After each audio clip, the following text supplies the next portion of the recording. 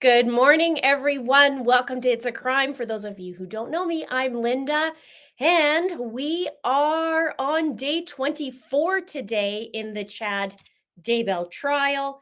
Yesterday was a long day with a lot of timestamps, a lot of dates, a lot of data/data, depends how you say that. Tomato, tomato, John Mato, John Mato, Chad Tato, Chad Tato. Hit the like button below and we can get started fairly quickly. Welcome aboard, Karen. I see you there. So let's have a little chit chat. We're on day 24. I think it's Wednesday.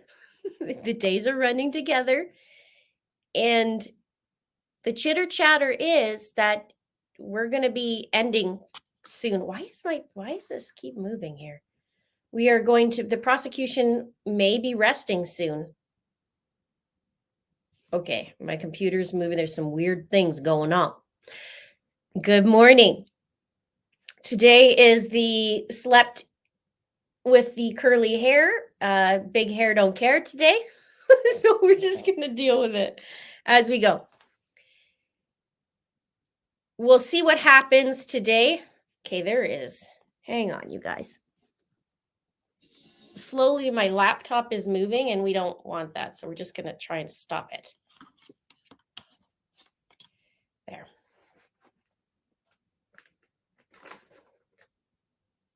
What do you guys think about yesterday? What was your takeaway besides the agent having a very calm voice?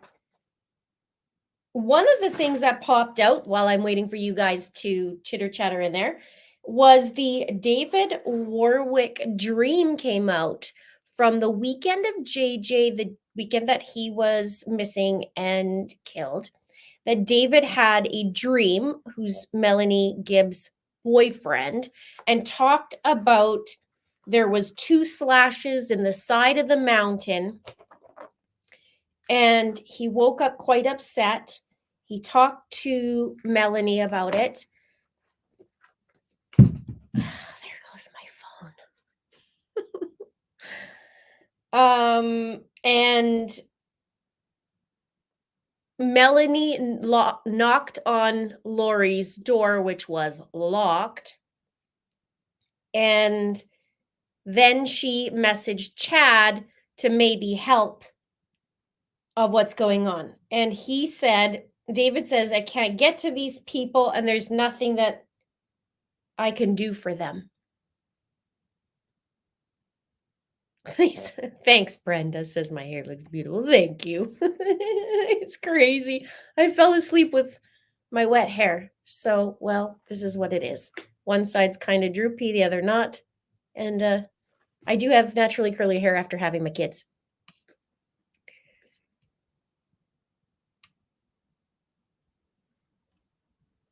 Let's turn this up a little bit so we can get court going pretty quick here.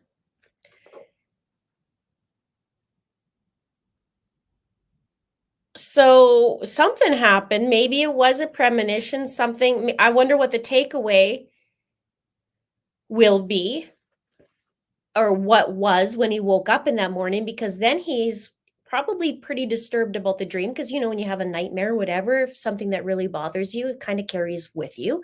And then you wonder where JJ is. So you ask, hey, where's JJ? Oh, he's not here. He's with Alex. He was being a zombie and climbing on all the things. And, he just thought, you know what? This isn't right. He said this from the beginning. Something was not right that morning he woke up. Thank you. It's a little all over the place, but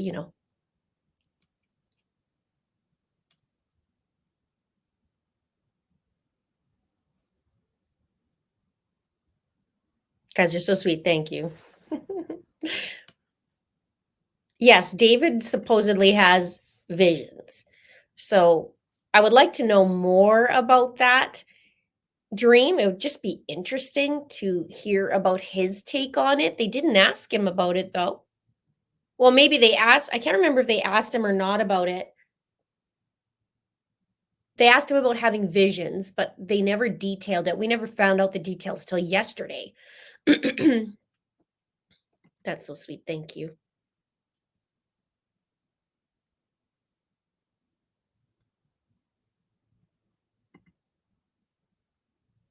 Yeah, awesome. I love that movie. The time I think was at 2:30 in the morning, or maybe that's when was texted to Chad. Oh, you guys are so cute. Thank you. My son has ridiculously curly hair, super, super, super curly hair. And when I did my DNA, I found out I have all kinds of mixes with being Maltese, Italian, Middle Eastern, and 1% Nigerian. So I think that's where the curly hair comes from. So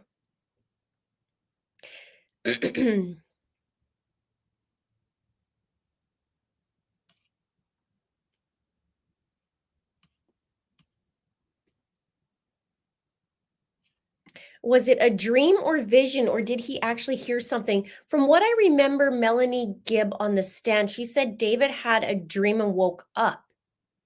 Now, I don't know if I'm misstating that or not. How long do you think it will take the jury to get a verdict? Could we start a poll? Yeah, I should start. Maybe I'll put a poll in the community tab.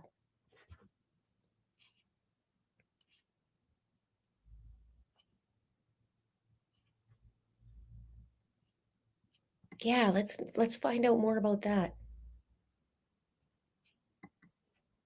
Thanks, Louisa.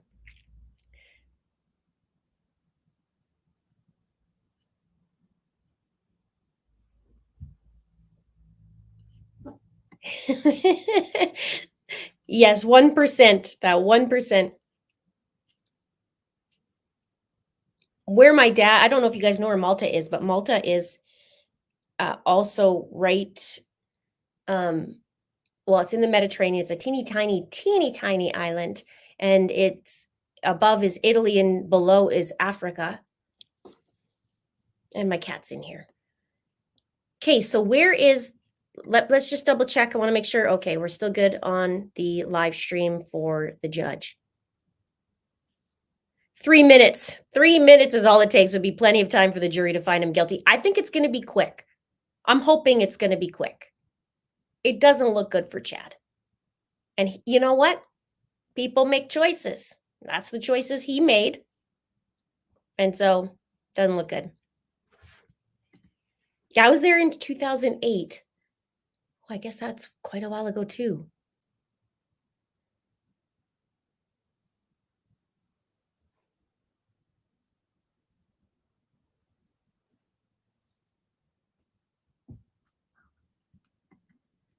Either way, pretty rude of Lori not to wake up with Mel and David knocked on her door, called and texted. What if there was a real emergency? Yeah, I think she was busy.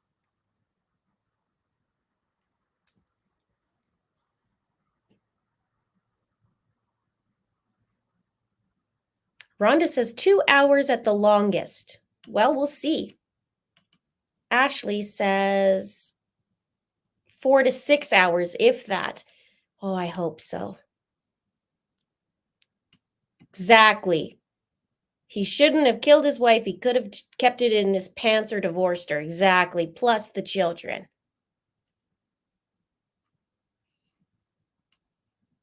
Maybe she wasn't at home. I wonder if that bedroom had the key, or if it was just one of those bedroom, like the regular ones where you just turn and it's not really, you know what I mean? It's not really a lock.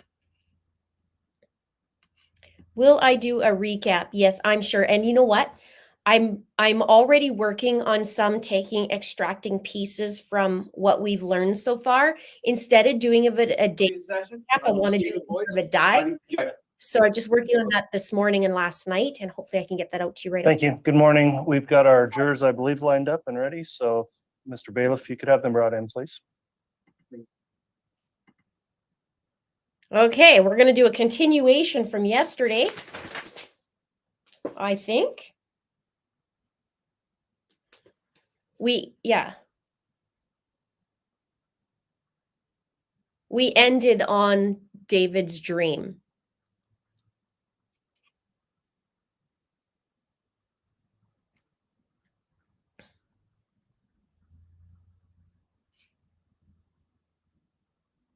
I'll have to take a look at the timestamp again and then piece it for you.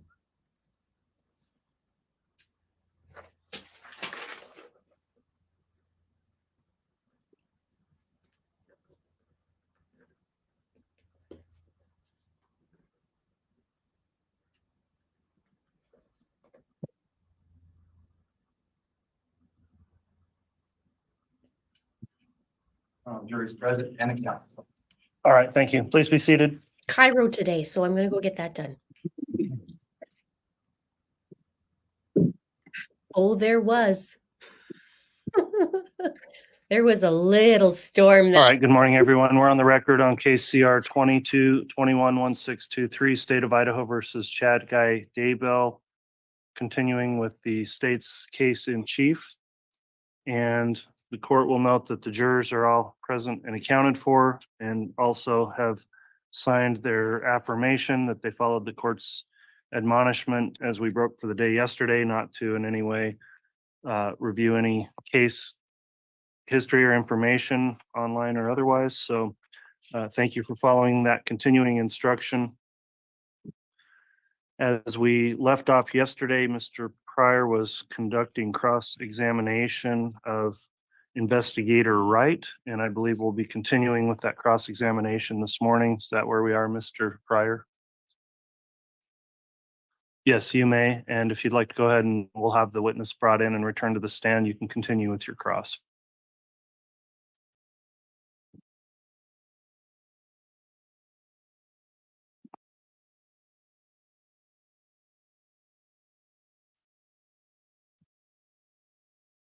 Let's get into it.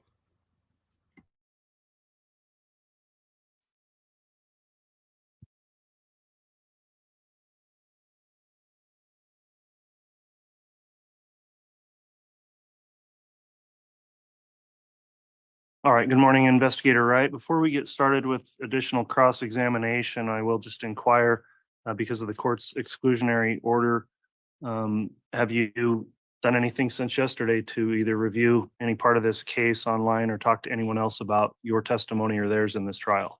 No. Okay, thank you for confirming that. I will note also you're still under oath for purposes of your testimony today. Mr. Pryor was conducting cross-examination, and you can continue with your cross at this time, Mr. Pryor. Thank you, Judge. And could I utilize the Elmo as well, Judge? Yes, just identify which exhibit will be published before you do that, please. Judge, it's 299, I believe. It is 299. Okay, and that's been admitted, so you may publish from 299 if you wish.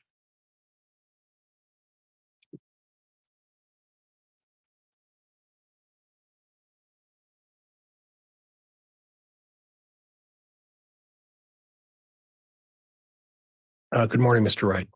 Good morning. Now, Mr. Wright, the last time we spoke, just to recap a little bit, we discussed that Alex Cox's phone at 2011 to 2356 was at apartment 107, and that was his apartment. Is that right? Yes, that's correct. And then again from 001111, which is 1211 at night, to 941 in the morning of the 23rd. Again, it was his phone was at 565 Pioneer Road, number 107 as well, correct? Yes.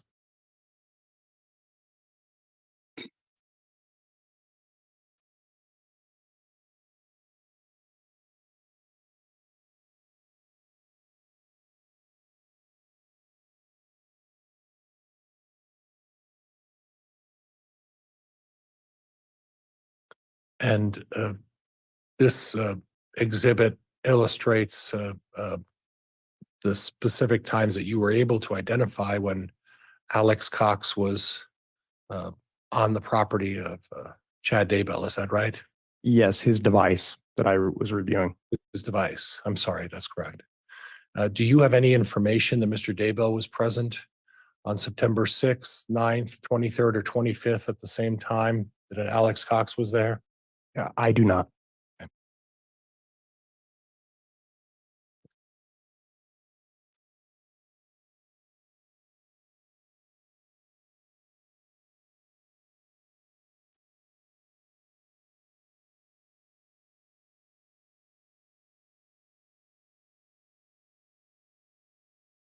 You testified that there were a number of occasions that Alex Cox went to a sportsman's gun club. Is that correct? Yes, And from my recollection, reading, it was a number of times on September 3rd, correct?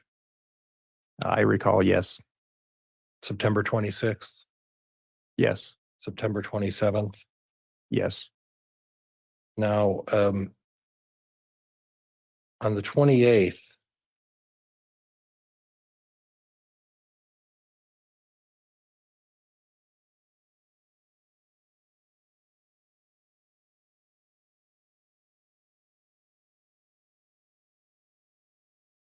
you made note of the fact that there were some range sites, one out a bit of a distance. You said something about 100 yards. Is that right? Yes, Could you point that to me?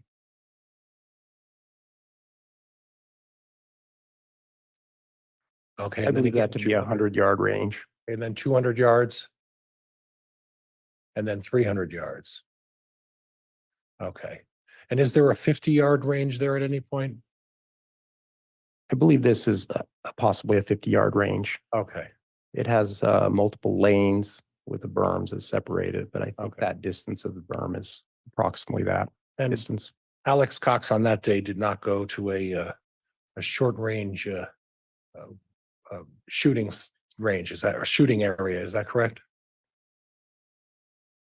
I can only say that I showed only data points on this map on that particular time.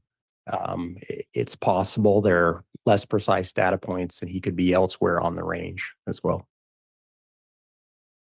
But the data points that you have identified on this exhibit are quite specific in terms of gaps of time, correct? Yes, they are. And they were, for the most part, GPS and fairly precise. Right. So what you're showing by this is his travel up to at least it appears, and please correct me, to the 200 and 300 range, and then returning back. Is that what you're seeing? Yes. So the entire span of the period that he was there that day was 1525 to 1758. And if you notice, looking at some of these individual data points, there's a period of time in there that is, we get many data points, but then there's gaps in time where we don't really get any data points. So during the period when he seems to go down range and come back, we did get some very precise data, but during these gaps, I can't say where he is. Okay. That could be potentially reloading his gun and just in a still spot, or checking the targets such as that, correct? Yes, certainly. Okay. You discussed the prospect of seeing Alex Cox at the Sportsman's Warehouse. Do you recall that? Yes. Okay. And you noted that he bought some items. He bought a frog tog suit. I'm going to kill that frog tog suit, and the tag was still on it. Is that correct? Yes, he had one that we recovered that had the tag from Sportsman's Warehouse still on the pants. And Was there any indication that those pants were ever worn or used? not that I'm aware of. They look new to me. Okay. And then you talked about the 2 or 3 other items. We don't need to discuss the Dr. Pepper, obviously, but the other 2 items were what? One was a woodland camo beanie, and then there was a flip mitt, a set of gloves, Okay. and then a ski mask. Okay. And was there any indication that those had been used as well? I only showed that they were purchased in that same purchase with the frog tog pants, Okay. but I'm not aware that any of those other items were recovered in the investigation from Alex Cox's residence or anywhere else. Okay. Did you happen to take any direction in your investigation into whether or not Alex Cox attempted to buy a hunting license at or around that time? I don't recall. I know on that particular date, it didn't appear he did at the Sportsman's Warehouse, but I'm not aware if he purchased one or not. Did you look into whether he purchased a hunting license or not in the end of September? I don't recall. Okay.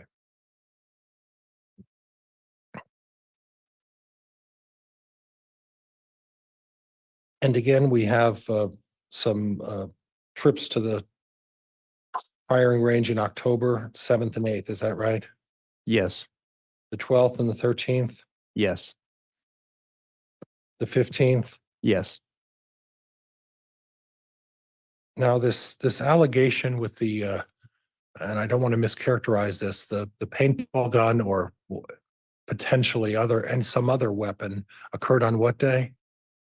That was October 9th in the evening. So October 9th in the evening, and then we have Alex Cox on October 12th, 13th, 15th going to the gun range after that, right? Yes. Okay.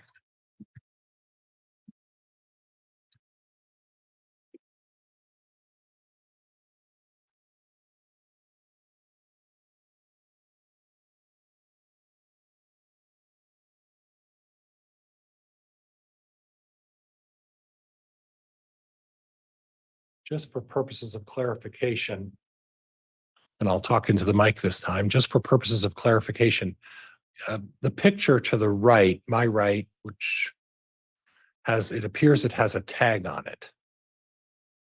Was that the actual hoodie that was just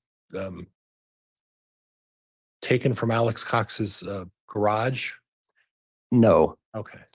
The image on the right is an image that I took within the Sportsman's Warehouse of that particular Igloo's 3-hole ski mask, which was the one on the receipt that was purchased when he was in the store.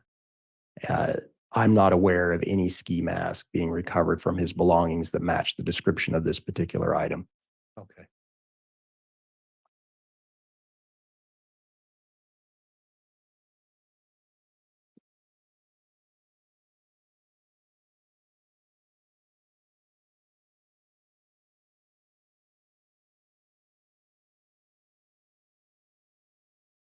Now you put this in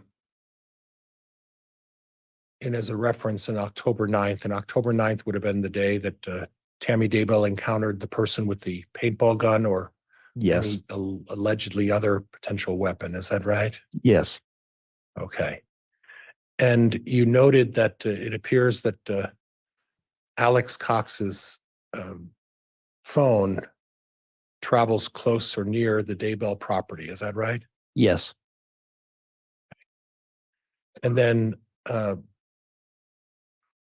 you go down to the bottom just before October 10th, and it says 1716 to 2353, correct?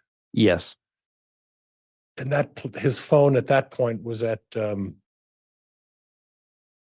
his apartment, 565 Pioneer Road, number 107. Is that correct? Yes, that's correct. And the allegations against regarding the paintball gun or so-called other weapon, do you recall what time that allegedly occurred? I don't recall the exact time. I believe it was around 9 p.m. between maybe 8:30 and 9:30, somewhere in that time. Okay. So if it was between 8:30 and 9:30, would it be fair to say that Alex Cox's phone was at 565 Pioneer Road at his apartment at that time? Yes. Okay. And then further on into the evening, Thursday, October 10th, we have 03 to 11:28. And so midnight to 11:30 in the morning. Again, the phone was at Pioneer Road for what looks about 11 and a half hours on the 10th of October. Is that right? Yes, that's correct.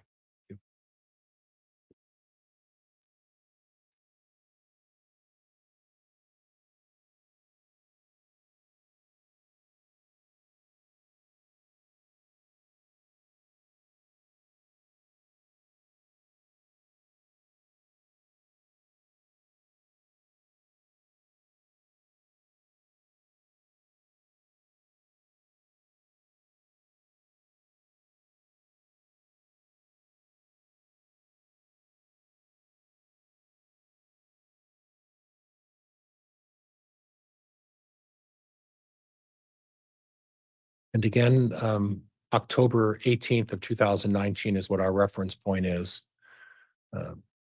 You're showing Alex Cox's phone at approximately 1:57 to 9:48 at night at Pioneer Road, 107 Rexburg, Idaho. Is that right? I'm sorry, what date was that? October 18th. Okay. Is that right? And what were the times? 1:57 to 9:48 Pioneer Road, number 107. Yes, that's correct. The phone was at his apartment. Yes, this is in the early morning hours. Yeah, 1:57 in the morning to 9:48 in the morning. Okay. And then again, 9:49 to 12:37. Again, Lori Vallo's apartment. Yes, that's correct. What about later on the evening on the 18th? So later, after it is in 175 at 12:37, it departs there and drives in the Idaho Falls area, and it made a few stops at commercial businesses, with the final stop being the Chick-fil-A, which was later that evening. And when I say later that evening, what time do we have Alex Cox's phone in Idaho Falls on the evening of the 18th? I believe it was at the Chick-fil-A at approximately 7:58. I'd have to maybe look at that slide again and refresh my memory, but I believe it was around 7:58, and there was that receipt that was recovered for a purchase there at 8:05 p.m. Okay. And then the rest of the evening on the 18th? He was at that location until for over an hour. I don't recall the exact time right now. And then he departs that location and drives north into within a few miles of the Daybell residence. And how long was he at the Daybell? Well, he wasn't at the Daybell residence. He was at a church. Is that right? That's right. He was south of the Daybell residence, more than 2 miles south of that. 2.6 miles. Approximately, yes. And that was from 2207 to 2245. Yes.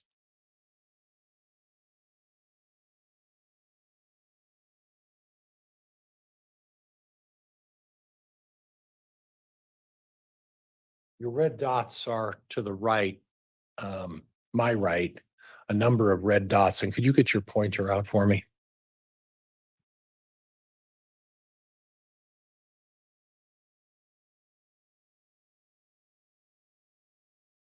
And point to where those red dots are. There's some here near this house. Did you happen to go out there and discover what that house is? I did not, though I did make other investigators aware of that, and I'm not sure what follow-up they did on that. Okay, so we don't, it appears that there's parking and an entrance there. Is that something that's affiliated with the church? I don't know. It would only be speculation if you were to guess what is on that property. Is that right? Yes, that's correct. We do know that the large building is a church building, correct? Yes, that is. And between those two buildings is a driveway, it looks to me. Is that correct? This area? Yes. Yes, it's a narrow parking lot. And it appears that as you come into the entrance where the red marks are, there appears to be parking spots in front of that building. Do you see those? In this area? No, over Oh. to the right. Further to just outside of where the red dots are, the parking near. Oh, right here? Yeah, right there. Yes. Yes, those are parking spaces, I believe.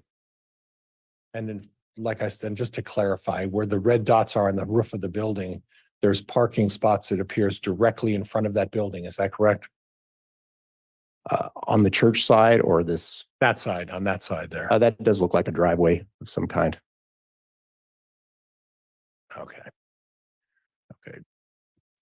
And I'm not going to belabor this, but on the right-hand side of that photo, from top to bottom, from where that road is to the bottom of the picture, there are a number of parking spots. Do you see those? On the right side in this area? Right there, all the way down. Yes, there are many parking spots, it looks like. and to the right of that, there's some parking on that road to the left and there's other ones on the right. Is that correct?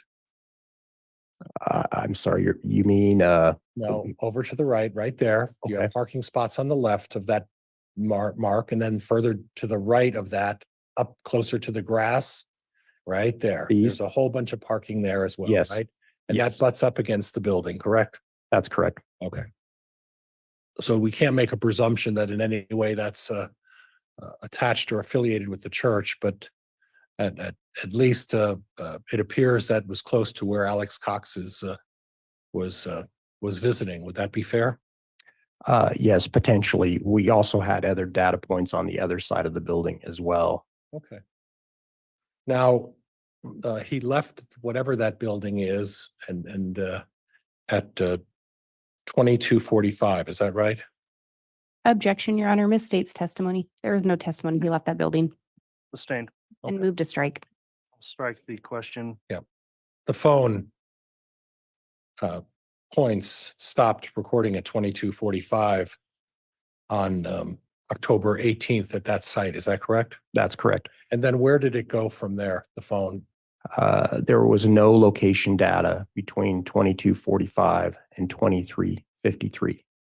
And at 2353, we got our first next point of location data, which put the phone south of this location on Highway 20.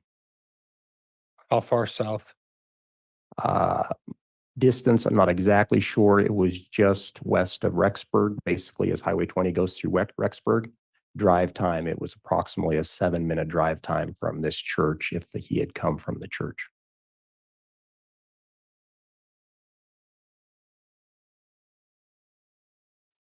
And then further after that, being south of Rexburg, where did you place him then? He continued south on Highway 20 into Idaho Falls and stopped at the Hilton Garden in Idaho Falls. And how long did the phone beep in Idaho Falls that evening? It arrived at the Hilton Garden a little bit after midnight, and stayed there till approximately 10 a.m. the next morning. So if I understand correctly, at 2353, you had something west of Rexburg, Yes, and then you eventually had a phone data indicating that the phone was in Idaho Falls the evening of October 18th. Is that right? yes. After it was at the church you're talking about before that. Well, it was at the church at 2245, correct?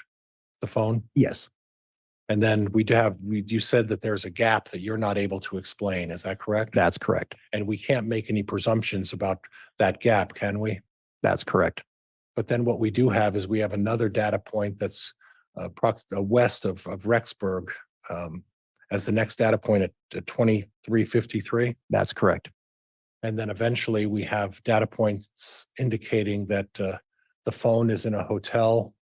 And what is the time the phone's in the hotel in Rexburg on October 18th? I would approximately 12:15, though I'd have to look at my report to refresh my memory, but approximately 12:15 it arrives at that hotel.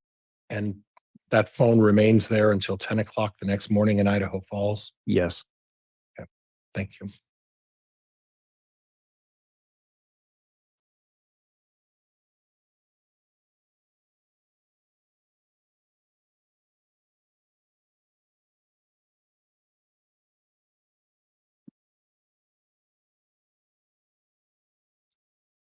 Did you look into other occasions when Alex Cox's phone was not necessarily on the Daybell property, but near or within a few miles? For example, like at the Salem Church. Did you look at other occasions when that may have occurred?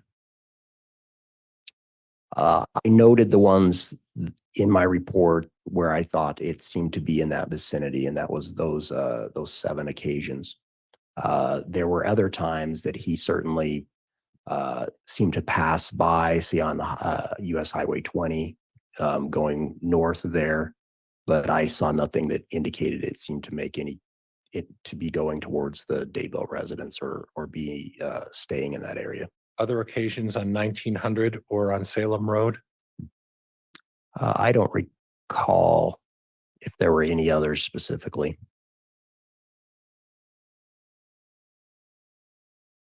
I don't believe so, or I think I would have noted that. As part of your investigation, you indicated that on a particular day, Alex Cox seems to have pulled off near a canal closer adjacent to the Daybell property. Do you recall that? On October 9th, he crossed over he was traveling on 200 North, and he crossed that canal there near the Daybell property. There is a data point near there, and then a second data point. However, I can't say that he stopped there or not. Based on the data that I saw, if he did stop, it couldn't have been more than a minute or two. So we can't speculate whether so the indication that you talked about a pull off and that there was some gravel there and that would have been the only place he could have pulled off. You can't even say that he stopped there, can you? No, I cannot. Okay. I have nothing else, Judge. Thank you. All right, that concludes cross-examination of the witness. If the state wishes to redirect, you may.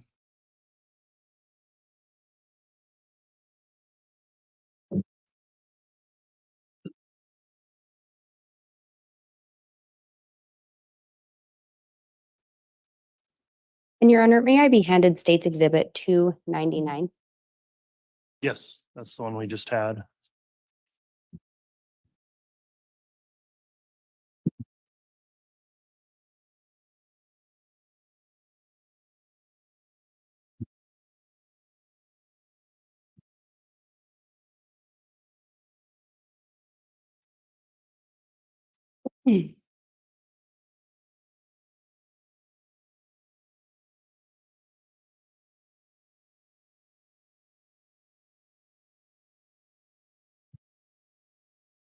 Agent Wright, can you remind the jurors when you became involved in this investigation? Yes, on November 27th of 2019.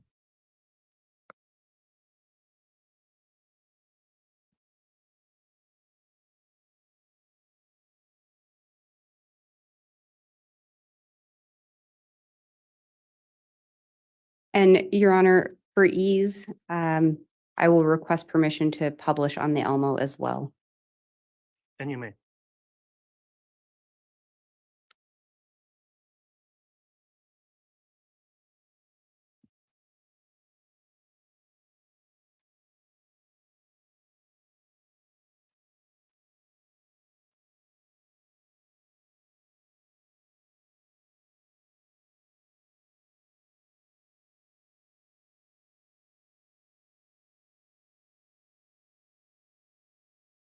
Investigator Wright, you were just asked some questions regarding these red dots. Do you see the cluster of dots? Yes, I do. Is that a building or a residence? Judge, objection calls for speculation. Sustain. Agent Wright, through the investigation, did you learn or determine if that was a residence or a building?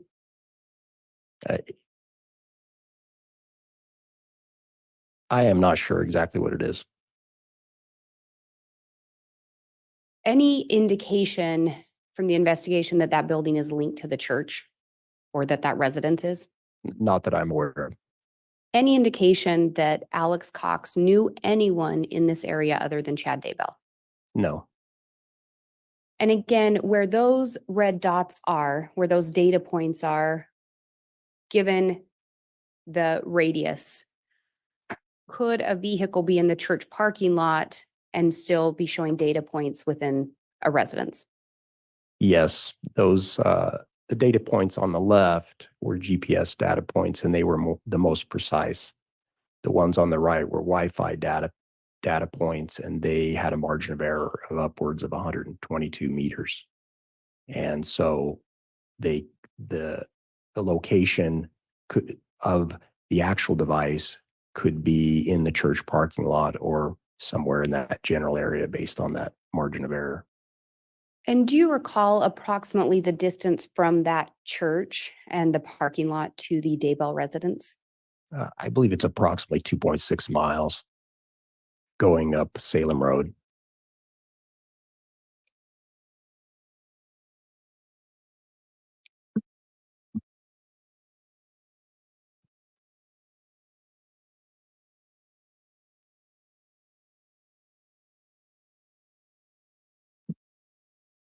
Through the investigation, did you discover any connection between Alex Cox and Tammy Daybell? No, not that I'm aware of. Would the only connection have been Chad Daybell? Yes.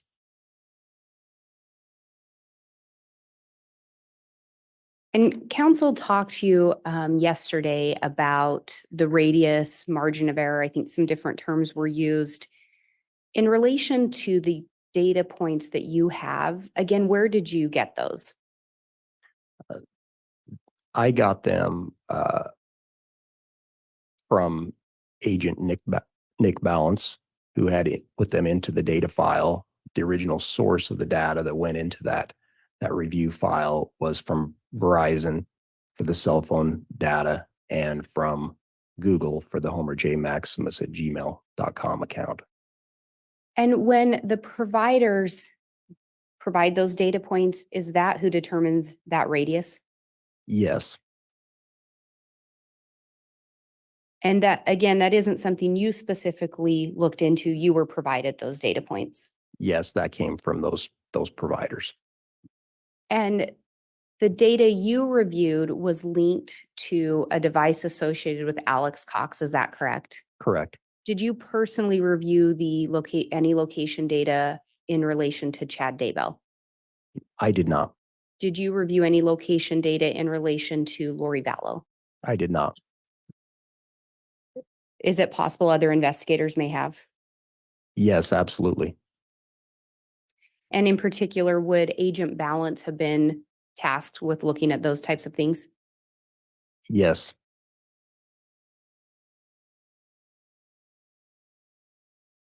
I'm aware that we had received a lot of information, location information for devices of various levels of quality, and that data went to Nick Balance for review. It was only this one particular device that I also reviewed. And yesterday you were shown a message that came from an individual identified as Phoebe. Do you recall seeing that message yesterday? Yes, I do. Do you recall having reviewed those communications previous to yesterday? Vaguely, yes, that was somewhat familiar to me, but exactly what those were and their meaning, I don't quite recall. Do you recall in that message it being a request for Chad to help with something? Yes, I do. And was that pretty common through the investigation that people would turn to Chad for answers or help? Yes.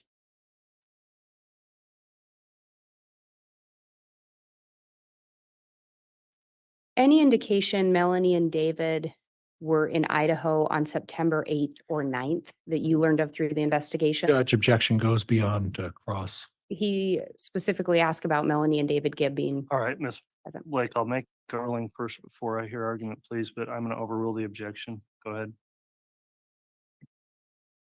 Not that I'm aware of.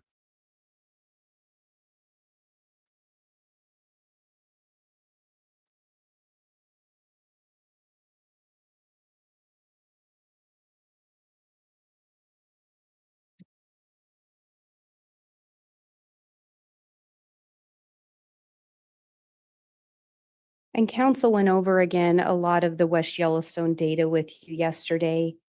In your review of that, what was your belief on whether or not Tylee came back from West Yellowstone? Judge calls for speculation. Overruled. It was my conclusion that she appeared to probably have returned to her residence. And again, did you know where, through the investigation, did you learn which unit Tylee Ryan was residing in? Yes, at 175 at 565 Pioneer Road.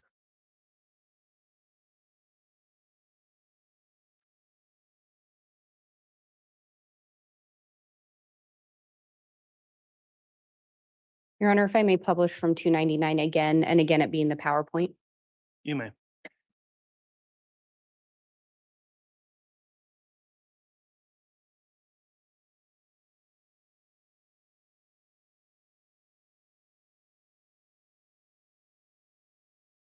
And when looking at this particular slide, at what time was the device associated with Alex Cox in Unit 175?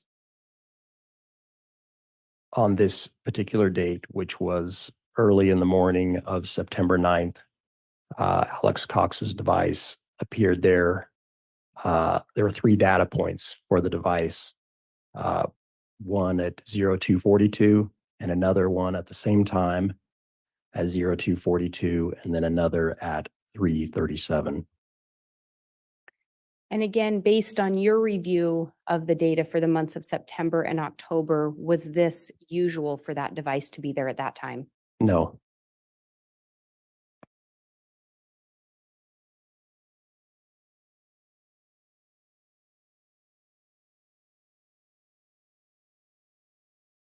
And then did you determine after being in Unit 175 where that device went?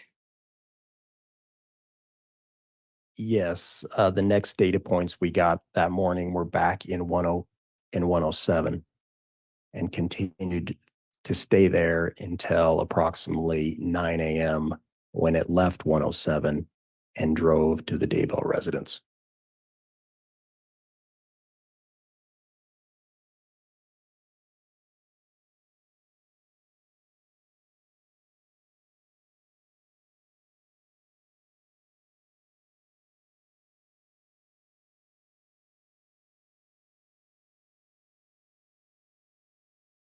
And as far as being at the Daybell residence, council had talked to you yesterday about this image. Do you recall that? Yes, And there was some talk of that driveway. From your review, was there an easy access or tire marks that led from that driveway to where Tylee's remains were located? I'm sorry, could you clarify Yes, the sorry. driveway? Yes, that, do you see where the car is parked? I do. In that driveway, if I'm referring to that one as the longer driveway, does that residence have 2 driveways? It does. And is the other one shorter than that one? Yes. And can you show us where the other driveway is? There's a driveway here that leads to an attached garage. And then there is a long one here that doesn't appear to lead to a garage. And so looking at that longer one, did you see or observe tire marks or something that would lead you to believe that people accessed where Tylee's remains were located from that driveway? I did not see tire marks that would have led from that driveway out into this back area. And then if we look up in the left-hand corner where that red data point is, again, did you see tire marks or something that would indicate there would be access from that entry to where Tylee's remains were located? I recall that there appeared to be ruts, if you will, but fairly faint, if I recall, that seemed to indicate vehicles could access the property from this location. There is a gate there that is wide enough for a vehicle to access the property. And you were asked about Chad's work schedule. Did you know or did you determine what Chad's regular work schedule was? I'm not exactly sure. I knew he was a writer, Do you know whether or not he even had a regular work schedule? like a specific time he had to appear at an employment or job, not that I'm aware of.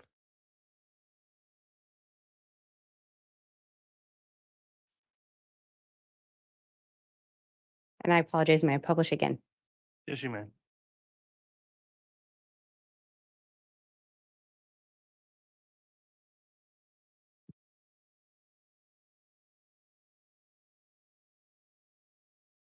I think council went over this message with you as well. But as far as Chad having a work schedule, did this message appear to indicate Chad was at his residence? Yes, it did. And again, was this message sent around the same time or shortly after the device associated with Alex Cox was at the property? Yes, So at least on Monday, September 9th, it appeared Chad would have been at his residence. it appears from this message. Yes.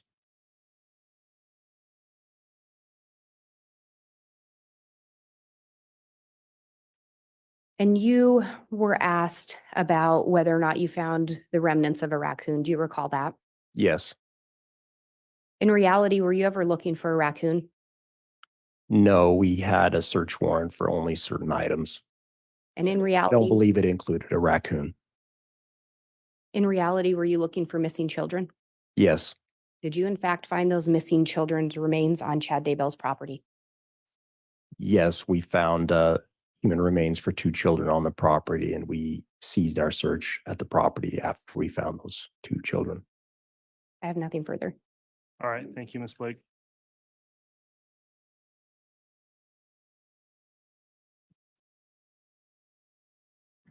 Go, Lindsay. Go, Lindsay. Prior, is there any requests for recross? Judge, I don't think I'm going to request it at this point.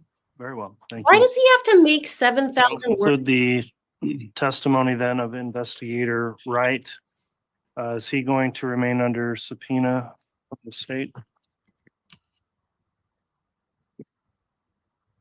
No, Your Honor, he may be released. Okay, He's not under subpoena from my office, Judge. okay, thank you. That'll conclude your testimony then, investigator Wright. You can go ahead and step in. Thank you.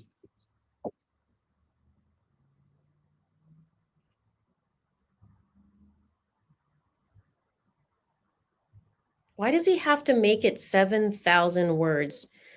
No, Your Honor, All right, once you're ready, the state can call its next witness. State would call Ray Hermosillo. Yeah, buddy. Let's take 2. Yesterday he thought he was on and he wasn't, but he came wandering in. It was good. I have him somewhere here.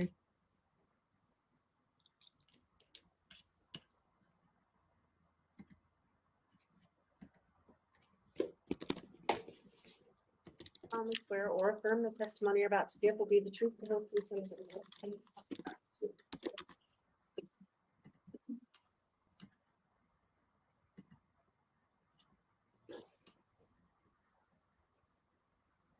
Okay, this is great. I like when he gets on the stand.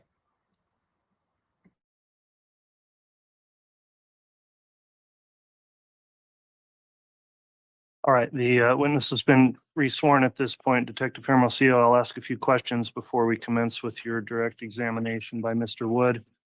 Since this case has been going and you last testified, have you in any way observed any of the trial testimony? No, Your Honor. All right, have you talked to anybody else about the testimony they've given during trial? Okay, thank you for confirming that. Mr. Wood, if you'd like to inquire on direct, you may. Thank you. Good morning, Detective. Morning. You've already testified, but if you can just briefly remind the jury what you do for a living in Rexburg. I'm a lieutenant over detectives in Rexburg Police Department. And were you involved in the search for Tyler Ryan and JJ Vallow? Yes, I was. Detective, do you recall approximately when Lori Vallow was arrested? February 20th of 2020. And do you know where what jail she was eventually held in? Eventually Madison County Jail. Are you aware if the Madison County Jail has a phone system for people who are in the jail to speak with friends and family? Yes, they do. What is that system called? It's called Intelmate. Do you have access to Intelmate? We do. How do you access Intelmate? Through the police department, they give us a username and password. And so we log on and we're able to listen to phone calls from inmates. And so those phone calls are recorded. They are. Do you have any ability to alter or change those recordings with your login information? No, we don't.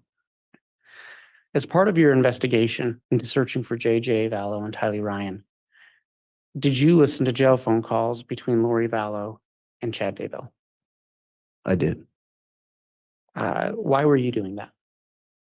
At that point, we still had 2 missing children. So every day we listened to phone calls between Chad and Lori, and there were multiple phone calls. But we were trying to get any information to the whereabouts of JJ and Tylee at that time. How often would they speak with each other?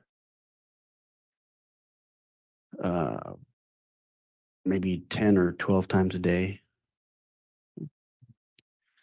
Your Honor, I'm going to ask that the witness be handed what's been marked as State's Exhibit 392. Counsel has been given a copy already, and I have a courtesy copy for the court.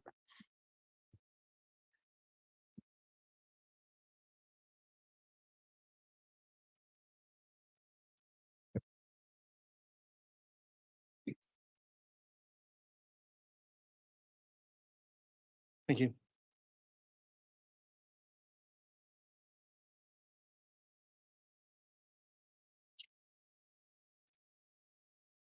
Detective, do you recognize State's Exhibit 392? Yes, I do. What is it? A thumb drive that I listen to recordings on. Listen. Yes, ma'am. Are your initials on that? No, not on this one. I might have the actual exhibit, then I'll trade for the courtesy copy, please. Thank you, Mr. Bailiff. Are there initials on that exhibit? Yes, they are.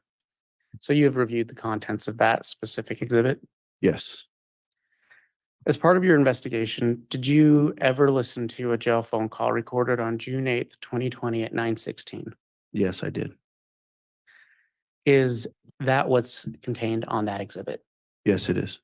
Is that a true and accurate representation of the jail phone call you listened to? It is, yes. Your Honor, I'd ask that State's Exhibit 392 be entered into evidence. Any objection? No objection, Judge. All right, exhibit 392 is admitted.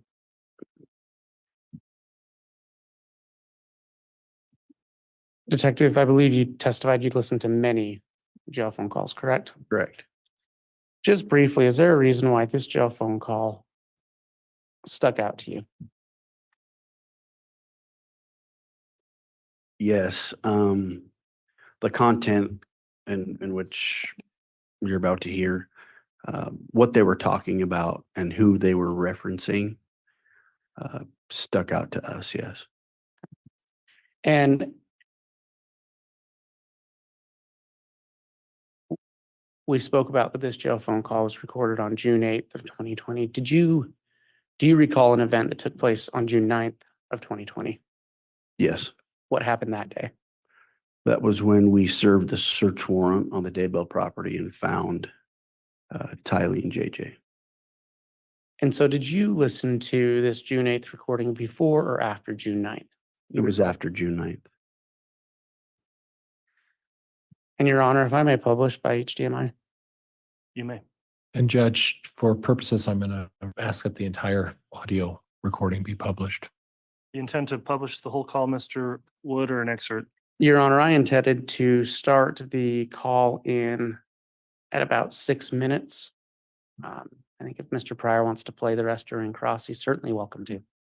Yeah, I would agree. You can publish an excerpt if you'd like, and the entire call has been admitted. And if you wish to play other sections not played by the prosecution, you can do that on cross.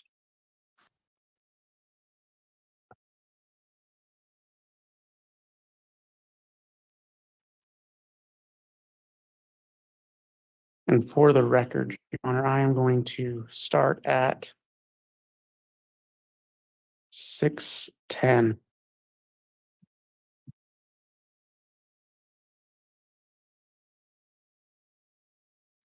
Or 6:04.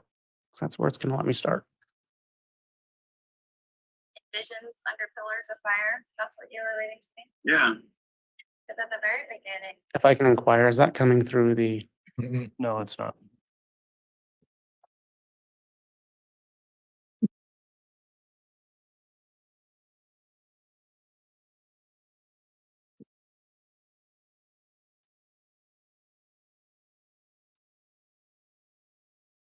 Says,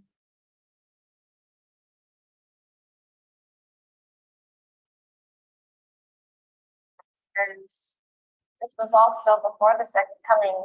The Lord had ordained for us to begin the millennial day within Zion and her cities while war and chaos reigned everywhere else. So it was already like the millennium, they were already living millennial way Like a pocket, yeah. the whole time. That's kind of how I've seen it. As begins with a family, then a neighborhood, then a town, then a city. And New Jerusalem's kind of the best example of that. Right. Yeah, it starts small, but grows exponentially. Mhm. It's little, and they're doing all they can to destroy one of the key families, but they're not going to.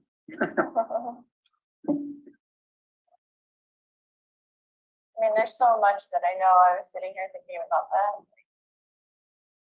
I know too much. Yes. I can't deny it. I know it's just a matter of time. I just don't know what that timing is. So I texted Ray. He responded pretty quick. Detective, I'm gonna pause it there. Did you hear Mr. Daybell say I texted Ray? I did. It's because my microphone wasn't up here. Yes, I can. Did you hear Mr. Daybell say that he texted Ray? Yes, I did. Through your investigation, did you become aware of any individual that had a nickname or alias of Ray? Through our investigation, we learned that Alex Cox often went by Ray Lamar. We also associated a Gmail account through phone records back to Alex Cox, and that Gmail was raylamar@gmail.com. Now, what was the date of this phone call again? June 8th of 2020. And was Alex Cox alive or dead at this time? No, he was deceased. Do you recall when he died? December 12th of 2019. Detective, through your investigation, did you find any information that Chad Daybell claimed to have the ability to speak with people who were deceased? Judge, I'm going to object relevance. Overruled.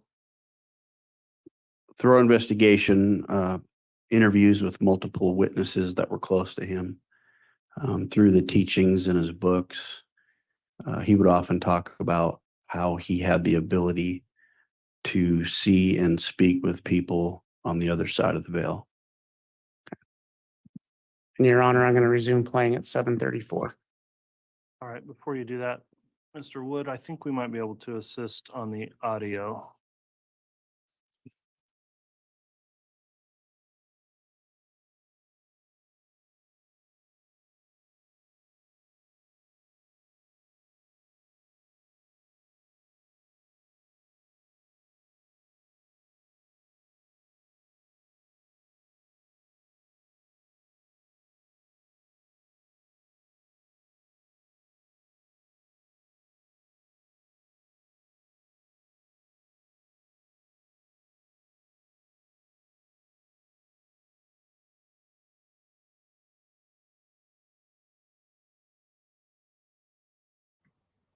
Is anybody anticipating this? Like a lot? It's like, come on, play it. Your Honor, I'm going to start playing at 7:34, and if the court can let me know if it's coming through the speakers. All right, thank you. Oh, that's good. Usually it's hard to get a hold of him. He's busy Okay. days. Yes. But I asked him what we'd talked about. And he's very optimistic. It was very optimistic for you, or he's very optimistic it could happen. He's very optimistic for both of us. He doesn't know his own project timeline. He said, stick with it. Do what what he projected in that paper he wrote. You know, house renovations always take longer than they think. That's the problem. I've been watching that Extreme Pools, Uh-huh. and the people are like 3 months out. Like, I mean, of when they estimated they'd have it done, and they're like, we had so many problems, we couldn't get to the backyard, we had to pull a crane over the house to get these huge rocks for the waterfall. I can remember last summer, Taylor Hill, Mark's friend, parents moved into a trailer, like a camping trailer in their driveway because they were going to build their house by the end of the year. Guess where they're still at? Really? They sold their house to their son. And it's just a weird situation, but you're exactly right. Yeah, it takes forever. Yeah, there's Mhm. always something comes up. Well, we didn't know when we dug in your backyard, we were gonna find whatever. And then they're like, we have to redo all the piping, and then we had trouble with this, and then something else happened. And so, but they try to make it sound like it wasn't really that long, but it's always like, it's gonna take 3 months. And then 3 months after that, they're like, okay, it took 6 months. You couldn't come in your backyard at all. And now it's not summer anymore. Now it's winter and your pool is finally done. Right. Mostly they do it in Florida, places like that. But. So he's optimistic about his construction problem or construction Problems. not problems, but plan. His Yeah, construction plan, the blueprints are still intact. yes. They're tiny. And I kind of just said, I texted him what you just said is, you guys are always a little off. Right, exactly. We just want a real estimate. Right. What do He you say? he just laughed. Did a So little- he did not confirm nor deny that fact. That contractors are always No, later than they think they're gonna be. he's like, it'll work out, how he is.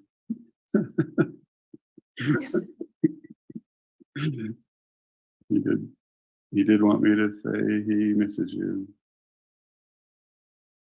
But he's not far from, contact. We can talk. We can text him whenever he wants. Yeah, I can't text anybody. Have a text. It You have was, to text for me. That's like me telling you, I need you to tell this person and talk to this person. I'll text him back. But he's optimistic.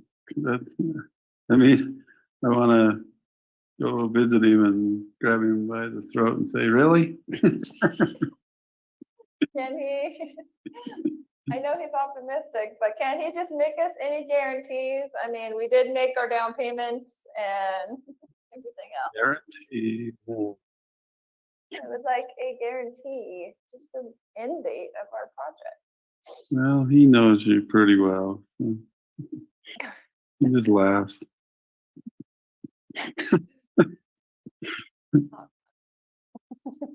No, I asked him what he thought of the video project. He said it was really nice. He loved it. Oh, good. Detective, through your investigation, were you aware of any type of video put out about Alex Cox around this time? Not around June 8th. But shortly after Alex Cox died, his sister Summer Shiflett made a YouTube video with clips of Alex photos throughout his life and put it to music. And so we viewed that early on in the investigation, but that's what is being referred to here. Judge, I'm going to object. That calls for speculation. He can't speculate is what it calls for. Untimely, overruled. And Judge, I had stopped playing at 12:13. I'm gonna recommence playing at 12:13. You may. Yeah, oh, that's good. Although I'd never heard that song before. I don't know what that is. Maybe it's just something on like iMovie or something that's on your phone. Exactly, yeah. Like one of the backgrounds that you can Church use or something. background, just a happy one, yeah. I Mhm. don't know, because I've never even heard that one, or I've never seen the app, but I know people can do that. iMovie, it was always on my iPhone. I just didn't ever click on it. Yeah. The So, frustratingly optimistic, I guess is. so frustrating for us. Yeah, We're gonna be that's what I completed. mean. Thanks for completing your project on time. Will they get a bonus? They do it. Oh, yeah, we'll give him a bonus.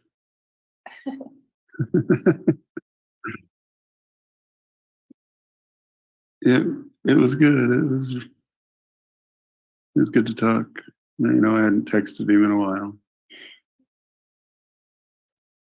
So,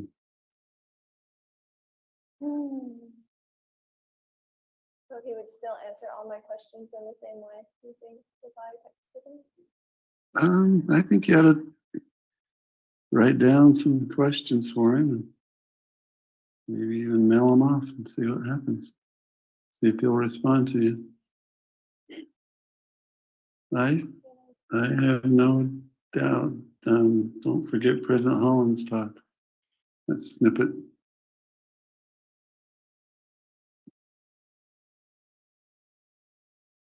He seemed like he wants to text you if he could.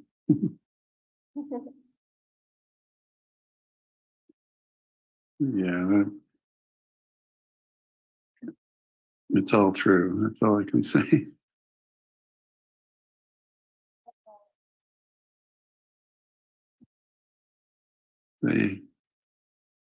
They haven't forgotten.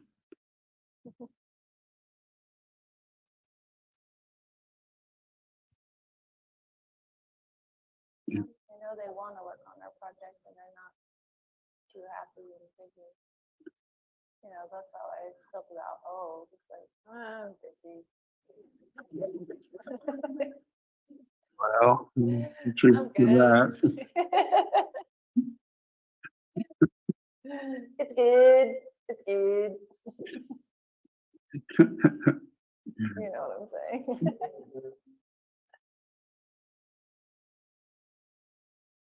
No, he's still very interested. He hasn't like forgotten about us.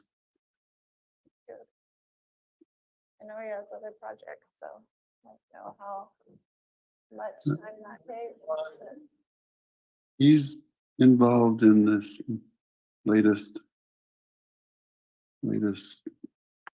batch.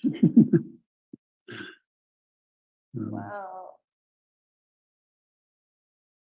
Remind him when you do text him back that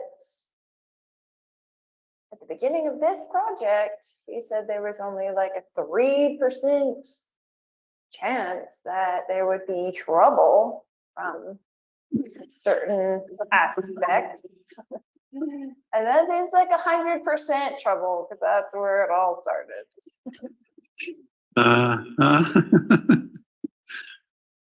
So find out about that. Right.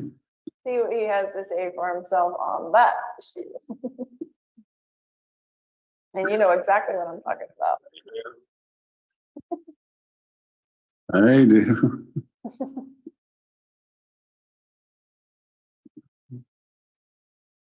Recall what I'm talking about? Oh, I know exactly what you're talking about. Okay. Judge, I'm going to stop at 16:35. Detective, who is asking who to obtain information in that snippet we just heard? Lori was asking Chad for information. Your Honor, I'm going to continue playing at 16:35. You may. So I want to know why that is 100% instead of 3% chance of having a problem.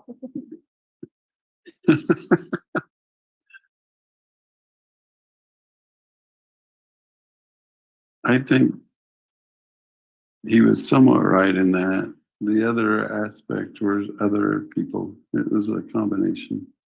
No, it was a combination. I'm saying there were other problems, obviously, it's of the location. But what I'm saying is that it's a combination of only, 5 problems. I agree. That was a big one. It was a big one. Uh-huh. So my faith in those kinds of guarantees are lower. Me too. And beggars can't be choosers, I get that, but you know what I'm saying? Mhm. It's not like I get to pick the colors of everything that I want. He's just gonna have to figure it out. Right. Since I'm here and I can't be in charge of the project, so. Mhm. Yeah. I've thought back on that entire scenario. We went over the plan and the blueprint Mm-hmm. and And yeah, he said that wouldn't be a problem. right. Hmm. Yeah. What's your take on that?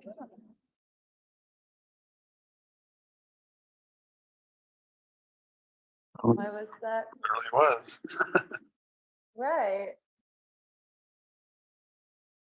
No, I don't doubt that. It's just strange how it blossomed.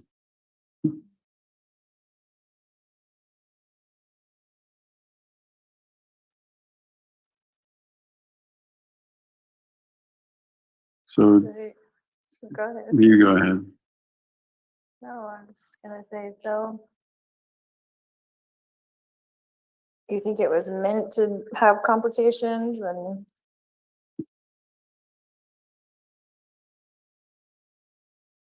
meant to go that direction? At some point, yeah. Well, then you should have said, hey, this is a 99% chance that we're gonna have trouble with this soil, Yeah. right? I mean, that's all we were asking. Well, Could this potentially be good, or do we have to fill it with sand? I think we sensed that we shouldn't take it lightly, and I don't think we did. I mean, we only discussed the matter with the trouble once, and I thought we cut it off and did well, and now that problem is kind of causing its own trouble for itself. Right. But there's other things in the project where when I'm going back over it, right, that I could have easily done or been inspired to do to avoid a lot of the issues that are gonna come up with that.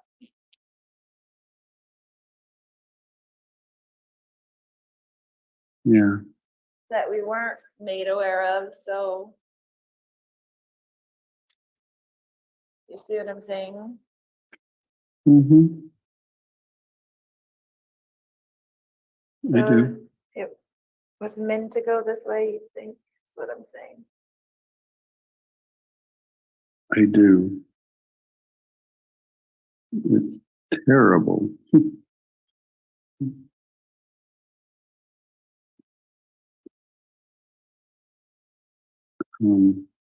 Minor changes here and there, but overall, this was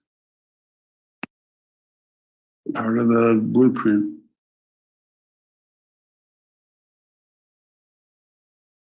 I mean, just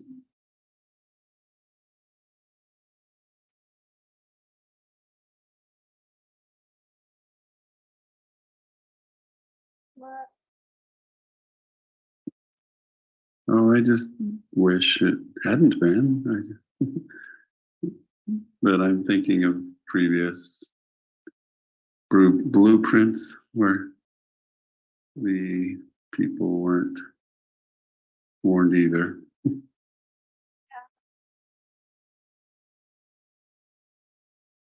It's maddening.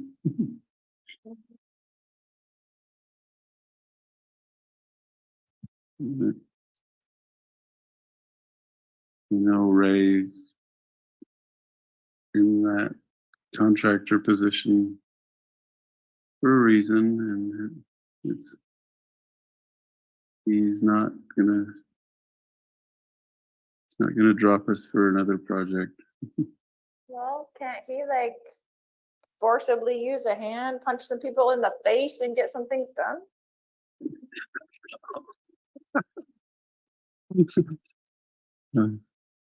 Some people in particular, like the 3%er person?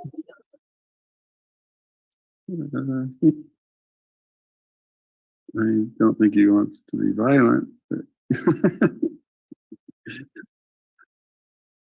Mhm. Well, I'm not saying be violent. I'm saying get their attention. He did. What he did was kind of mute her effect.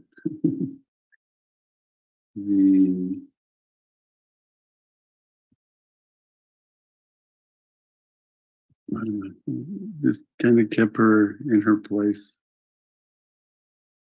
for quite a while, to the point it almost diffused any value of her. Not talking about that. In the beginnings, going back over the whole blueprint and all the things that we've been,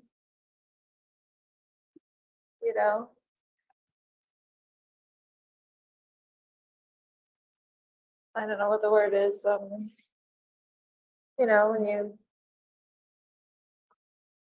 go through it. Anyway, a lot of that stuff could have been avoided.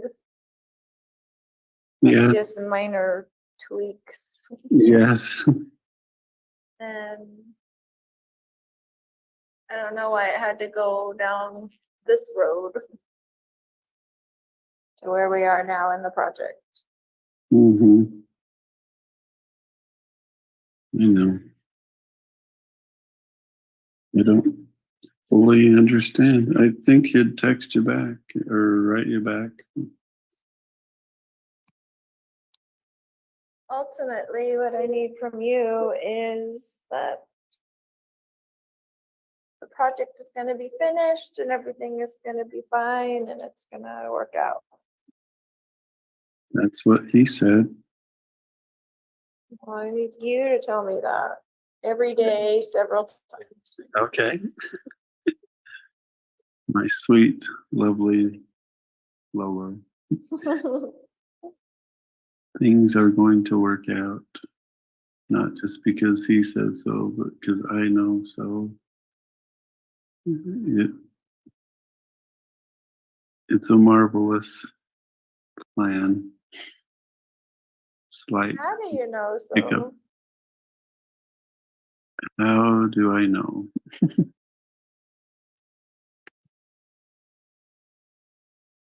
It's been shown to me, honey. I've seen those beautiful eyes filled with tears as she sings to amazing groups of people. And I've seen that wonderful body dance to heavenly songs. Your Honor, I'm stopping at 2641. Detective, in that conversation, who is asking who for assurances? Lori was asking Chad, and we found that throughout multiple phone calls, she would ask Chad for assurance. And who said they had seen the plan? The defendant, Chad Daybell. Your Honor, I'm starting again at 2641. Your purpose is only beginning. It's hardly begun. And it will be the pair. It won't be solo. And it's going to be incredible. Be cholo and not solo. That's right.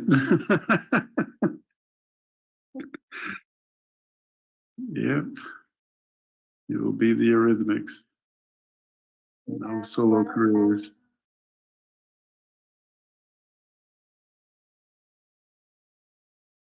I'm just absolutely sure. I was saying it will be the Eurythmics. It won't be two solo careers. I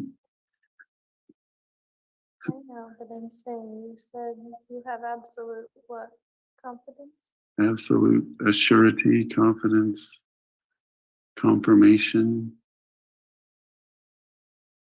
It's going to be as seen. There's some things that aren't going to be altered.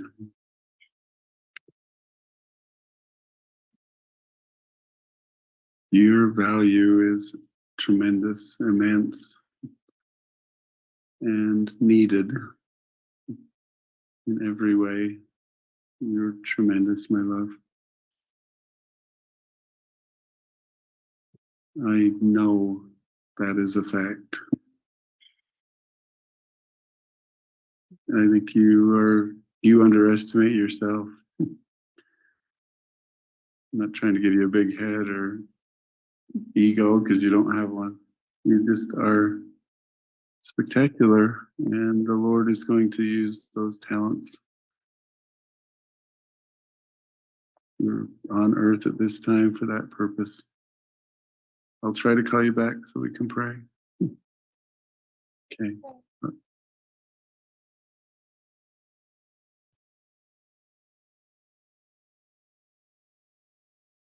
Your Honor, I have no further questions. All right. Council, before we begin cross here, I think this would be an appropriate time to take our mid-morning recess. So let's go ahead and do that. It's right at 10 o'clock. So if we could start up again, we'll try for 10:25 to be back with cross-examination starting.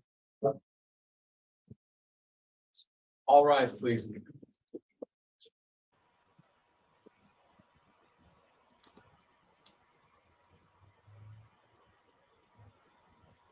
Well, well, well. We have to take a moment here for a second. We have to rewind a little bit. Okay? Okay. Let's rewind to the very beginning of this investigation. There's a video that I created on Secret Society / secret combination. Talks about Chad and Lori talking in code. Can we take a moment? Let's just take a moment and say, holy crap, Linda. The emails were in code. I'm going to laugh like Chad. Okay. Let's just rewind a minute and then we'll go forward. Chad has a pattern. Lori has a pattern. There was code right from the freaking beginning, even though I got a lot of flack for it. But they talked in code. So obviously we have code here. Detective Hermosillo also agrees here. Clearly they can't say anything direct. I'm just trying to get to the new comments here. Okay. Survey says, I don't know how many times I've said it was in code and people are like, there's no way. You're out to lunch. I had so much problems with my coded video. Now, in saying that, we won't go too much in depth, but if you're interested now in going back to these coded videos, I think I have a playlist on it.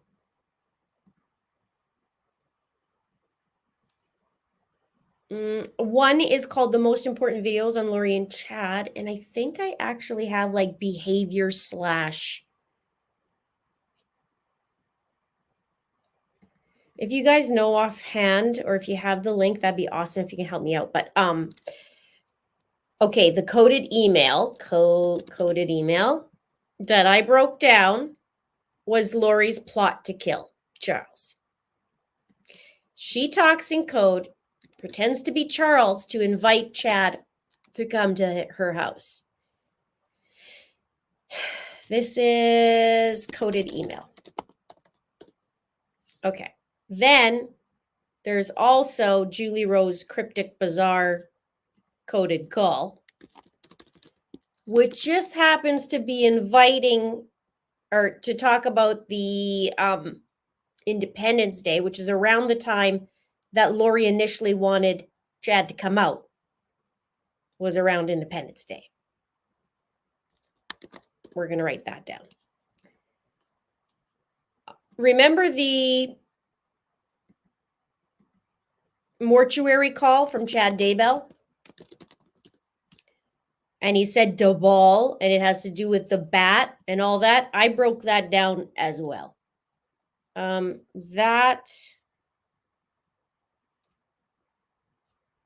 Sorry if I can't see the comments just yet. I'm just trying to go through my list.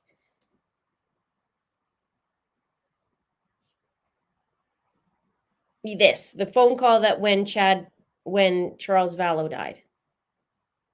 So I've been talking about this for 4 freaking years. Finally.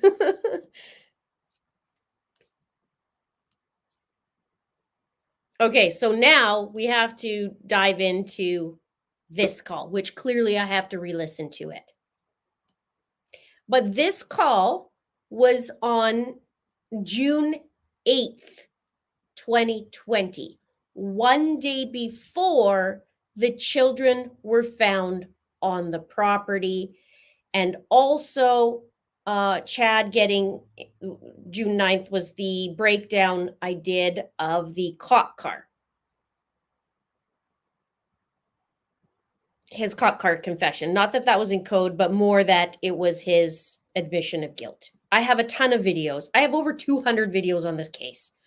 So check that out. And then I have one called Most Important Videos in the Chad Daybell, or in the Daybell case, not just Chad. Because I go through Melanie Pulowski versus Melanie, blah, blah, blah, blah. Okay, you guys remember this. Okay. Test results say, oh, I got a lot of flack, you guys. I mean, a lot on these. Okay. So we have, I think, about a half an hour worth of that call.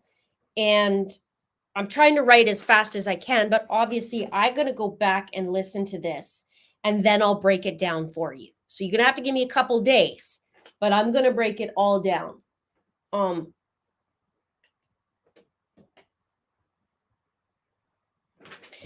The interesting part, if we just don't talk about the words just yet, the interesting part is the dynamic between Lori and Chad and the weird giggling. So at this point, Chad and Lori have been married 7 months. But really, they only spent together 3 months married.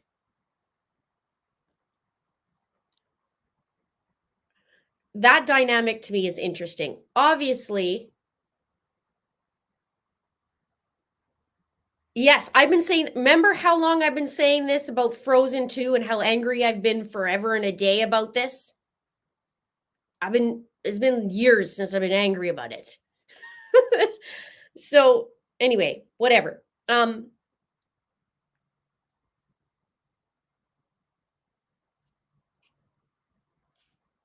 It's interesting in their behavior. Obviously, they're talking in code. Obvious to me, obvious to detective, and you guys are seeing this and the dynamic without saying it. I wonder how many calls there were like this. I also now, okay, hang on. Scrap that thought. I'm trying to read your guys's things plus have a thought. So June 8th was this crazy phone call for a half an hour that we're hearing. The next morning, remember, and I have it in that cop car confession, remember that Chad talks to Lori again and says, they're searching. And she goes, in the house? No. The property. Oh. It's pretty much how it goes. All right. So that happened, and then the whole cop car thing. Now, this was the call from the jail between the two. And I think if I heard that right, you guys correct me if I'm wrong, that they talked 10 to 12 times a day. Was that what they said? Because I wrote that down, but I'm not sure if that's what happened.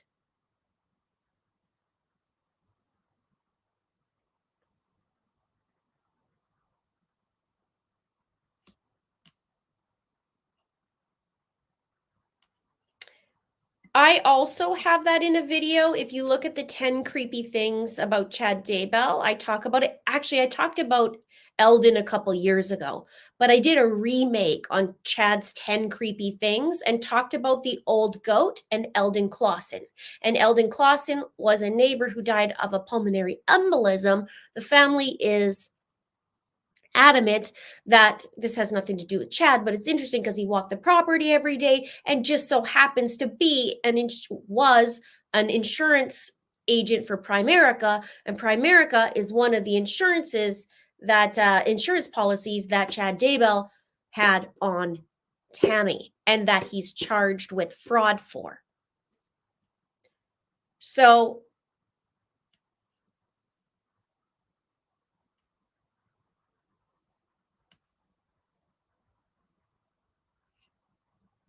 the giggles are so gross. I want a meditation. Let's do a meditation retreat. Please. I want to go on a meditation retreat. Tell me where to go. I swear to God, when I said the blessing better not come, and at the very end, he was kind of giving her, my sweet, lovely Lola. Whatever he said is so gross. Your body danced to heavenly songs. And Lori would send Chad dancing videos, and Charles knew about it.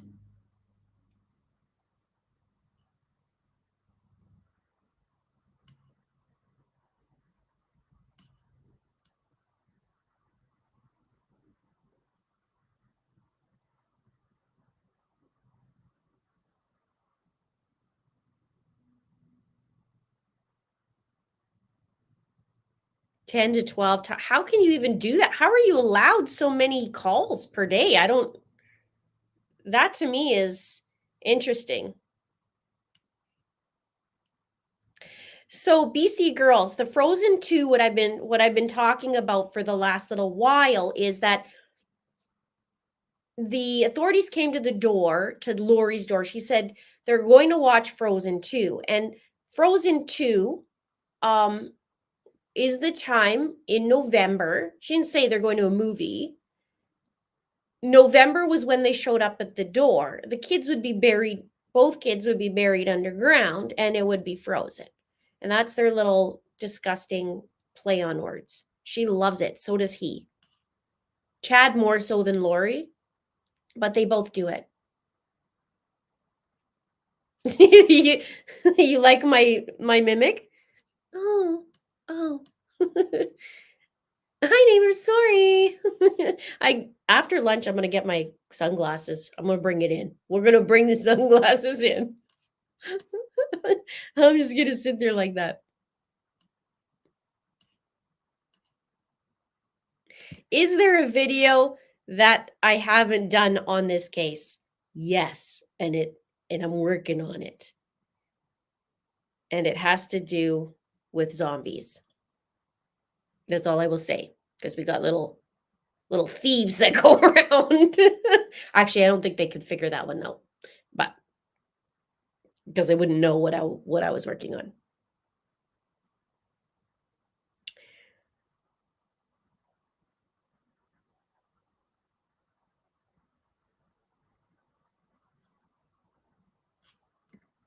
I love being on the lake. Okay, so I want to go to Greece too. Oh, I meditate every single day, BC girls, every day. That's what gets me through. I love meditation. It is my back to self. But I would like to go on a retreat. I think that would be great. Don't know why the project is go down this road. Is there other ways, Chad, in a nutshell? No, it has to go this way. Sorry. Oh, yeah, she says, don't know why this project has to go down this road. Is there any other ways? No, it has to go this way. Sorry. Yeah, thank you for that. I love how Rob's like, Lori is asking Chad for assurance, and there were multiple calls. Rob's doing a great job. His delivery's a little different than Lindsay, but he's doing a great job.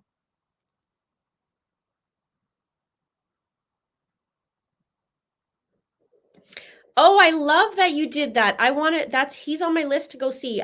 So I do some of his meditations as well. And I'm interested in that.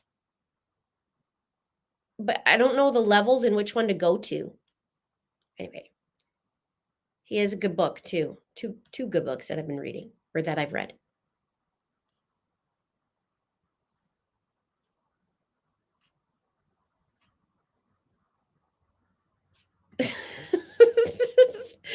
I just have no tolerance for those guys.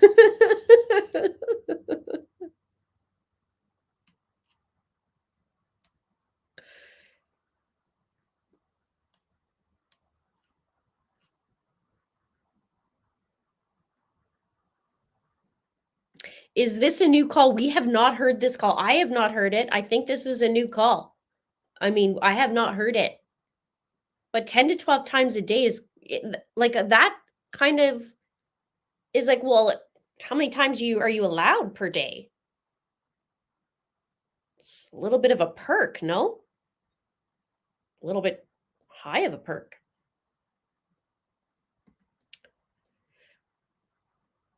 Oh, yeah. So barley hops, if you go into my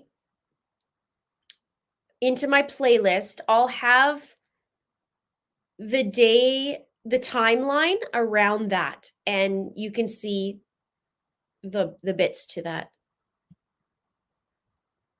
Yes, I also talk about that. And Garth changed his wording. So I believe it was Chad pushing that on Garth. Garth repeated and then said, no, I mean, so again, I talk about that as well in my video with Chad to the 911 call, I think it was called.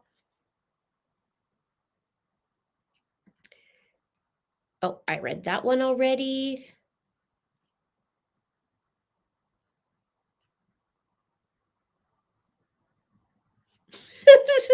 Well, sometimes you'll see me be a little elusive, and that's probably why.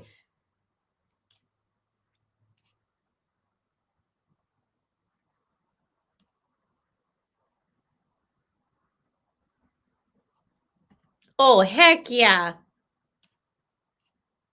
I also want to go there too.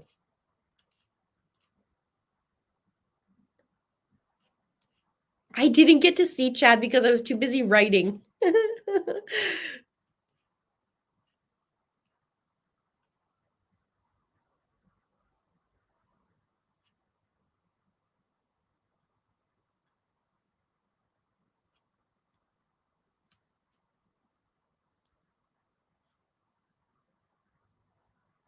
Can I recap the morning? Basically, the morning was the detective from yesterday was still on the stand.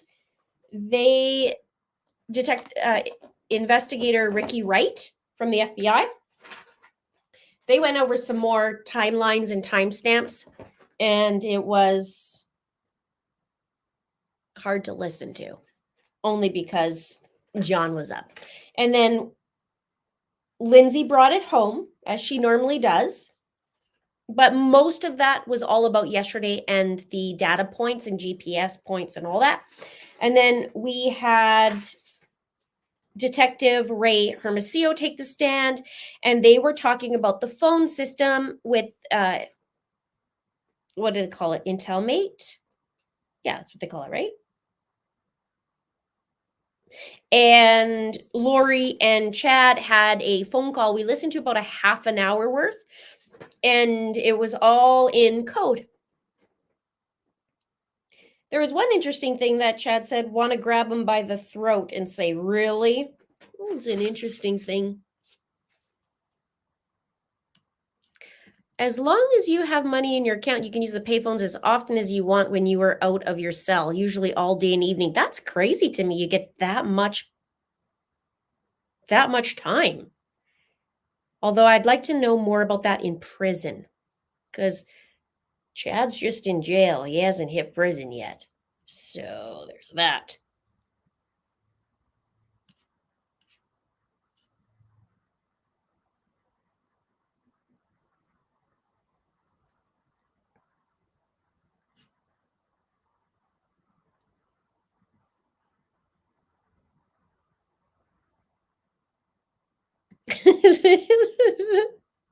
Okay, I'll get the sunglasses. I'll do that for you.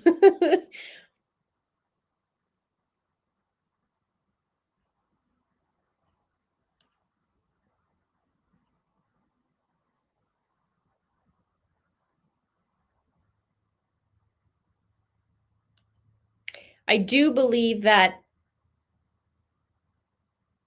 yes, Lori believed that the whole past lives and she was smitten with Chad, which is so weird, but you know.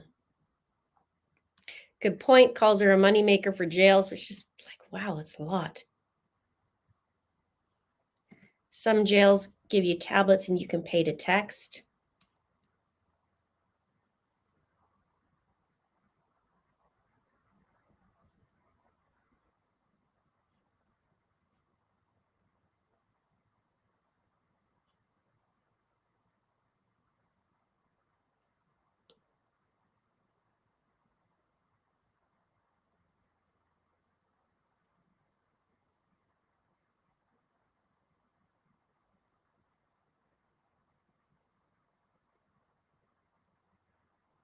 Unlimited calls.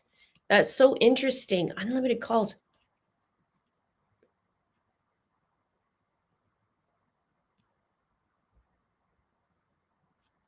Italy is gorgeous. My family grew up there too. It is so cringe. The part where obviously I was making fun of them. As soon as I heard, you know when you meet somebody, they kind of give you the ick and you just feel like you need to go take a shower. That's how I feel about Chad Daybell. It's like as soon as he was like, my sweet, lovely Lola. It was just like, ugh. No, just no. Ugh.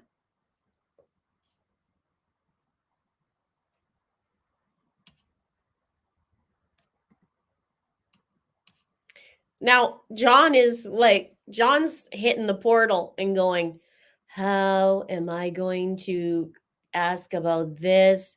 He's going to bring the writer up. He's going to say, okay, Mr. Hermosillo. Hermosillo. Detective Hermosillo, or Silo. You know Chad's a writer, right? And you know this is like a play he's rehearsing for, right? Because he was trying to do a play or a musical. And Lori was supposed to star in it, but she's unfortunately in jail. Yeah, so I highly recommend watching this video. You guys are going to learn some things in this video. that talks about Eldon, but also talks about Chad's childhood and how he was a little bit psycho from when he was little.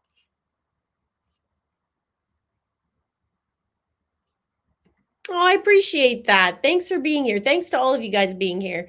I've been doing this case since around the time Lori got arrested. And I had been following it in the background, but it was really tough at first. As you guys know, it's like, who's who? And I did a video, who's who in the zoo, because I had to start to figure out, okay, who is who does what, blah, blah, blah. And then because I'm so detail oriented, I love the details. I started looking into, well, what about this? So what about that? So that's how we got to 250 plus videos. And I like to break down timelines and I like to figure out and then connect them together. So sometimes it takes a little bit longer for me to put out a video because I'm connecting the dots, so to speak. But yeah, so I love the details, I guess is what I'm getting at. Well, I'm glad you enjoy the talk. So I remember some odd things and sometimes I don't remember.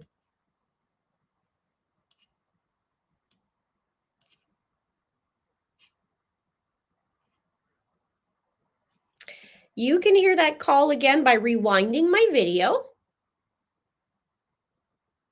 And we'll go from there.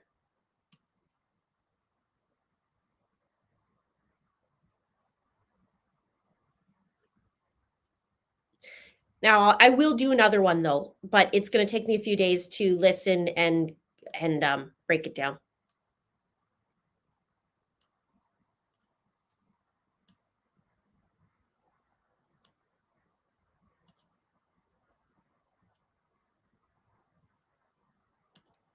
It's amazing that they get to do it whenever they want to talk, and that's like, it's amazing to me.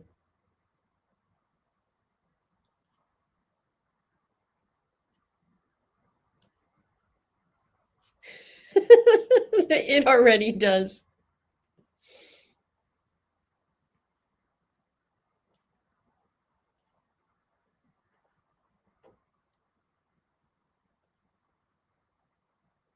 Now, I got to tell you a side note.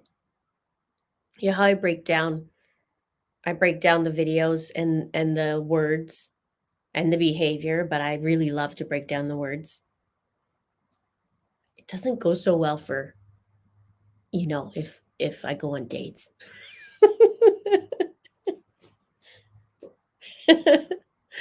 All the time. But you know, in the past, it's like, ooh, I saw that text. I know exactly what you're saying. Anyway, my sister says, Linda, here's what you need to do. You need to do another channel and you have to break down other women's dates or guys, the dates that they go on, and dissect their language and post it. Anyway, that's a side note. Focus, Linda, focus.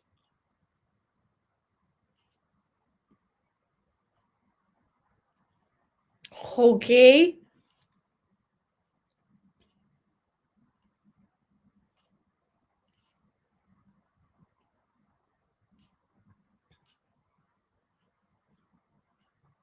Maybe he'll say, maybe John will say Detective Hermosillo.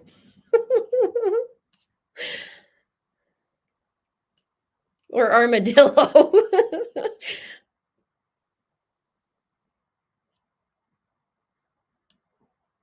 Do I still have?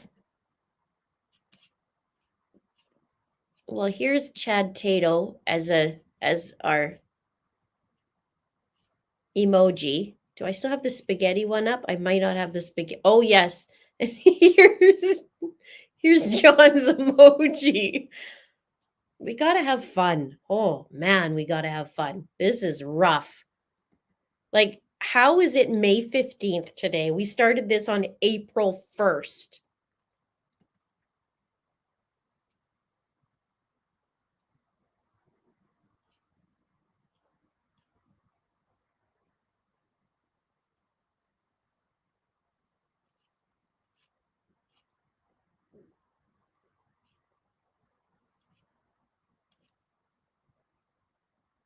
You guys all needed a fan when Detective Hermosillo took the stand. I read your comments. Everybody's like, oh my.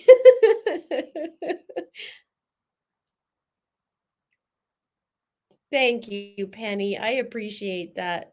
I really do. Some days are hard. Some day I love this job though. I love it.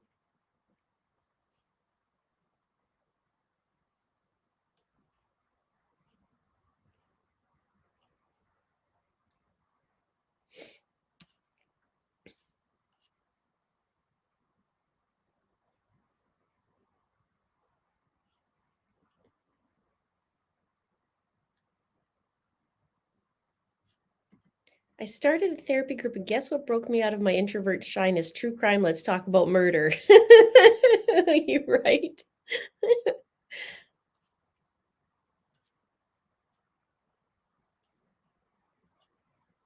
I can literally talk to anybody now.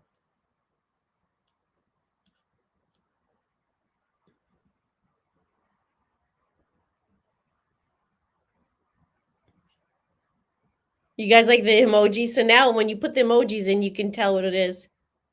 What am I going to work on after these trials are over? Well, we have Chad's until, I'm not sure. I was prepared till middle of June.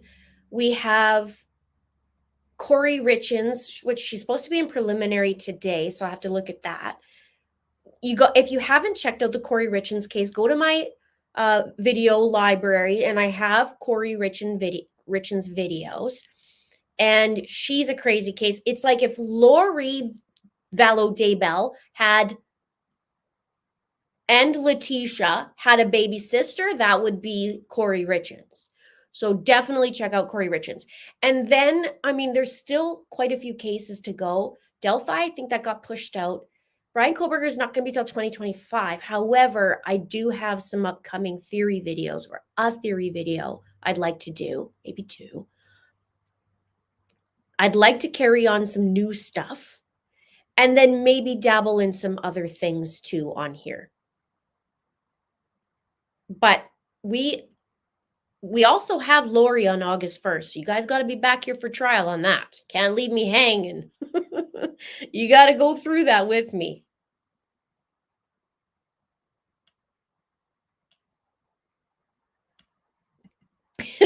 Karen says, my husband asked me what time I was due in court today. It's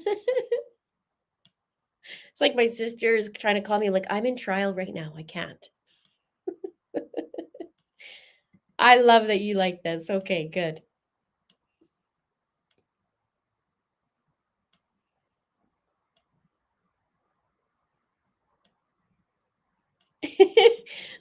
My husband knows who Linda is from It's a Crime. I have some people that I work with, let's say, and I got a little message saying, my dad came up to me and he's like, Linda, you're part of the household now. He says, my dad came up to me and said, have you been watching the Daybell case with Linda from It's a Crime? You should. It's like, I'm already doing that, Dad. I do meetings with them. So I have a meeting tomorrow and at lunchtime.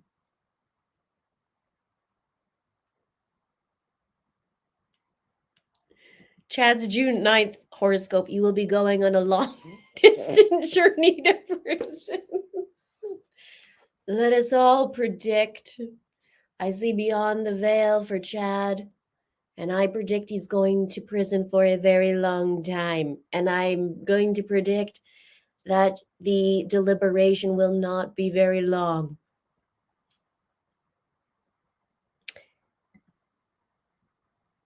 Yes, check out some of my videos that I've done on it. I will deep dive once this trial's over because it's way too much to follow so much. There's only so many hours in the day. But I have followed that case quite closely up to a certain point. And then now I got to dive back in, but I am very passionate about that case as well. And yeah, I won't get back more into that, but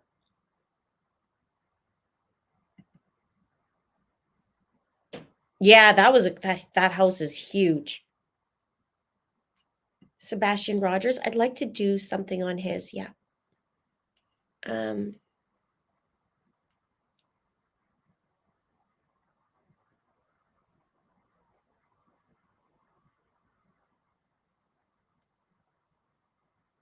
Maddie Soto's, I remember seeing the stepdad, and I saw the very first, I think it was the first interview when the mom was getting interviewed and he was behind, and I was going to rip that one all to bits on that.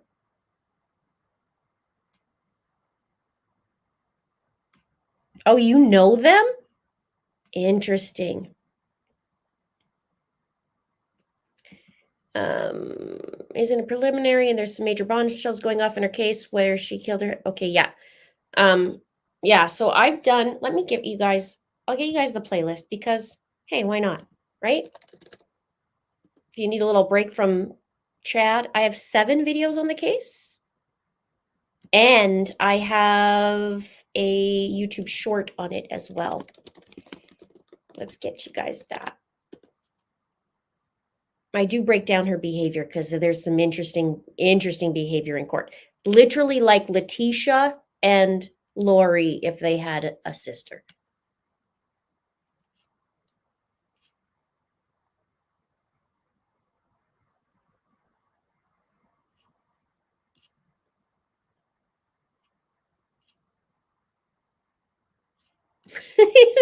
You guys are so funny. I love you guys. Thank you for being here.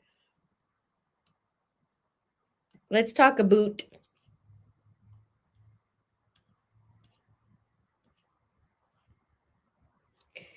Does my ex-husband watch my videos and give you tips, or is his opinion?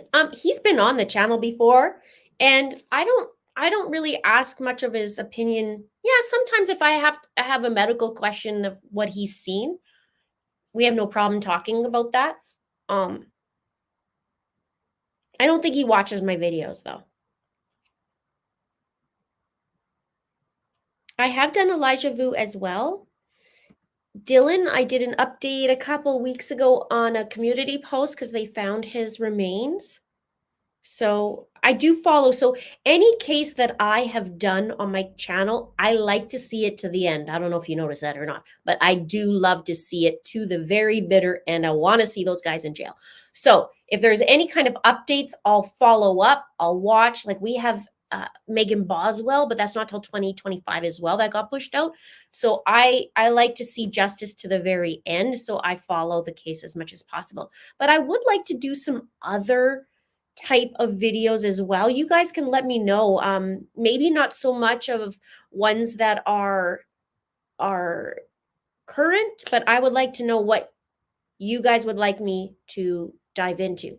And of course, I keep yapping about this for a couple of years, and I just got to bite the bullet and do it, is my decoding a coded email in an unsolved mystery case that I really truly believe that there's something there. And I believe that I figured it out, which scares the crap out of me. But who knows? I could be totally wrong, but I might as well put it out there.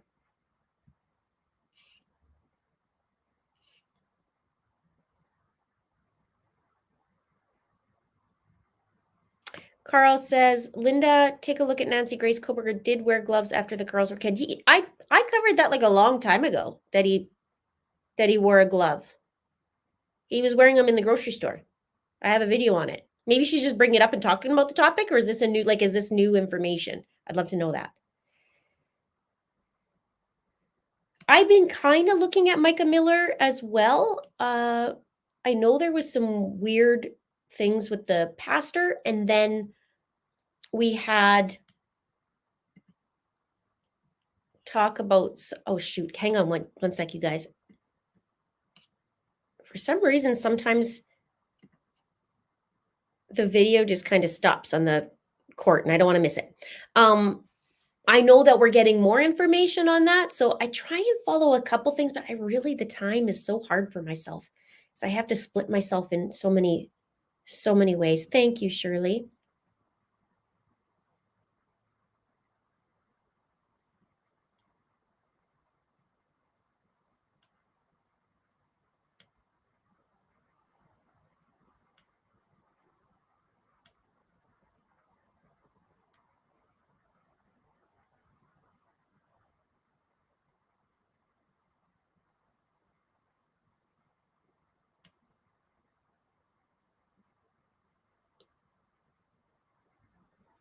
Lots of Canadians in here. This is awesome. For the Canadians too, if you guys are interested in Canadian cases, I have one that, well, I have a few. Definitely go check out Justin Evans' case because I'm still going to fight for him on that. And there's another one with Robert Leeming, who's like the Canadian Chris Watts that you have to watch. And he went around and put like bacon everywhere to try and ward off the scent dogs, the cadaver dogs. Nice to see you. I haven't seen you in a while.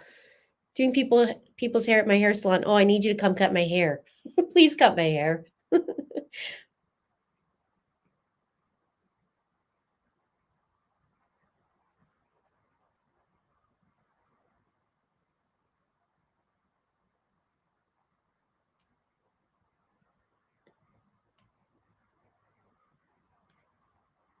Yes, there'll be movement. Morphew's coming. Don't worry.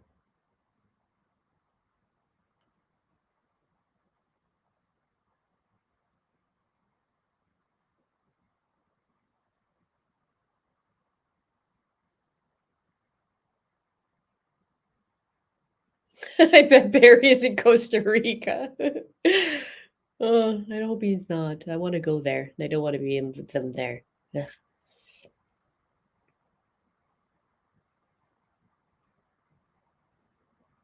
I'm reading your guys' stuff. I'm just trying to. Trial should be back any minute.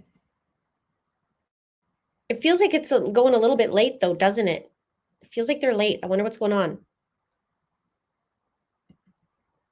Yeah, he's busy too. He got on the tactical team as well, so he has some interesting things happening.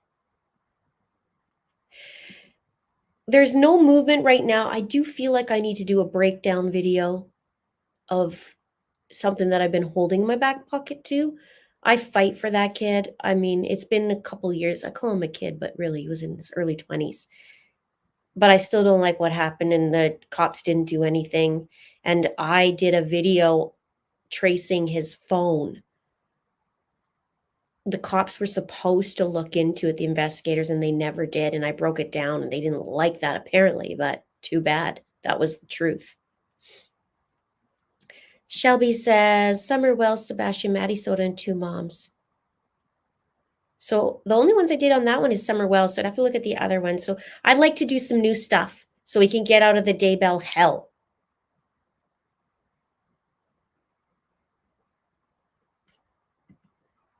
It's so hard. Yeah.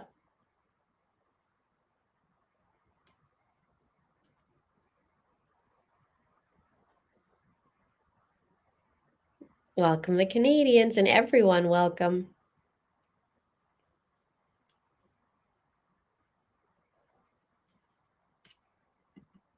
If you're just joining or you haven't already, please click the like button and we're going to get into it. Vancouver Island, look at you guys. Phone call confirms what Linda's been saying all along for the last few years. Chad likes to speak in code. Yep.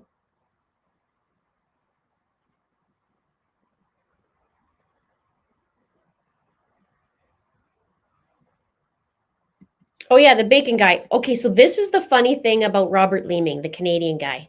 He's actually from England.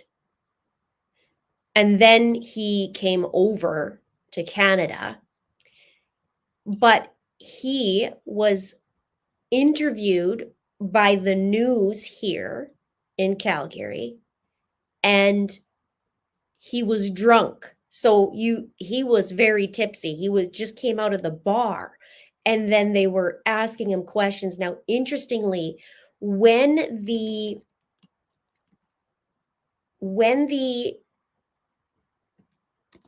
reporter was asking him questions, it was the cameraman that actually asked the better questions. You guys got to see this. So I only did 2 videos on it. So one of them is the most bizarre interview. Robert Leeming, most bizarre interview. And I also break that down. And then also the full story. Now, this terrible, sad thing is he gets together with this single mom. They he moves in with her very early, and she has a little sweet baby girl. She's really young. And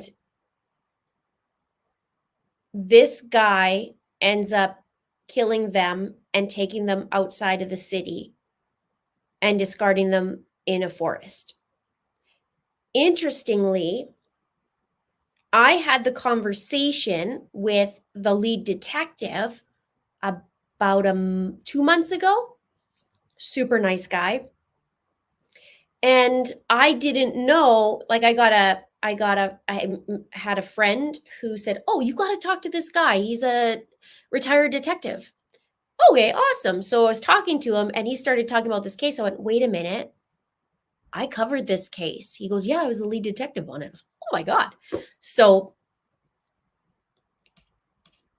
they did like a Mr. Big sting operation in this case. It's so interesting. So check that out.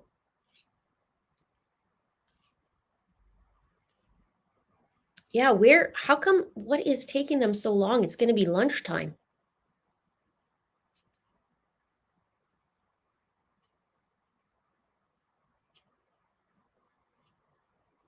Yes, the Ray Rivera case. Actually, maybe I should give you guys the Ray Rivera original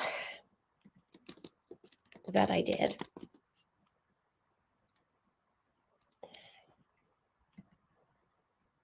This video needs a little more love. I did do it a couple years ago, though.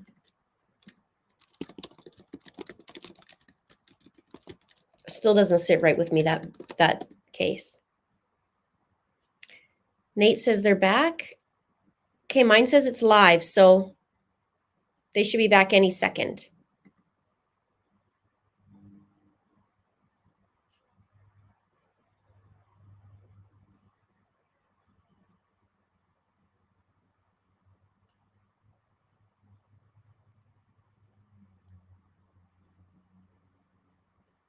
And I'll give you Justin's playlist because there's a lot and there is some fishy stuff that I have 32 videos on this, and there is some fishy things. And the family had asked me to help.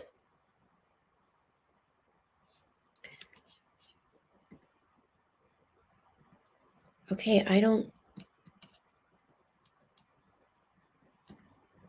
know how they're back. I don't see it.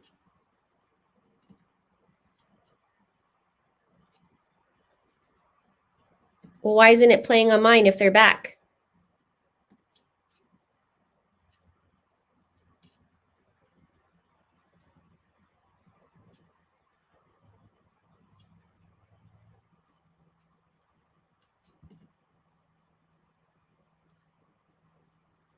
Yeah, they're not on yet. Mine says live, so we're okay. We're okay.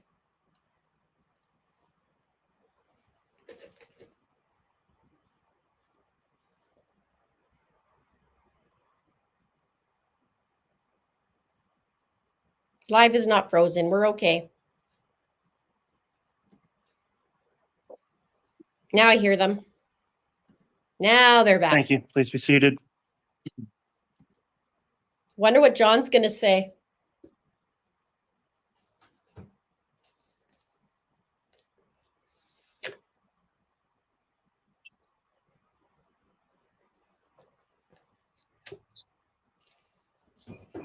Wonder why so long of a break.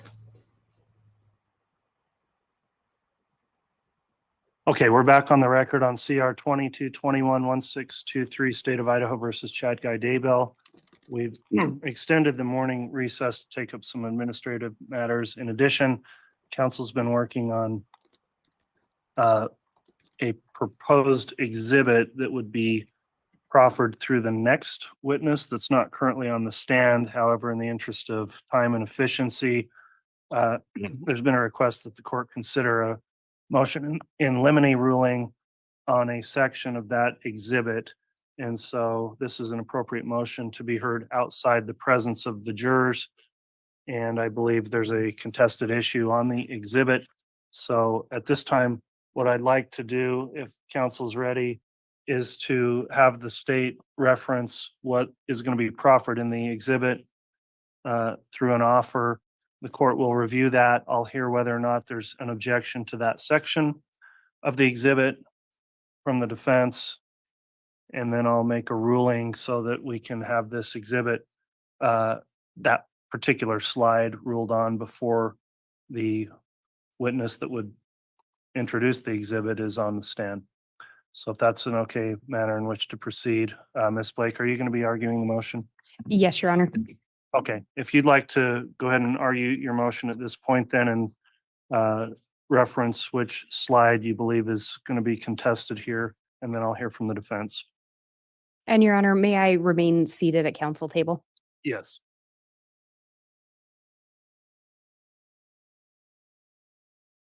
So within this PowerPoint, it would be slide 18. That is the contested slide. I've handed the court a courtesy copy of the printout of the original exhibit. The actual exhibit will be placed on a thumb drive once we've made any additional modifications as required. It's slide 18 of 45 slides. It's the state's understanding that council would have an objection to this. I don't know if the court wants to hear what the objection would be first, or if the court would like the state to proffer why we believe that it would be admissible. I think perhaps, Ms. Blake, if you would describe what slide 18 is showing, so we have that in the record, and then I'll hear whether or not there is an objection from the defense. I'll hear the objection, and then I'll hear a response from the state to the objection if there is one. So what is it on slide 18? Thank you, Your Honor. On slide 18, it references a internet search conducted on the Homer J. Maximus account by Alex, the 6.5 Grendel drop from 100 to 200 yards, and also a visit to a site drop from 100 to 300 yards. This is in reference to the October 9th incident. Additionally, on the slide, there are two images. The images show an overview, an aerial photo essentially of the Daybell property. Within the Daybell property, we've heard before about the two driveways. There is one longer driveway, one shorter driveway. These particular images show a measurement to the end of the longer driveway from a tree on the property. They also show, the second photo shows a measurement from the end of the driveway, so closest to the house and furthest from the house, those 2 points on the driveway, and a measurement to that tree. Then beneath them, it references distance from tree to end of driveway, 312 feet or 104 yards. The other one, distance from tree to corner of sidewalk, 189 feet, 63 yards. And then would the court like to hear argument? I'll hear from the defense at this time. Mr. Pryor, have you been able to review slide 18? Yes, Judge. And is there an objection to that part of this proposed exhibit? Yes, Judge. I also don't know even know if I clarified on the record, what is the proposed exhibit number, Ms. Blake? It is 398. Exhibit 398. Thank you for clarifying that. So we're discussing slide 18 of exhibit 398, proposed, not yet admitted. Mr. Pryor, any argument as to why you think that would not, should not come in? Judge, the discussion that took place from the previous witnesses talked about the driveway that's identified off of Salem Road, and the words Salem Road are on this proposed exhibit, and that's the short driveway. That's where the state presented evidence regarding the paintball gun and then the encounter Ms. Daybell had with a paintball gun. I don't see any relevance with putting a measurement at the end of the long driveway, and even just because it was mentioned. But Judge, every aspect of this property was mentioned. And what the state is trying to do is trying to take an arbitrary point at the beginning of the long driveway and then another arbitrary point at the end of the long driveway, and extending that out to the area where J.J. Vallow's remains were found without any information or any evidence whatsoever to suggest that there was ever any attempt or even a plan to engage in some sort of a shooting out there. And the state has presented nothing, at least at this point, to suggest that. And they can't just take an arbitrary point, Judge. That would allow them to take an arbitrary point at any point of the property, measure out 200 to 300 yards anywhere, and that's really what they're doing here. And then there is no relevance to this. And again, it's merely designed to just inflame the jury and try to support their so-called theory that that paintball gun was something other than a paintball gun. All right, Ms. Blake, what's the response from the state on the objection to slide 18? Thank you, Your Honor. The state's response, first, the state would respond that there absolutely has been evidence presented. Tammy's own words, she refers to it as a rifle. She also uses the word paintball gun. She also uses the word gun. She says a person was standing there pointing it at her, pulling the trigger.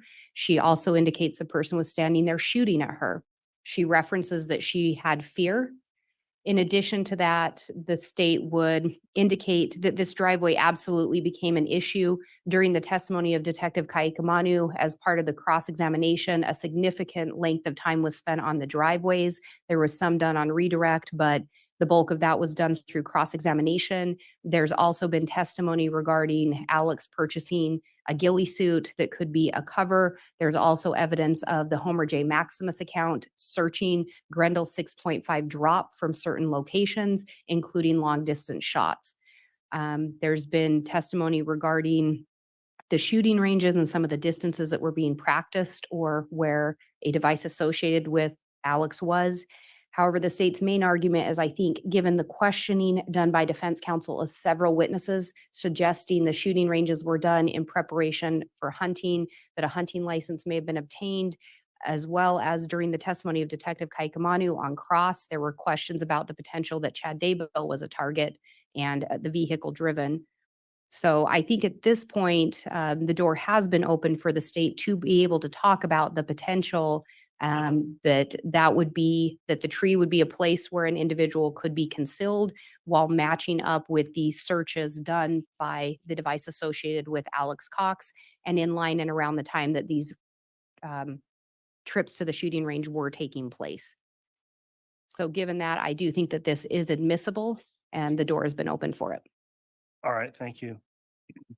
So I've considered this exhibit 398, proposed slide 18, which shows two photos of the Daybell property, as well as a reference to an internet search conducted by Alex Cox for citing in a gun, October 8th, 2019, and then some measurements on the property. I've considered the objection of the defense. I'll note the court has to consider under Rule 401 whether something's relevant, and also under 403 whether or not relevant evidence may be excluded for unfair prejudice, confusing the issues, misleading the jury, or other parts presented in that rule. I'll note there's some case law, a case 148 Idaho 176, which is Schmeckel versus Dill, D-I-L-L-E, says Idaho Rule of Evidence 403, however, states that, quote, although relevant evidence may be excluded if its probative value is substantially outweighed by the danger of confusing the issues or misleading the jury, it's well established the trial court has considerable discretion to exclude evidence for reasons that the evidence is confusing or could have been interpreted in many different ways. That internally cites a different case also. When I look at the exhibit, I don't see anything objectionable about the top left reference of an October 8th search by Alex on Grendel drop 100 to 200 yards or 100 to 300 yards. Considering the objection of the defense, when I look at the photographs of the property and the language underneath on measurements of the property, I do agree with the defense that it appears there were just some measurements taken on the property to show that that could be within the distance of the property. First, I would note that it would seem to me that this coming in through a witness would be more argumentative than establishing a fact if we're looking at where the distance occurred on this property without any direct evidence, although there may be circumstantial evidence. But I do think it's problematic that the measurement goes from the burial site or near the burial site, also showing to the driveway, which was not the driveway that was referenced when testimony was provided about the alleged attempted shooting on Tammy Daybell, whether by a firearm or a paintball gun, whatever it was. That's not where it occurred, and there's no evidence whatsoever that Alex Cox was positioned on the property at any point where that particular mark is at the time that shooting would have occurred.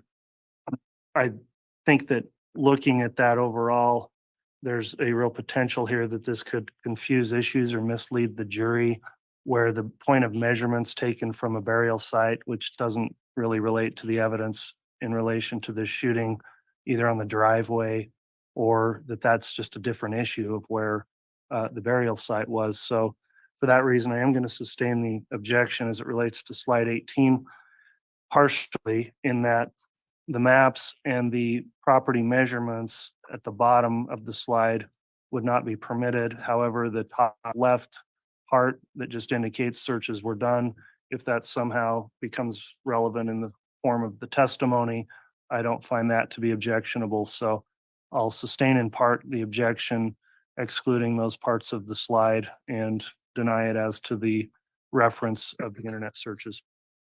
That'll be the ruling on the motion in limine. Mr. Pryor, do you have any questions on that ruling? No, Your Honor. Thank you. Any questions from the state? Oh, Your Honor, thank you. Okay, thanks all for bringing that to the court's attention. We'll go ahead and have the jurors brought in then if counsel is ready for continued examination of the witness. So basically, he's okay with the searches of the Grendel drop, the 100 to 200 yards, the 100 to 300 yards of the search, but he's not okay with how they labeled the property, because he said it's problematic from the burial site to the driveway because the driveway wasn't referenced. Yes. And nothing was said about the burial site being part of that. So, okay, I understand some part, but then at the same time, I was like, no.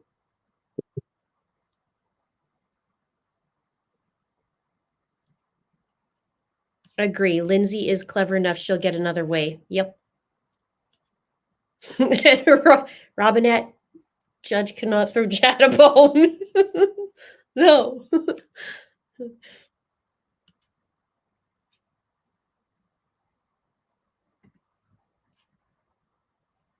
May I, Judge?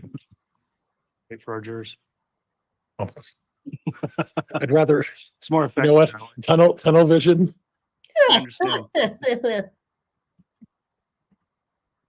It will be a little more effective if they hear it, I guess, right? Right. I could make another comment about what's going to be reported, but I think I'll just stop there. Yeah, maybe you should stop now. The idiot. I love that you guys are using the words. Use your words. Throw spaghetti. Zaluma in.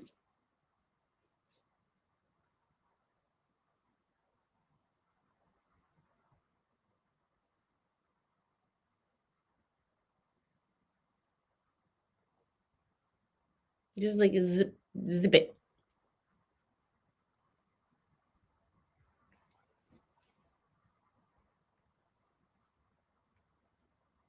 All right, please. All right, well, at least we have Detective Hermosillo on the stand, so that's good. It's a good day.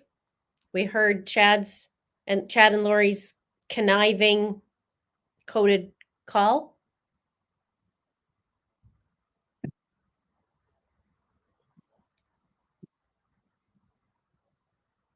The jury is present. Thank you. Please be seated.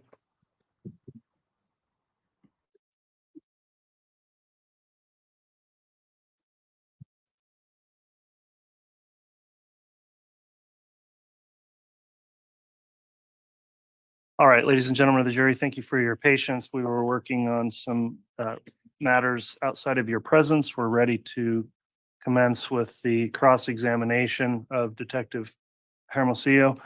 Mr. Pryor, once you're ready, you may begin. Good morning, Officer Hermosillo. Good morning. Now, you had an opportunity to listen to the tape and you offered some commentary on that. Do you have a recollection of information that Mr. Daybell felt that there needed to be building a village for the end of times? No, I don't recall a village. I recall putting up tents, but not a village. Okay. And the construction of a safe place when the second coming occurs, is that what you recall as well? No, Okay. And that there were some discussions about people moving to Rexburg to be safe from, again, the second coming. Do you recall that? that I do, yes. Okay. And on the tape, I heard, I believe it was Miss Vallow saying something about, I don't get to pick the colors of what I want. Do you recall hearing that? Yes. Okay. And would that suggest to you that they're talking about building buildings? No. Does anything in this discussion resemble the construction of any sort of structure? Repeat the question again, please. Does any of the discussion on the tape seem to suggest that they're contemplating the construction of some sort of a structure? No, So the discussion about blueprints and picking colors has nothing to do with the building of anything. Is that what you're suggesting? yes, sir. That's what I'm suggesting. Okay. And at this point, this tape again was at what time? The date? June 8th, 2020 at 9:16 PM.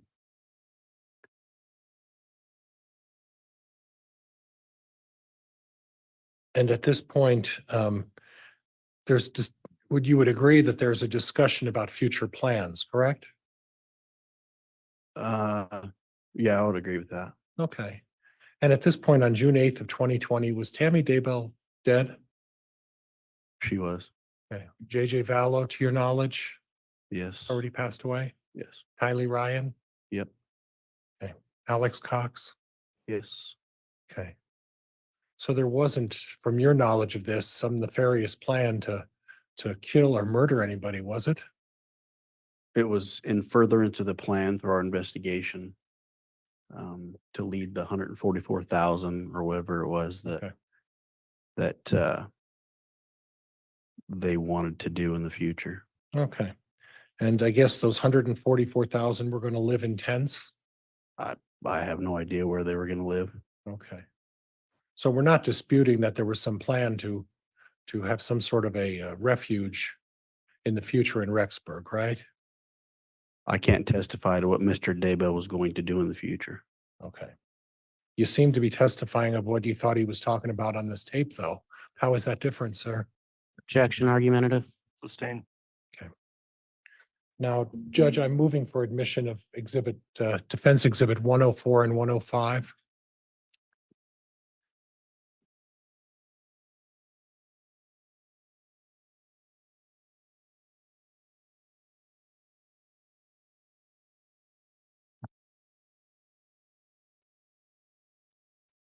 And Judge, for the record, yeah.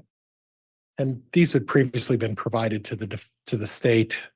Judge, I also took the liberty of printing off photos, provided those to the state earlier, as well as to Officer Hermosillo to identify those. And my understanding is the state's going to stipulate to the admission of 104 and 105.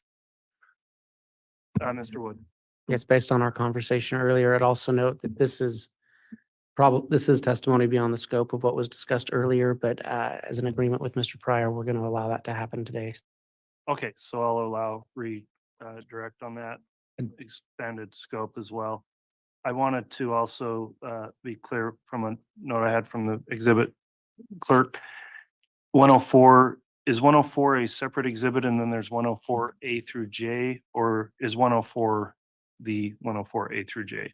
104 is the exhibit of all of the pictures. 104A through J represent individual pictures within 104 that I was going to emphasize, Okay, and I can modify that if that's the court's direction.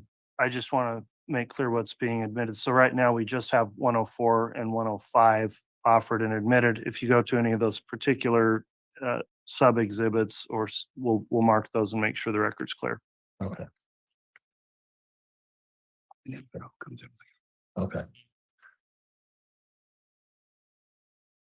And Judge, I may need my computer if that's the route we're going to go. May I have permission? If you're going to publish those and need your computer, you can go get it. Thank you. Or if the court would not have an objection and the state doesn't have an objection, I can use the pictures as well for Elmo if the court has a preference. Either way you wish to publish this, but if we're publishing the individuals, we'll just make sure we're in the record what's being published.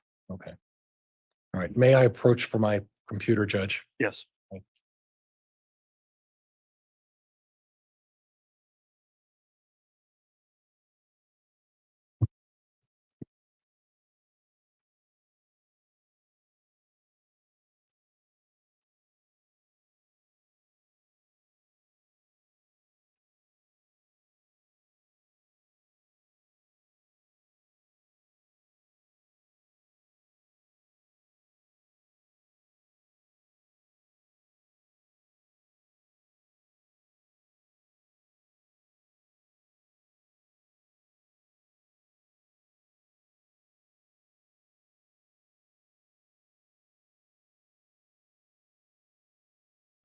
What do you guys think about this? I love the way Hermosillo is up there, like how he testifies. It's great. You guys need some fans over there? Is it hot in there?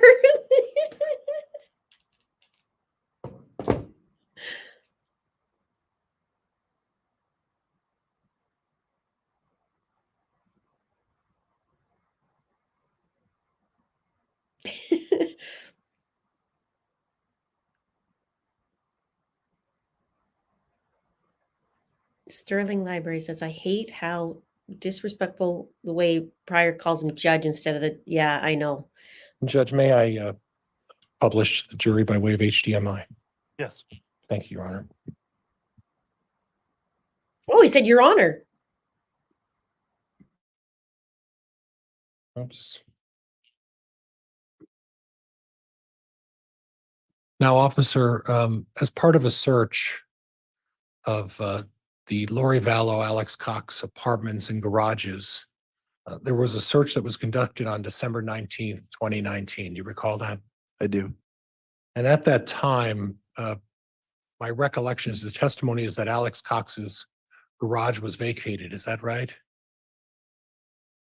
The apartment we believed Alex was living in, which is 107, was completely vacant.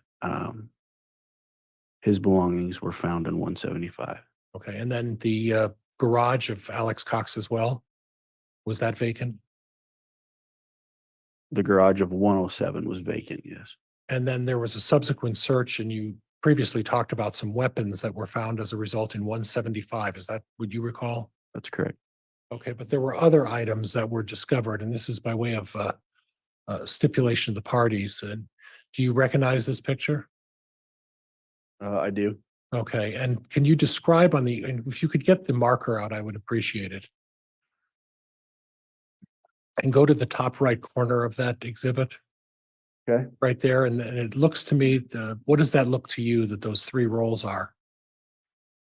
Duct tape. Okay, and then to the left on the top upper right-hand side? Are you able to identify what those are? Looks like a fire starter lighter, maybe. Okay, and then in the middle, there are some canisters. Can you tell me what those might be? Right here. Yes.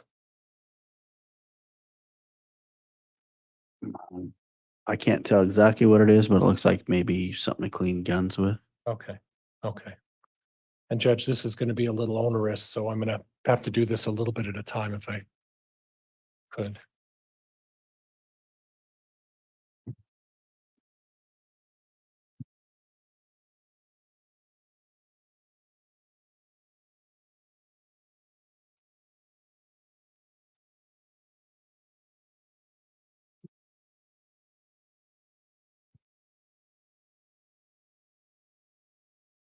And then if we could publish again, Judge. You may.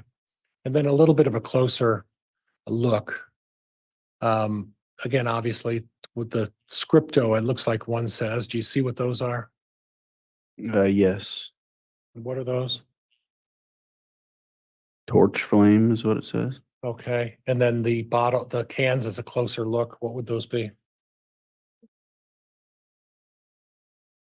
Still can't tell. Okay. In any event, these were items that were found in Lori Vallo's garage. Is that correct? Correct. And if those were cans to clean guns, there were also guns found that were identified as being belonging to Alex Cox, correct? Correct. Okay.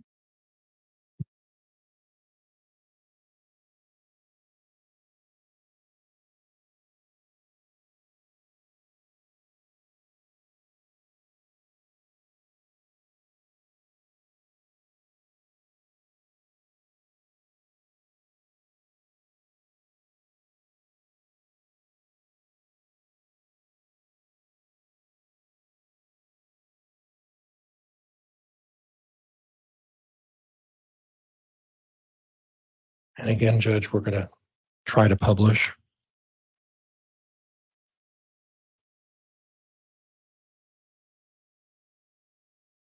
And again, what are we looking at here? It looks like a knife. And Some on the bottom tools. left, do you see what that might be? Looks like a saw. Okay, and then do you know what a Dremel is? Yes. What's a Dremel? Tool to drill out certain things. Okay. And Judge, again, we'll unpublish this.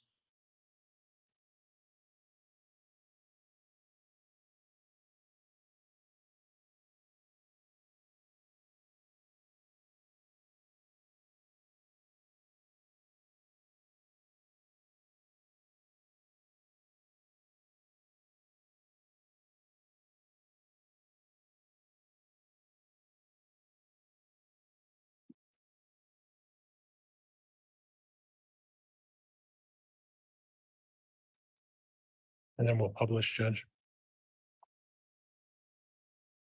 Okay, now, in this particular picture, would you agree we're looking at some other tools as well? Correct. And then in the middle there is a tarp. You see that? I do. Okay.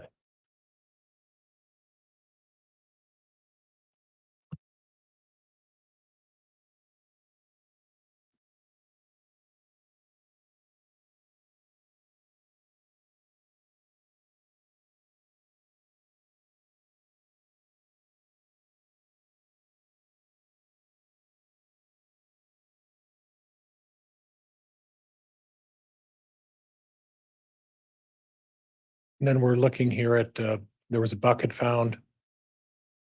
Correct? You see that? I do. Various gloves.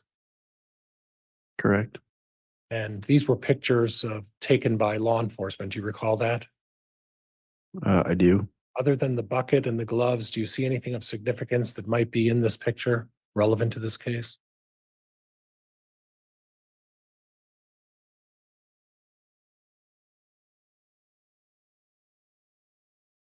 No. Okay.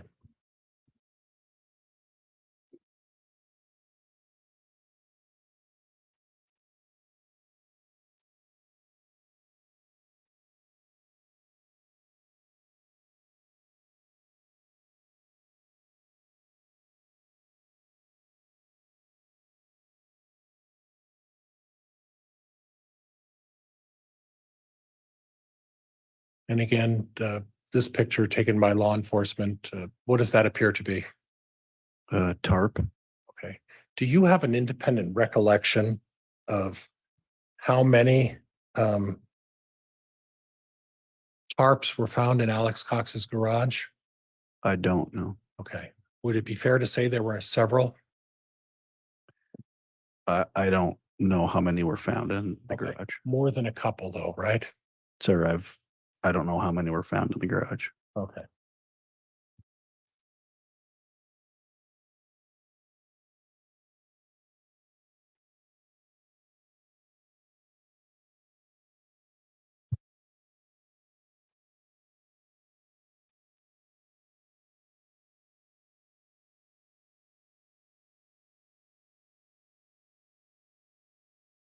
And Judge, if I could just have a moment. Oops.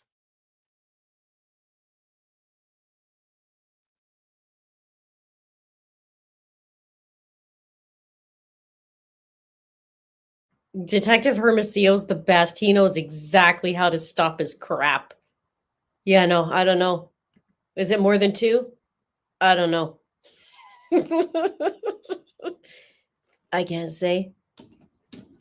I can't say. I don't know. I don't know. You know, detectives like Judge, it might be easier if I could use the Elmo as opposed to trying to, for some reason, I can't get this picture to come up. With the court's permission, could I use the Elmo? You may.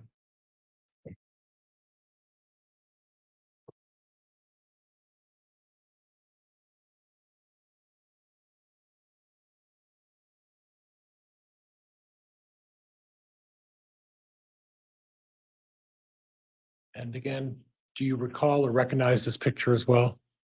I do. Okay. And various chemicals. Do you see anything that resembles anything like cement in there?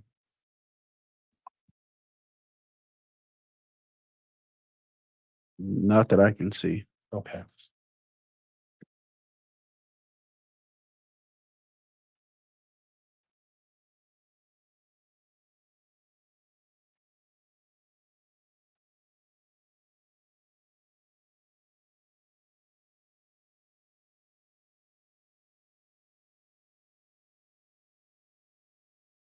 What do you see here? Plastic tub with black plastic. Plastic and white plastic as well Um, in the upper yeah, left. it looks like white plastic. And again, these are items that were found in Lori Vallow's garage, is that right? That's correct. And then what do you see here?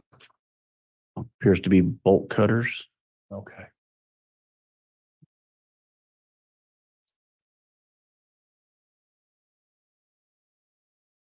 And then I'm looking down at the bottom of this picture and it's on a green bag.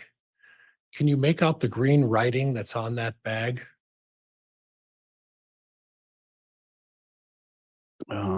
Looks, I can see maybe a CRETE, so I'd assume some type of concrete. Okay. And various other chemicals within this picture as well. And these were found within Alex Cox's. Objection, counsel's testifying about chemicals. Move to strike. Stain. Do you see any other buckets of any various sorts? I see buckets. I don't know if they're full or empty. Okay, several buckets in the previous pictures as well. Would that be fair? Yes. Okay.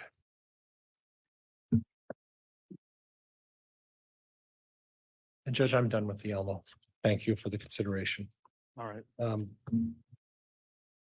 And in addition, I'll wait for you, officer. Oh, you can go continue. In addition, there were numerous guns and ammunition as well found in there, correct? Correct. And those were all identified as belonging to Alex Cox? That's who we assume they belong to, is Alex, yes. And a significant number of knives, weapons, guns that were found in that garage. Would that be fair? That's fair. Did you happen to determine when And where all of those knives and guns had been purchased? I personally did not. Do you know if anybody did? I assume they did. Okay, but you don't know. I don't know for sure. Okay. So we have no determination as to when these purchases may have taken place. They could have taken place in Arizona, correct? They could have, yes, They could have taken place here as well, correct? correct. And if they took place here, you folks had access, at least one of your witnesses had access to Sportsman's Warehouse, so they might have been able to confirm that, right? That's correct. Judge, I don't have anything else. Thank you. All right. Just forgetting a few things. Chad likes to hide. Chad hid his affair. They don't know that Chad didn't come over and that was his supplies. You don't know. Mr. Wood, redirect. Come on, Wood, bring it on home. Your Honor, I have no further questions. All right, then that will conclude the testimony of this witness, Detective Hermosillo. Yeah, states indicated their I'm so sorry. policy right now with law enforcement, but is he going to remain under subpoena for purposes of the exclusionary order? Your Honor, the state would be releasing Mr. Detective Hermosillo from a subpoena. All right, and Mr. Pryor from the defense? And Judge Officer Hermosillo was under subpoena from my office, and I'm releasing him from calling him back in this particular case. We accommodated that with the Oh my God. state allowing me to go into things beyond direct to allow us to have Officer Hermosillo not have to come back. Okay, well, Officer Hermosillo, sounds like your part in this trial as a witness is concluded, so the exclusionary order would no longer apply. You could watch the trial if you wanted to. It's up to you. Thank you for your testimony. Your Honor, he was part of my office. The subpoena from my office. Hang on, I need to get my smelling salts and my essential oils. All right, the state may call its next witness. Yes or no, John? Your Honor, the state would call Investigator Edwards. God, cheese and rice.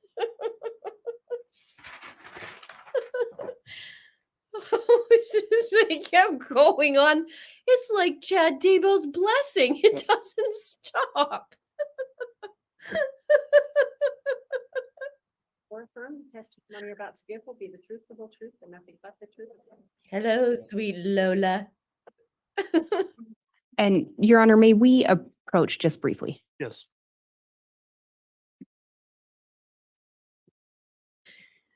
John's like, I have 1,000 words and I'm going to take my 1,000 words.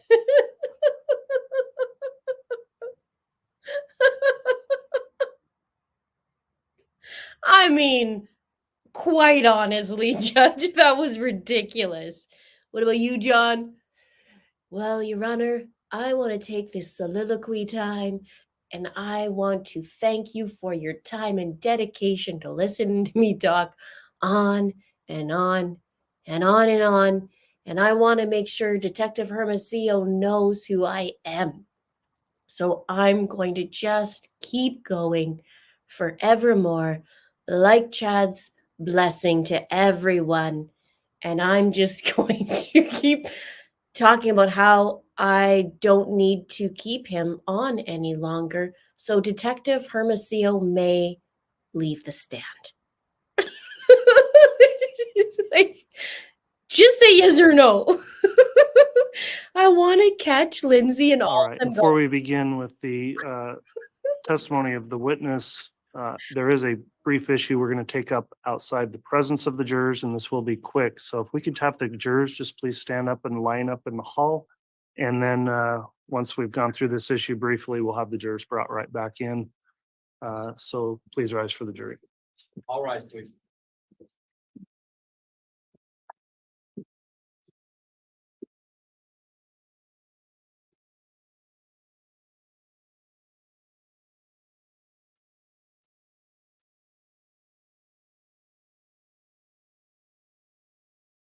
Look, John's even proud of his accomplishments. Look at them together. Did you see that? I know, it's just like my blessing, isn't it? Yeah, it is. I taught you well. John says, yeah, you did. That blessing, that really, really works. So I try that. All right, please be seated. The end.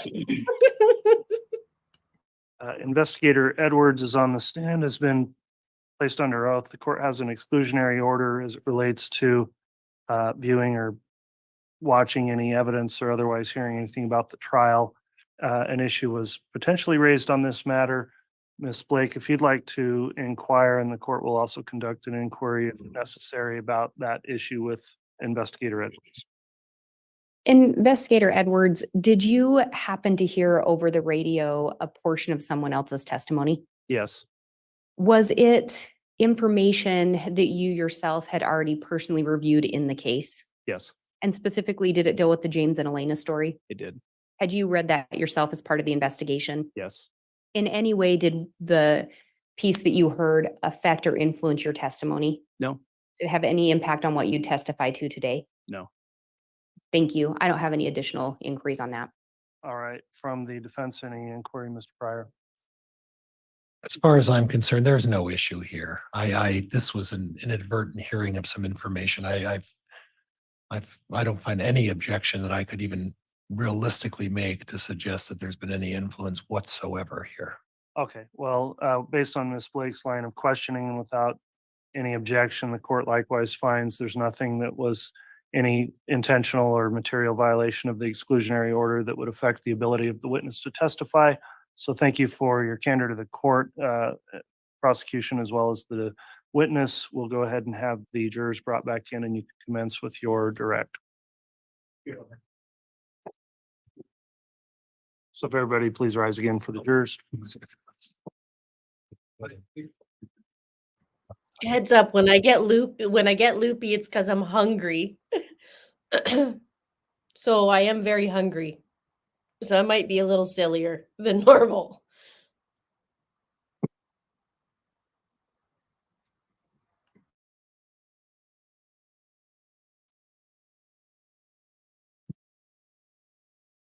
The jury is present. Thank you. Please be seated.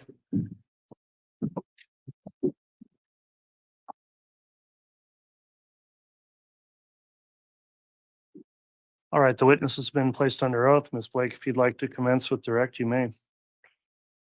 Thank you. Would you please state your name and spell it for the record? My name is Nicholas Edwards, Nicholas, Edwards, Edwards. Where are you currently employed? So I'm employed with the Idaho Office of the Attorney General. How long have you been employed with them? Been there 5 years. What is your current title or position? So my current position is the Idaho ICAC Task Force Commander. I'm the Internet Crimes Against Children Task Force Commander. Have you held additional positions since you've been with the Attorney General's office? I have. What are the other positions? I was the lead over the Special Investigations Unit as well as the investigator there at one point as well. Prior to working with the Attorney General's office, did you have any other work in law enforcement? I did. I was employed with the Pocatello Police Department on the east side of the state for about 15 years. And what positions did you hold within the Pocatello Police Department? Number of positions. I was in patrol. I also was a school resource officer at one point. I was also an active member of their special weapons and tactics team. I was a sniper team leader, honor guard, a couple of others, field training officer, a number of normal law enforcement positions in that city. And in order to be a law enforcement officer, do you have any additional training? I do. Yeah, I've got, I'm also an active member of the Idaho Army National Guard. I've had that's not necessarily for the, you're asking for law enforcement specifically? With regard to law enforcement, do you have additional training or certificates? Yeah, I hold a number of post certificates, basic, intermediate, advanced, mastery. Also an instructor in topics, law enforcement topics, to teach other police officers on a number of topics to include sniper observer tactics, SWAT tactics, and others. And then you mentioned you also are a member of the National Guard. I am. So I'm a member of the Idaho Army National Guard. I've been, the Idaho Army National Guard. I've been in the militaries for 24 years now and currently possess the rank of Command Sergeant Major at the Idaho Training Center here in Boise. Do you have any degrees? I do formal education. I have an associate's degree in law enforcement, a bachelor's degree in criminal justice, and I have a master's degree in strategic leadership. And you talked about some positions you held in Pocatello involving SWAT and sniper training. Am I getting that right? Yeah, I was part of the sniper observer team for a lot of years. Trained with the team regularly. Also instructed many other students on precision rifle courses. And then in your work on the SWAT team and or the sniper program, did you familiarize yourself with various types of weapons? I did. And particularly, did you work closely with rifles? I did. Did that include assault rifles? Yes. Do you also have experience with them being in the National Guard? I do. Have you ever used paintball guns? Yes, I have. And in what capacity have you used paintball guns? I've used them personally for recreation, but I've also trained with them. They're often a training tool for law enforcement and military personnel. And you indicated that your previous position with the Attorney General's office was part of the special investigations. I am. Yeah, it was. Do you recall being contacted or your office being contacted by Fremont County? Yes, And would that have been approximately April of 2020? correct. Did you become involved in an investigation at Fremont County's request at that time? I did. What was that investigation? So it was we got a request to assist in what was considered a joint investigation between a number of agencies into the death of 4 individuals, Tammy Daybell, JJ and Tylee, and then Charles Vallows. Is it fair to say that a large focus of your investigation was into circumstances surrounding Tammy Daybell? Yes, Did you also assist in the investigations regarding the missing children? yes, At some point, did you assist in the investigation involving the homicide of the children? yes, Would it be fair to say that when you became involved, it was a joint investigation? it was. And do you recall some of the other agencies involved? The Fremont County Sheriff's Office, Rexburg Police Department, FBI, Chandler Police Department, a number of others. And through your investigation, did you conduct interviews? I did. Did you review various phone data? Yes, Did you review other documents? yes, Did you discuss the case with other investigators as you were going through? yes, And in preparation of your testimony today, did you create an exhibit? I have. Do you believe that this exhibit would assist you in testifying today? It would. Do you believe it would assist the jurors in understanding the evidence and testimony we'll be talking about? It will. Your Honor, I have what's been marked as State's Exhibit 398. I have a copy for counsel and I have a copy that has been initialed.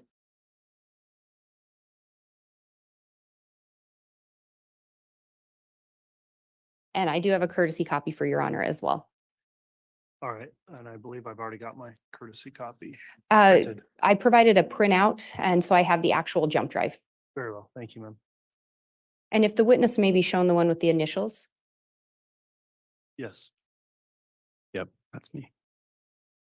And Investigator Edwards, do you recognize that jump drive? I do. Are those in fact your initials on it? They are. And Your Honor, I would move for admission of State's Exhibit 398. any objection? In its present form, Judge, no. Very well, Exhibit 398 is admitted, incorporating the court's previous ruling on a motion in limine. Ms. Blake, you can continue. Thank you, Your Honor. And the state would request permission to publish. You may.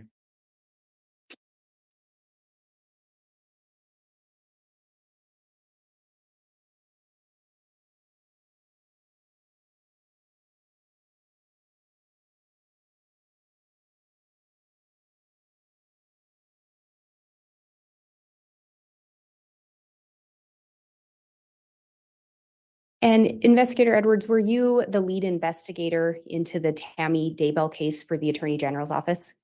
I was. Can you tell us a little bit about what we are seeing on this slide?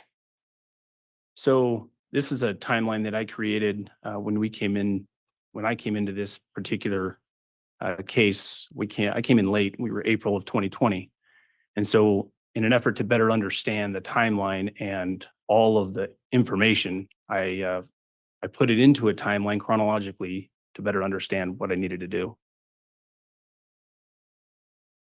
So this particular timeline starts in 2018 when Chad and Lori meet for the first time, and goes through June 9th, 2020, when Tylee and JJ are found on the Daybell property, with specific kind of highlighted areas throughout what I consider kind of major events, looking at the timeline. And with that first event in October of 2018, why was that the starting point on this timeline for you? I believe that's when this case really starts. I think that was the first recognizable event. And that was when Chad and Lori met for the first time? Correct.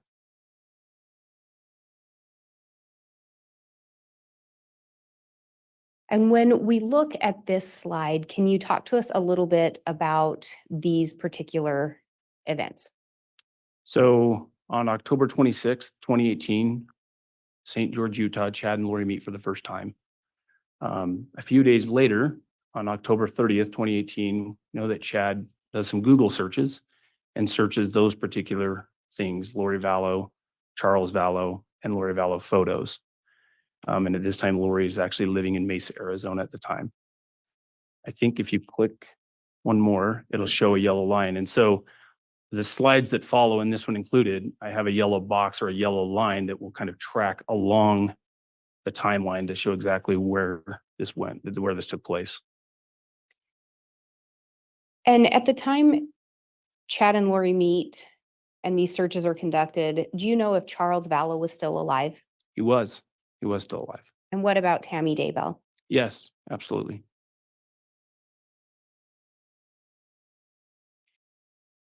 And then can you talk to us a little bit about these events? Yeah, so if you can click one more, maybe. There it is. So during this time frame that's highlighted in yellow, on November 16th through the 17th, we know that Chad traveled to Mesa, Arizona for a Preparing the People conference, and he stayed with Lori in her residence. And this is just, almost less than a month from the time he'd first met her. Judge, I'm going to object, non-responsive. Sustained. On that November conference, how long had it been since Chad and Lori had first met? Less than a month. And it was your understanding Chad ended up staying at Lori's residence? Yes. And then that next date there, can you talk to us a little bit about that? January 6th through the 10th, know that Chad travels back to Arizona. And was it your understanding Lori was in Arizona at that time? It is. And then that next date on there? February 8th, 2019, we know that divorce proceedings were initiated by Charles Vallows with Lori. At any point through the investigation, did you find any indication that Chad Daybell was planning on or looking into divorcing Tammy Daybell? No.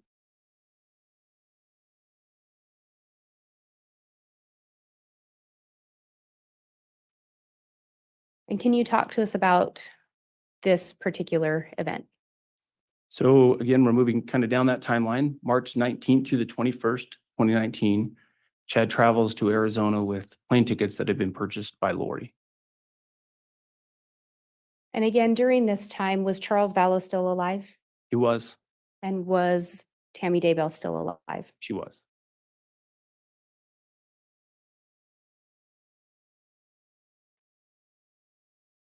Can we talk about the first date here? Can. April 2nd through the 4th, Lori travels to Idaho Falls. And- Shortly, you may click that a couple of times. There we go. May 5th through the 7th, both Chad and Lori separately are conducting internet searches for malachite rings.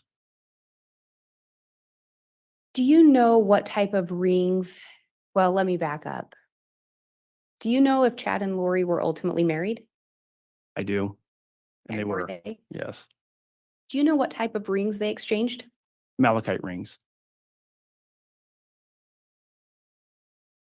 And then this last date here? So on June 29th, Charles actually sent Tammy an email regarding her ongoing relationship with their spouses and actually requested contact from Charles. And the email, in quotes there, says, Tammy, my name is Charles Vallows. I have some vital and disturbing information regarding your husband. Yes, ma'am. I apologize. Where do you want me to start? Tammy? All right. Tammy, my name is Charles Vallow. I have some vital and disturbing information regarding your husband and my wife, Lori. I apologize to be the one sending this, but something has to be done. I feel it's best if I shed some light on the issue. Charles also sent Chad an email and confronted him regarding the relationship as well. In relation to this email, through the investigation, were you able to determine if Tammy ever saw the email? I was not. And do you know when Charles Vallow was killed? So he was killed less than 2 weeks after this email on July 11th, 2019.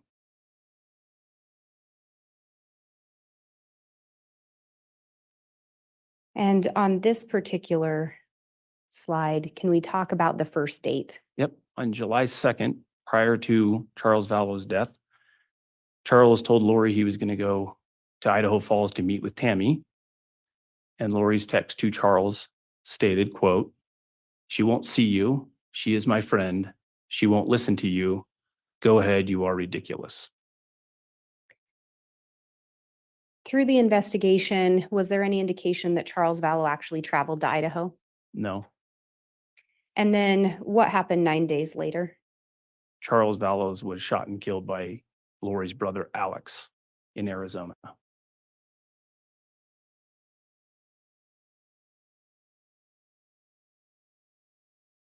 And can you, starting first with the July 13th, 2019, can Yeah. you indicate who the message is being sent from and to, and read that message into the record?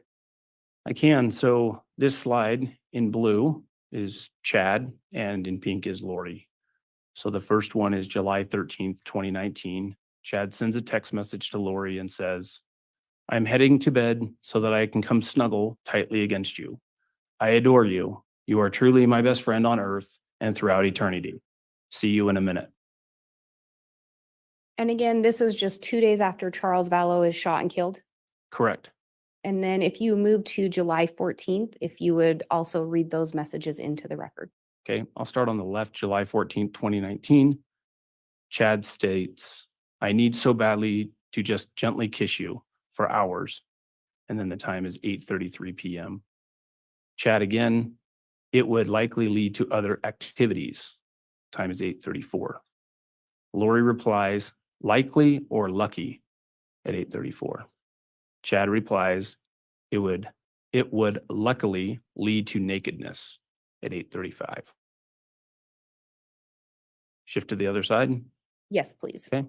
July 14th, 2019. I know that Chad has written a romantic sexual story called James and Elena and sent it to Lori. Chad sends a text. I love you, Elena, with heart emojis. We have an amazing love story, sent at 9:54. Chad again, heading to bed and then heading to Lily. Can't wait to talk in the morning. You are fabulous. Heart emoji, fire, kiss at 9:57. Chad again, definitely loving you throughout the night. Fire emoji at 2:32. And there's a reference there to James and Elena. Through the investigation, were you able to determine who James was in reference to? It was Chad, And who was Elena in reference to? Lori. There's also a name in there, Lily. Did you learn who Lily referenced? Also Lori. And then if we move to the messages on July 15th, if you could read those into the record. July 15th, 2019, Lori sends a text message at 11:43. Taking off to Vegas, last ones on the plane, just making it. Wishing you were on the other side of this flight.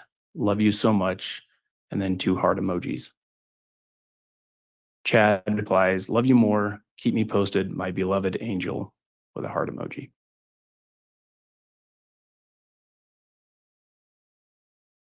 And then looking at the next slide, can you tell us what we're seeing here? Yeah, so as we move, again, kind of moving down this timeline, at July 18th, 2019, a text message from Lori to Chad, where she states, quote, so I talked to the insurance company. He changed it in March.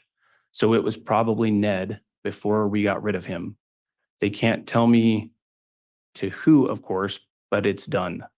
I'll still get $4,000 a month from SS, believe to be Social Security, end of quote. And were you able to determine who Ned was in reference to through the investigation? Yeah, that next paragraph there, Ned is a name that Chad and Lori assigned using it in reference to Charles Vallows. Charles had a $1 million life insurance policy with Lori as the beneficiary, but changed the beneficiary to his sister, Kay Woodcock, approximately 4 months prior to his death.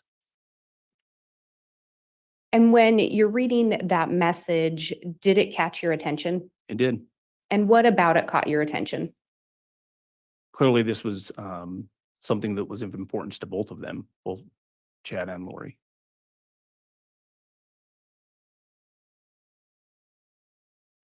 And then looking at the next slide here, are these additional messages that were recovered that were between Chad and Lori? They are. And starting with the July 18th, could you read those messages into the record? I can. July 18th, 2019, Lori sends a text message. This is sweet. I miss you desperately. Heart emoji at 8:34. Chad replies, you are so adorable, beautiful, wonderful, heavenly, luscious, and angelic. So many divine attributes rolled into one dynamic, desirable package. I want you even more desperately than you want me. 2 kiss emojis. And then the next one's on July 22nd. Can you also read those in? I can. Chad sends a text message at 2:45 p.m. Love you. Going with Garth in an hour to see the other side of heaven too.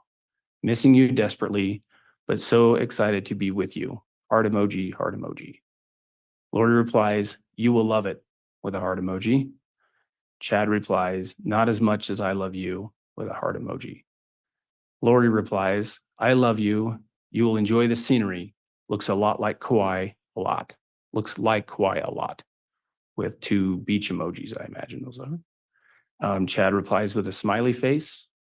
Lori replies, hopefully we will be there someday soon together.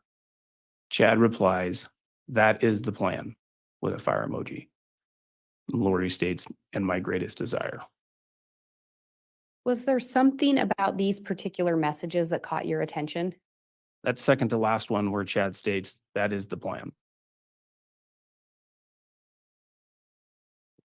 We talked before that Chad and Lori were married. Do you know where they ended up getting married? In Hawaii. And do you know when they were married if Tylee and JJ were present? They were not.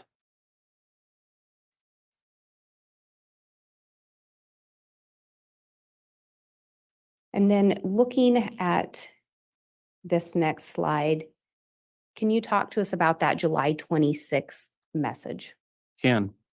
So this is a text message that Chad sent to Lori. That's a screenshot of what was extracted. It says from Bubby, to be Chad. Tonight I figured out who I feel like. I'm a grown-up version of Harry Potter who has to live with the Dudleys in his little space under the stairs. Every few weeks I get to escape and have amazing adventures with my goddess lover. But then I have to return to my place under the stairs feeling trapped. But I sense permanent freedom is coming, with 2 heart emoji, or rather 2 fire emojis. And when this message is sent, again, was Tammy still alive? She was. And then was there anything else in relation to that message that stood out to you? And the top one, Yes. the permanent freedom is coming is, again, like the previous one already talked about, the plan, permanent freedom, stood out to me for sure. And at that point, was Charles Vallow still alive? Oh,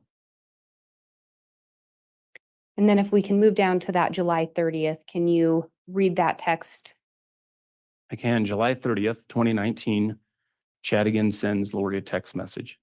It says, yes, quote, yes, we might need to release a little steam when we talk. Anyway, this is the chart that checks what percentages mortals are still in their body. It worked for my friend's wife who died, my neighbor, George Bush, Stanley Lee, etc. I kind of forgot about it because we've been dealing with zombies and demonic entities. But this afternoon, Tammy said she felt lightheaded, as if her body and spirit weren't connected. Goes on to say, quote, I got the inspiration to go back to my original death percentages that helped us track Charles, Ned, etc. Tammy is very close. Her percentage has fallen steadily since Hiplos left. It's encouraging.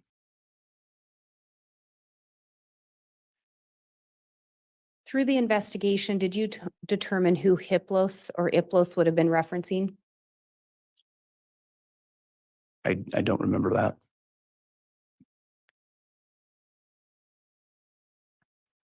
And in this, did you notice whose death percentages are being referenced?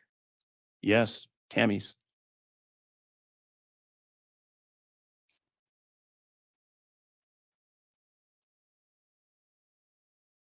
And can you talk to us a little bit about what we're seeing on this next slide?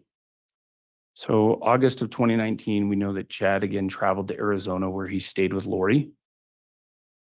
And on August 14th, 2019, Lori actually takes a screenshot of 2 wedding bands that she purchased from Serenity Rings. Same type.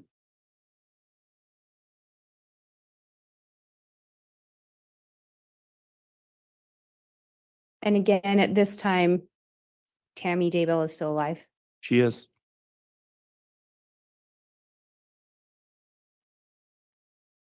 And on this next slide, can you tell us a little bit about what we're seeing here?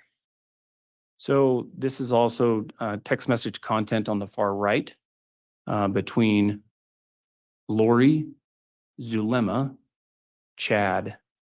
On September 15th, 2019, Zulema travels to Rexburg under the Lori and Chad's direction. Zulema then assisted Chad in getting out of the house so that Lori and Chad could meet. And that's evident in the text message. The top one is a text message that's actually from Chad that is sent to Zulema from Lori, if that makes sense. But from Chad, he says to Lori, please have Zulema send a message to me that she's in Rigby and wanted to see if I could come listen to her talk tonight about her trip to Chile. Lori then sends a message again to Zulema. He wants you to send a text so he can come talk to us tonight. Zulema then sends a text message complying with Chad's request to Chad. Hello, Chad. I'm in Rigby. I want to see if you would come listen to me talk about my trip to Chile. Chad replies to Zulema, tonight? ? Zulema replies to Chad, yes, tonight. Chad to Zulema, I can be there at 7:30. Thanks. And then Zulema to Chad, awesome, see you then. And then there's another note there regarding September 16th. What did you learn regarding September 16th? That on September 16, 2019, Chad, Lori, Alex, and Zulema traveled to Mesa Falls and Island Park together.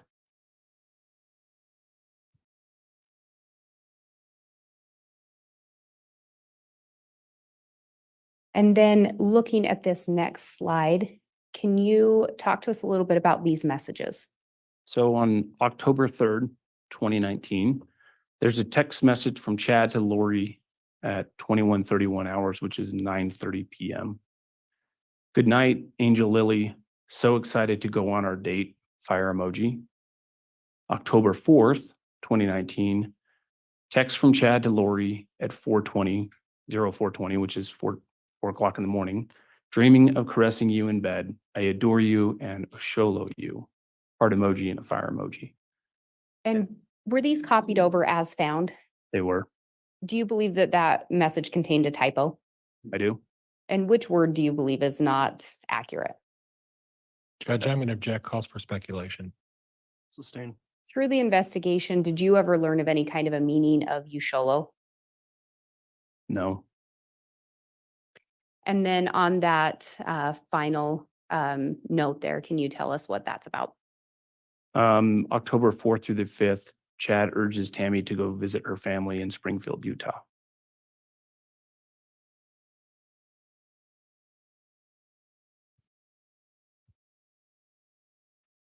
Through the investigation, did you learn if Tammy actually made that trip? She did.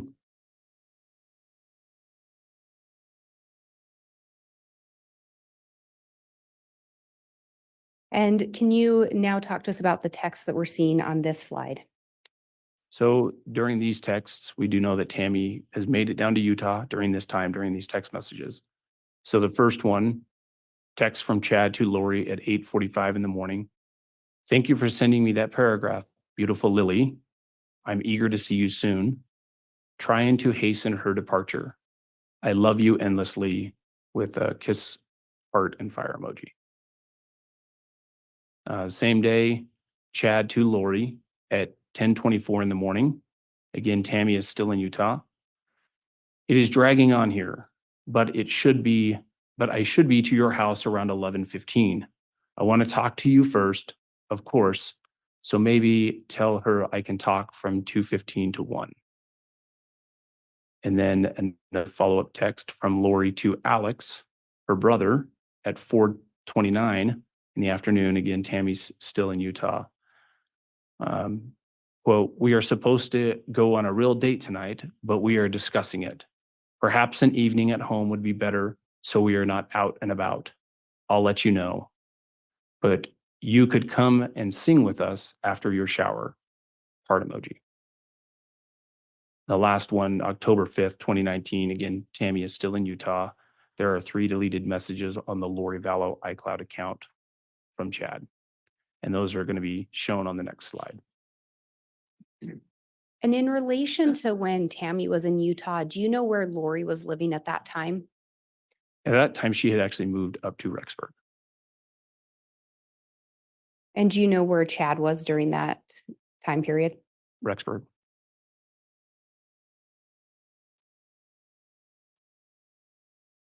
And if we move to this next slide, can you read these messages as well? Can. These text messages were sent to Lori Vallow from Chad Daybell just days before the attempted shooting that we get into in the next slide, I believe. First one, hello, sweet Judge, angel. could I have some foundation as to the date these text messages supposedly took place? I think the witness just indicated that, Your Honor. It's overruled. The also, if we move that message just barely up, the date is time stamped on them.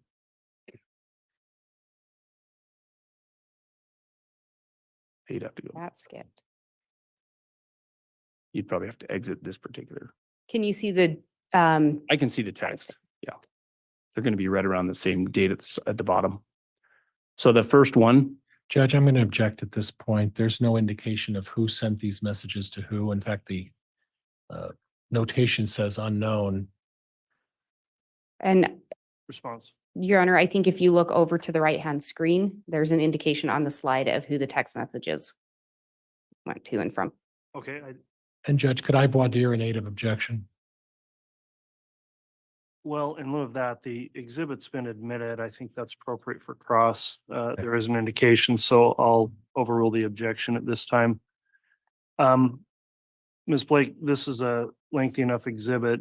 I think we are going to need to break for lunch before we get through it, and we're right at noon. Is there a time you think that's more appropriate to stop than now? I had intended to just get through this slide and then stop, but if the court would prefer we stop now, we can absolutely do that.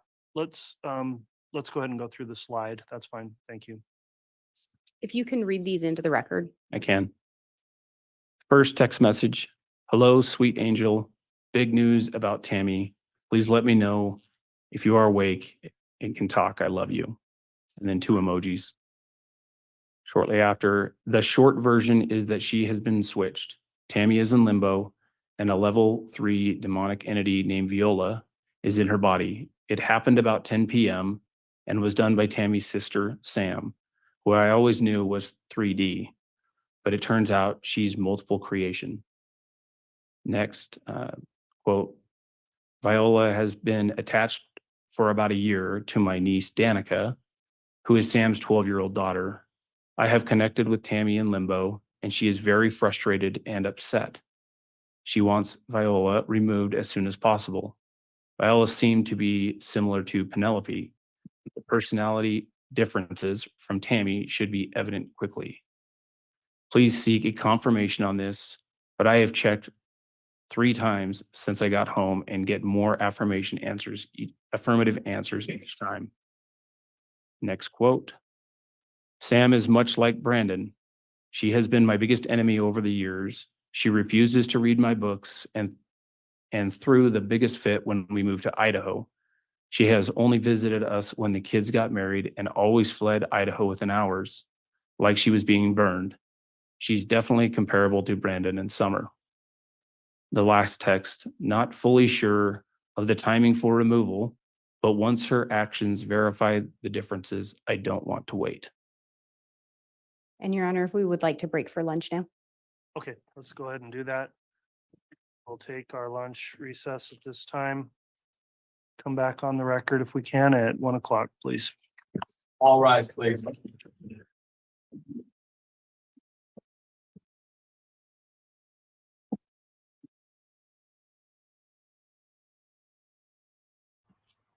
I love how this is coming into the timeline. I love that they're laying it out like this.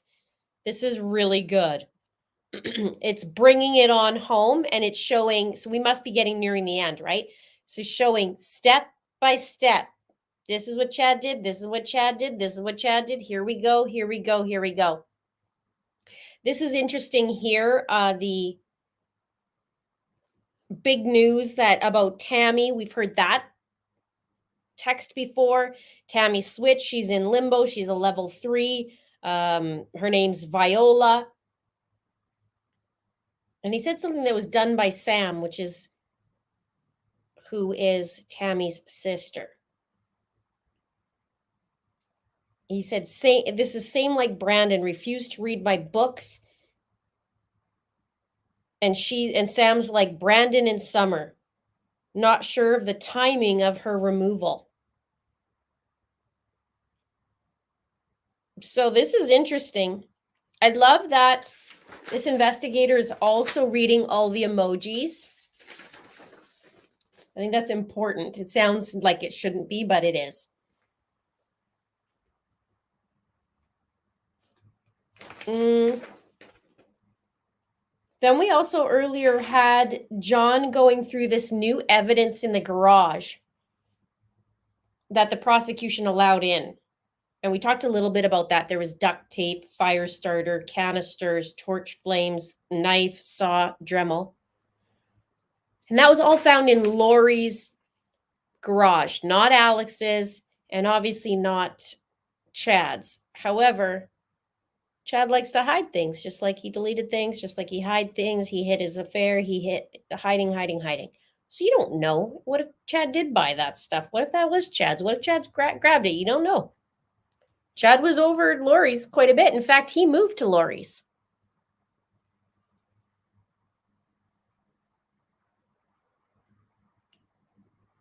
His books suck. Would that be fair? Chad, your books suck.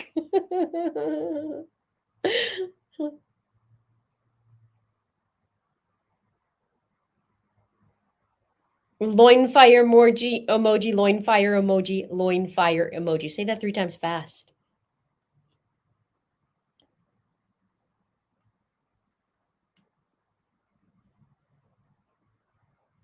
He has little fits just like Lori does.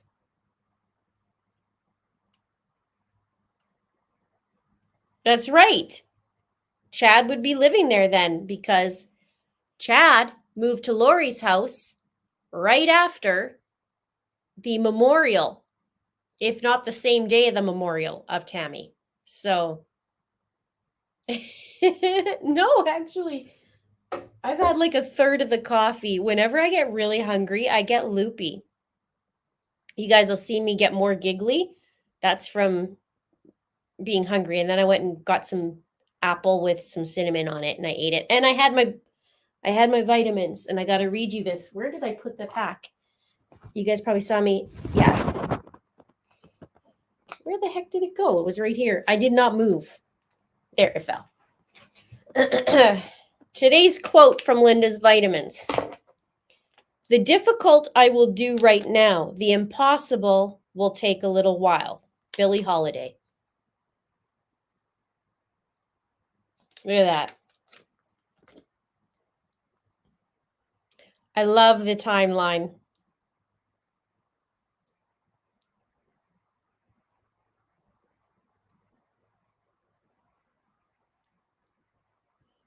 Oh, that's awesome. Woohoo. Good job. I know what that's like. I lost 55 twice. I know what it's like. Good for you. That's great. We celebrate that. Me too.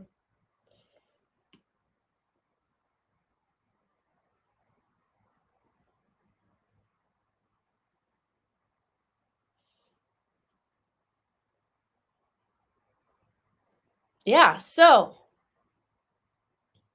Chad and his holy toast. Chad is facing his holy toast. Maybe we should get him a t-shirt when it's the end for him and just have holy toast on it.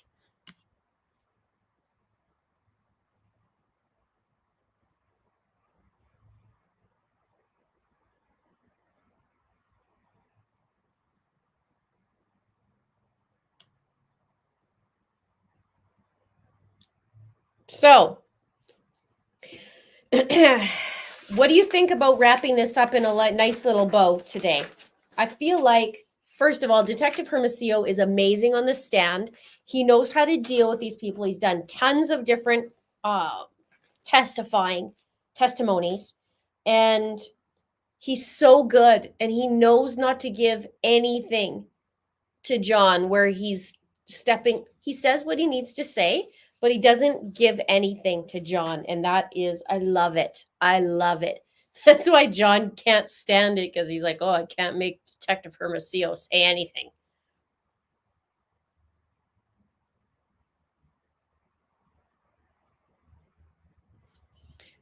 Oh, weird. That's weird.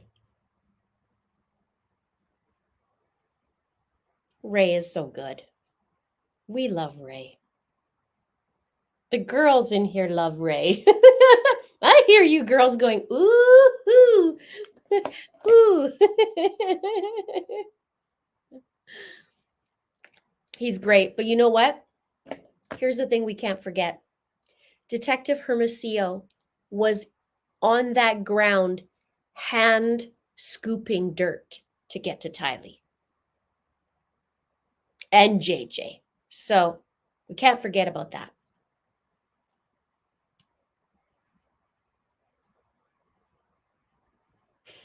You girls, whoo! I need to get fan merch, literally a literal fan for you guys. Who are like, oh my gosh, Ray Hermosillo.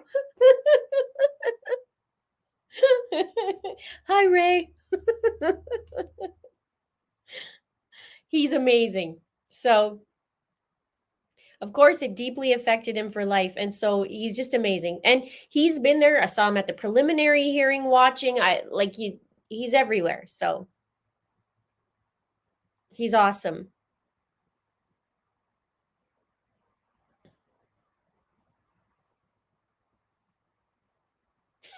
You guys are going to set me up with Ray Hermosillo now.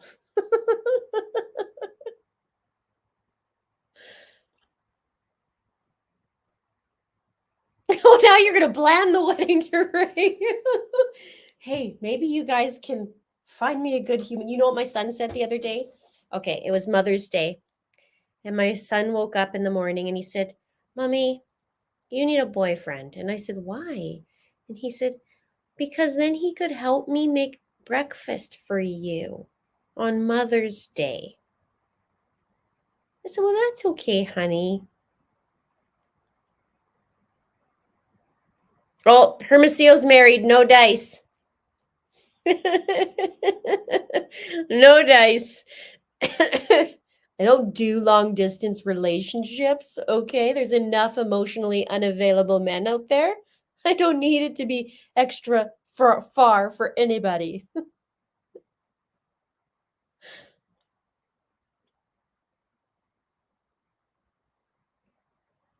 Does Briar eat lunch with Chad? Who knows what Chad can do? He's going to have a double bologna sandwich today. What would be the perfect meal for him?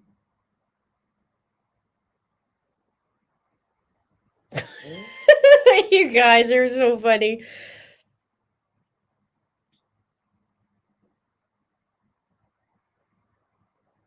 He eats in a holding cell. There you go. What do you think he's going to eat?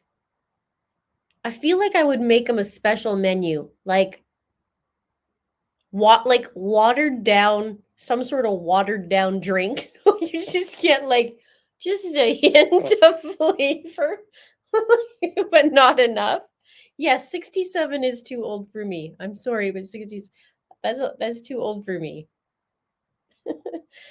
A crow sandwich. We did say bologna, but I feel like fried raccoon sandwiches. You know, like, don't you feel like that? You're like, here, you can have, I brought you lemonade. And he's like, great, lemonade. He goes to try it, and it's just literally like one drop of lemon in it.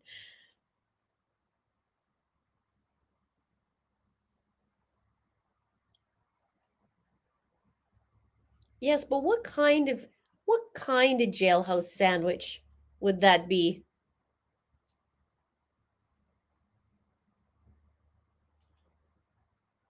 I remember hearing about Chris Watts and what he got to eat, and it sounded like a male heaven. It was like, oh, they get pizza, hot dogs. I mean, to a guy, they're going to be, and that's glorious, right? It's like, yeah, pizza, hot dogs, cereal for breakfast, like almost like pub food, all pub food. Like, where's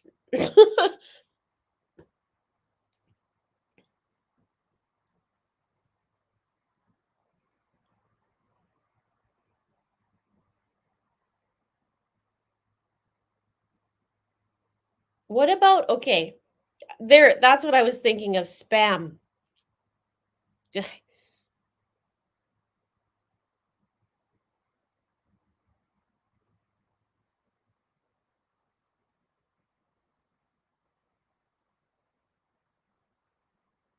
Slug sandwich. Oh, I'm sorry, you wanted something else with your mustard sandwich? I meant to say a day old sandwich, but it was much, much older than that.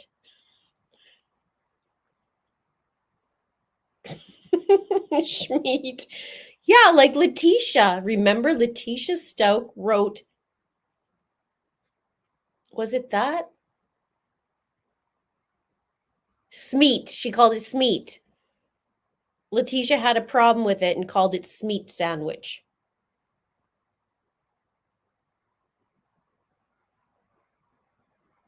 A Vegemite sandwich with malachite.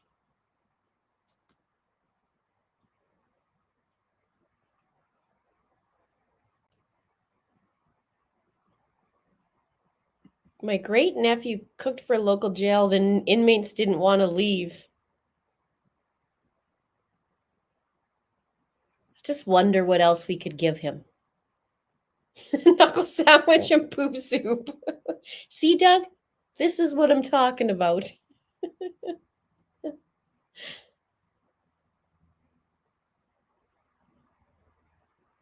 Like maybe one of the sandwiches where you half the slice of bread, like in half, and then you give them just enough and really no flavor, like styrofoam.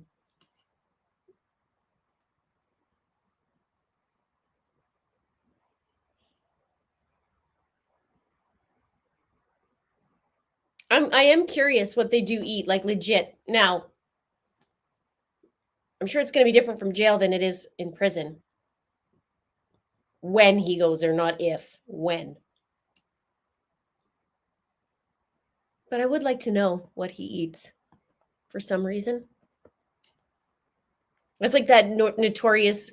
I did a video on the 5 notorious serial killers and their last words before execution, and also what they requested and ate before that. Now, it wasn't just on that video. In that video, I also talked about their background, what happened, why they were going to prison, what they were convicted for, and then I talked about what they ate before.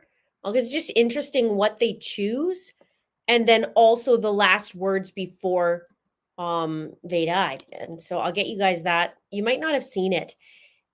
The good old algorithm did not push it out very, very much, but it is an hour video. So maybe on this weekend, if you guys want to take a look at that, I do, of course, at my different angle of it. And I'll give you that. And we did hear about the raccoon this morning, didn't we?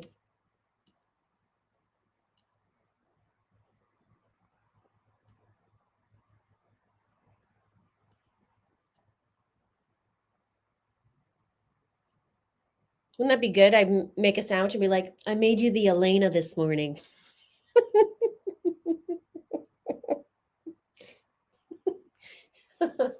How could I word this? The Elena sandwich.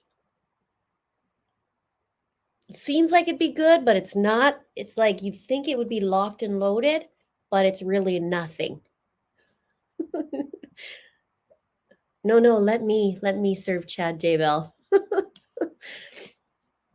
What did Harry Potter get under the stairs?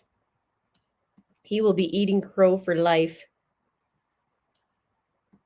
I would like for you to, if you could cover the cold case like Summer Wells. I have a Summer Wells playlist. There is something that I could still do on that.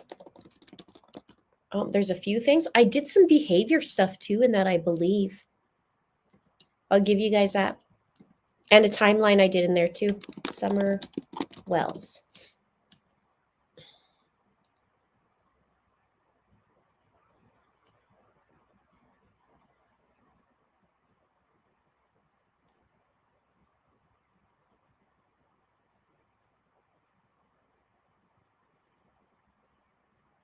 Awesome. Glad you saw it.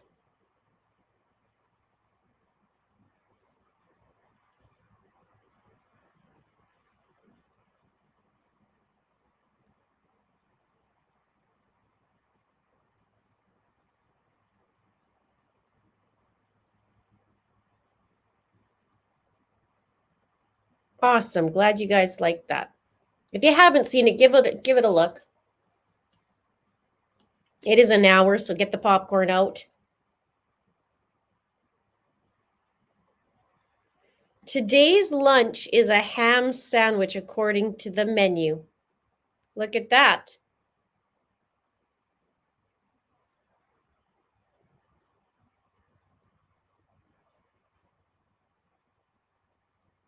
How many do they get? Do they get, this is the detail to me, do they get one, do they get two? Chad's a pretty big guy. Do they give him enough? Well, they would have to give him enough for the calories because he hasn't lost weight. So they probably give him a decent portion. The Lena sandwich, no nutritional value whatsoever, but very expensive. See, now we're talking.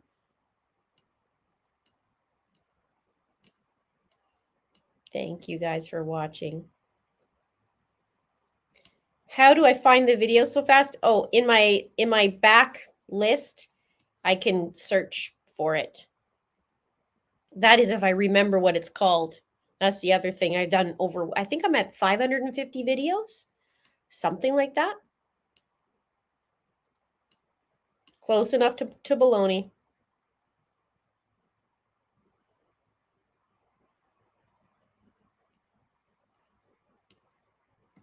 I'm glad you love the long videos. They take longer, but I'm glad you like that.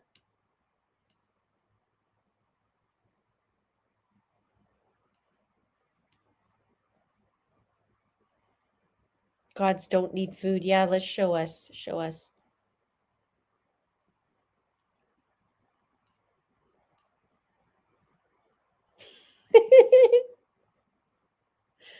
Are you liking the eyebrows today?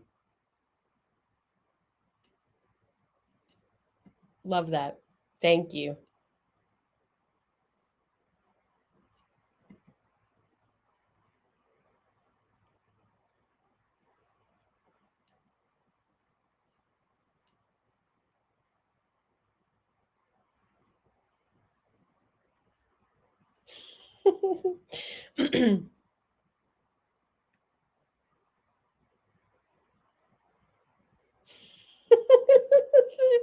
It's 3% of what you expect. I love you guys. You have the best humor ever.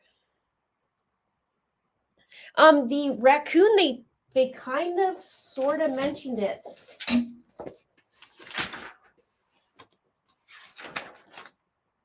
Oh, do I have it? I need to highlight this because I do notes and there's pages upon pages. They were talking about the raccoon and then they said, no, we were focusing in on the children.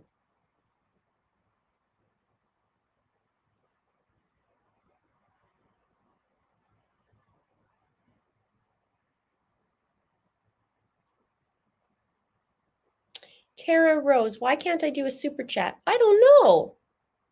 Where are you from? Maybe that might be it.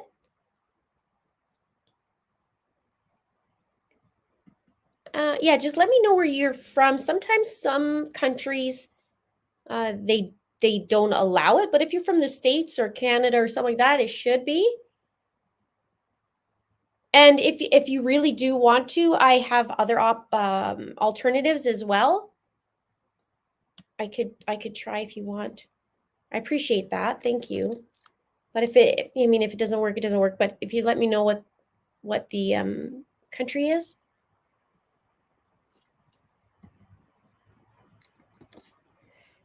Let me just see.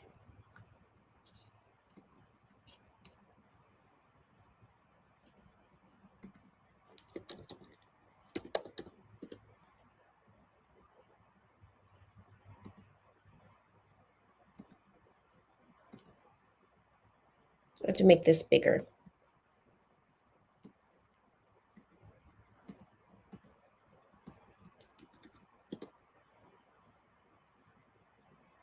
If this helps you guys, I'll give you a different link.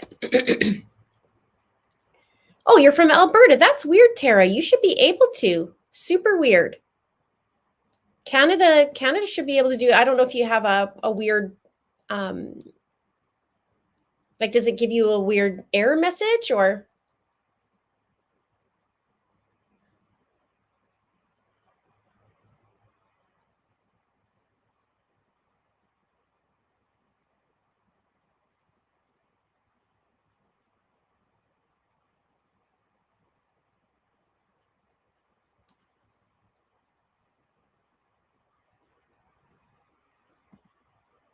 Yes, I have that. Yep. I think I just put it up there and then there we go. Tomato throwing fund. Thank you. We need to do some sort of coffee cup or mug. All of us have something like that with a saying on it. I'll have to think of, I know you guys gave me some ideas, so I'll have to concoct something. Can I give a shout out to, yes, beautiful wife Shannon from Fairview, Wyoming. Hello. Your husband is a very smart man to say, to give a shout out to his beautiful wife. So hello.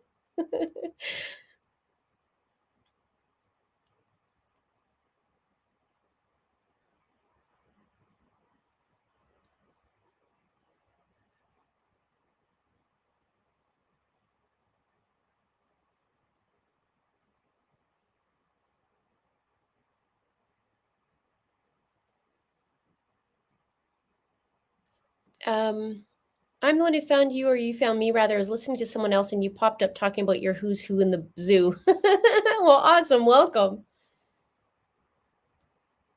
I haven't heard the raspberries come up yet, and he talked about that in the very, very beginning. Welcome, Daisy77. And Tara Rose. Thank you. There you go. You got it. Thank you.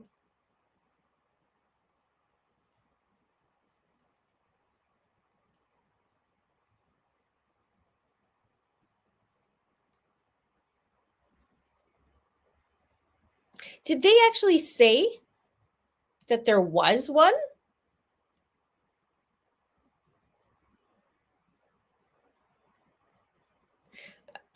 I've been getting massage chair ads. Oh, that's weird. I don't get to choose what ads come on here. That's super weird.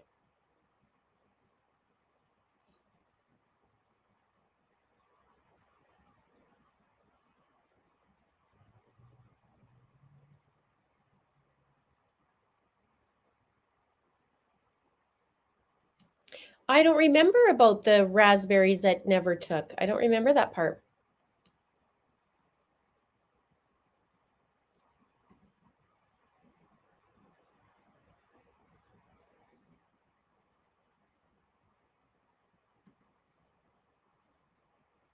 Not yet. No chair yet. That's the narrow down. So we're getting there. And a new table so that I can actually move this up and down.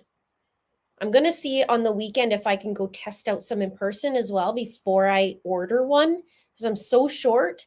And like even in this chair that I have, it's not too bad, but because otherwise my legs, my back can't sit in the chair because I'm so short.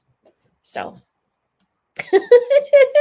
thank you, Rebecca. That's very important. Loin Fire Extinguisher Fund.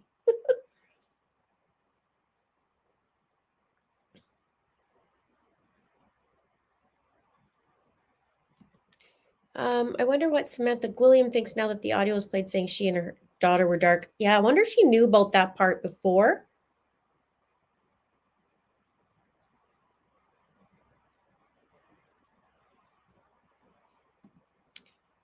Have you ever produced a video about how much Google pays you for your videos? I noticed on other channels. Oh, no, that's... No. It has nothing to do with my true crime channel, and it's actually a no-no under the terms and conditions, so I don't know how other people can do that. It's under terms and conditions through YouTube that you don't talk about that, so.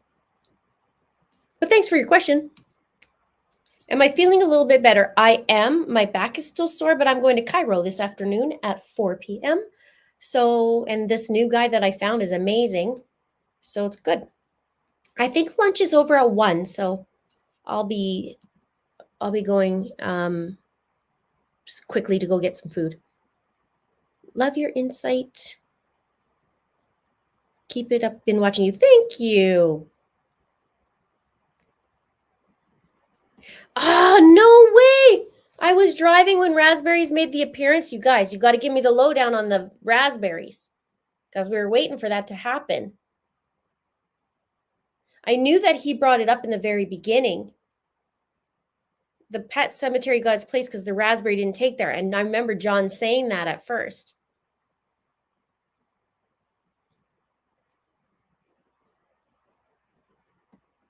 I love our chats too. Diana says, love how you handle these intense cases. Informative, compassionate, and factual. Thank you.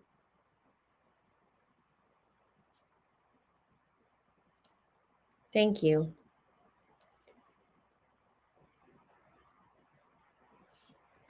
That's a spam misinformed vid. They should be shut down. Okay, what are we talking about now? We got to Remind me, Connie.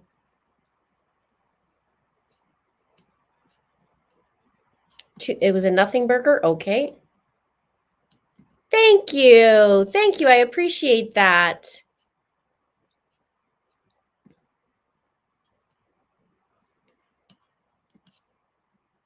Okay, raspberries, grow where fires have been, though, previous victims perhaps.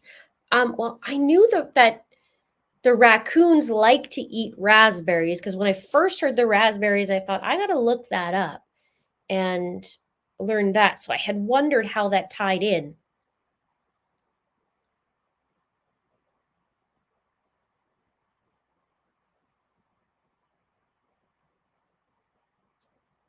That structure, like a hitching post, was set up for the raspberries, but they didn't work, became the pet cemetery. Gotcha. Oh no, you broke 2 ribs yesterday? No, Ken, that's not good. Sorry you're in pain. That sucks.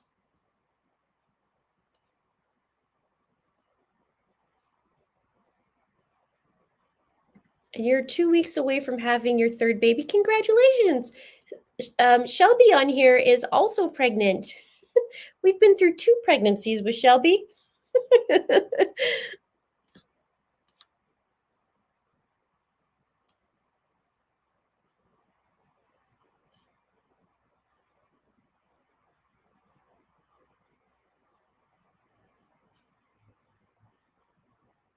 Okay, I'm gonna go eat quickly, you guys. Gonna go eat quickly. I will be back and meet you. I think he said till 1 o'clock, right? I believe they said 1. So I'm gonna zip quickly and then we'll be back and you guys can talk amongst yourselves. Don't go anywhere. And we'll be back. Okay, see you soon. I hope YouTube doesn't take a percentage, Linda. You are an awesome. Aw, thank you. Thanks. Thank you. Okay, I'll be back.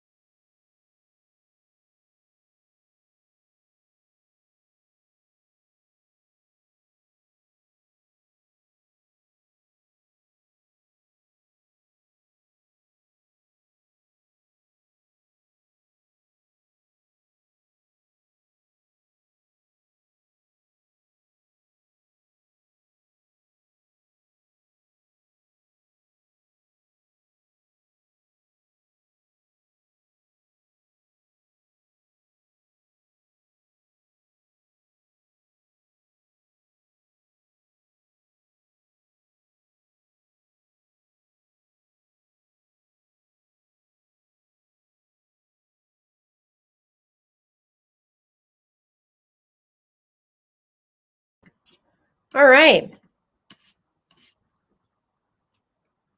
So during lunch, went by fast, didn't it? Okay. During lunch, I received an email about Chad's lunch and his meals. So thank you for that. We should talk about it.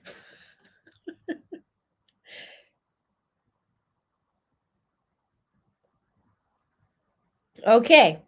Here's what we have on today's docket on the menu. Chad Daybell. Today's Wednesday, right? Right. This morning was oatmeal, coffee cake, scrambled eggs, sugar, milk, and margarine. Oh, well, it says week 1, so maybe it's not. Maybe it's week 2. Let's go for week 2.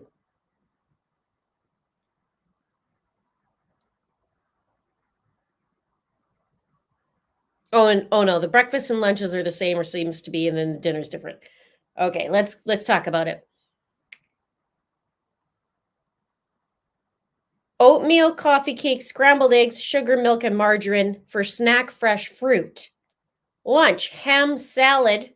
I'm taking that's a sandwich, ham salad sandwich. Yeah, with bread. Tortilla chips and a bar cookie. Now, dinner last week would have been a fish sandwich with a hash brown patty, coleslaw with carrots, fruit, and the fish sandwich had ketchup and lettuce on it. But today, apparently, he possibly is getting barbecue chicken, hash brown patty, mixed veggies, applesauce, ketchup, cake or brownie, and a bun. So, chicken burger, I'm thinking. I want to talk about this for a minute. This sounds like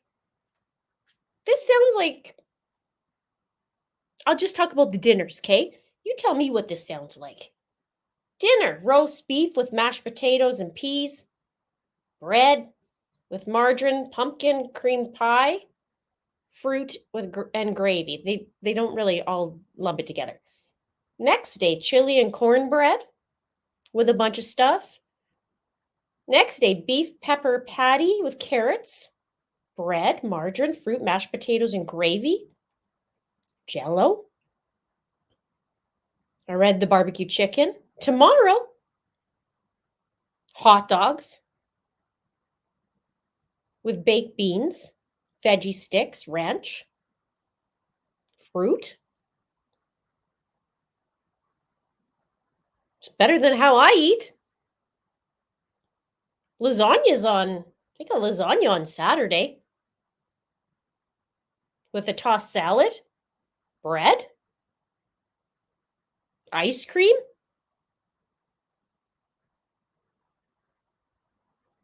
Tomorrow's lunch is pizza with salad. This is quite amazing, actually.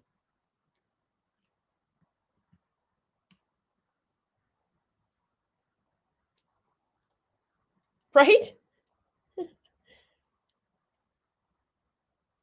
What does the jury eat? This is the jail menu. I'm reading the jail menu. Saturday gets a burger with hash browns, green beans, fruit, and a cake or brownie. Chad gets a brownie.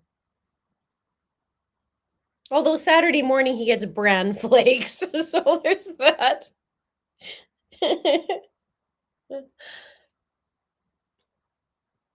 I want to know what the jury's eating too, comparatively.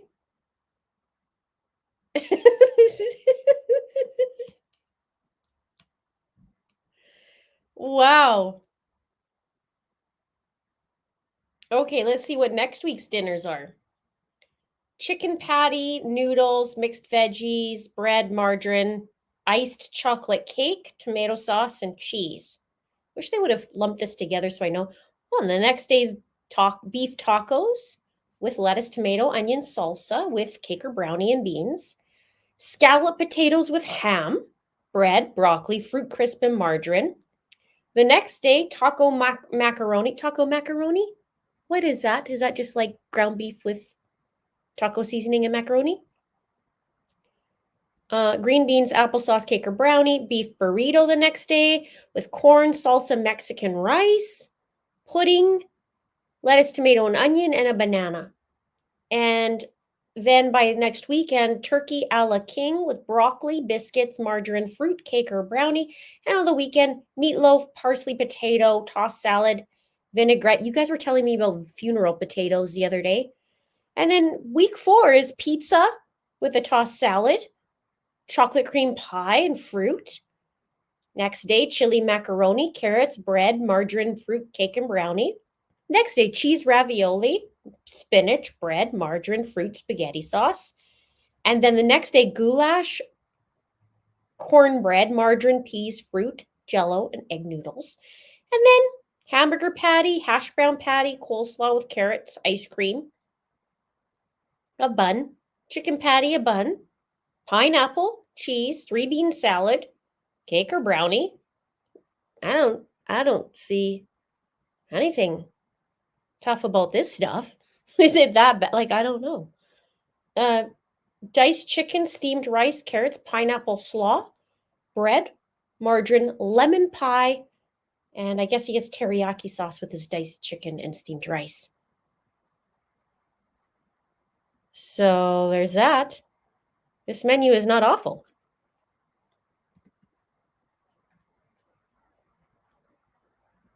Now, for Chad, who hasn't had to work much in his life, in my opinion, is also not working much in life here and gets to have his nice food on the table. This would cost a small fortune in Canada to make. I can tell you that. For each dinner. But wow. Like, I'm thinking he's eating $30 dinners a day, minimum. Plus the cake and brownie. But I would like to know what his prison dinner is going to be. Oh, breakfast is usually bran flakes and biscuits with gravy, hash browns, sugar, milk. Fresh fruit every single day for snack. Then the next day he'll get oatmeal with pancakes.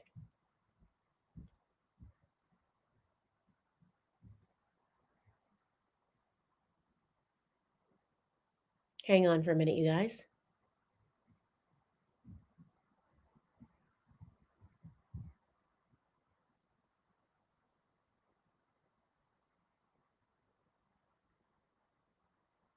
Sounds like somebody's on my landing.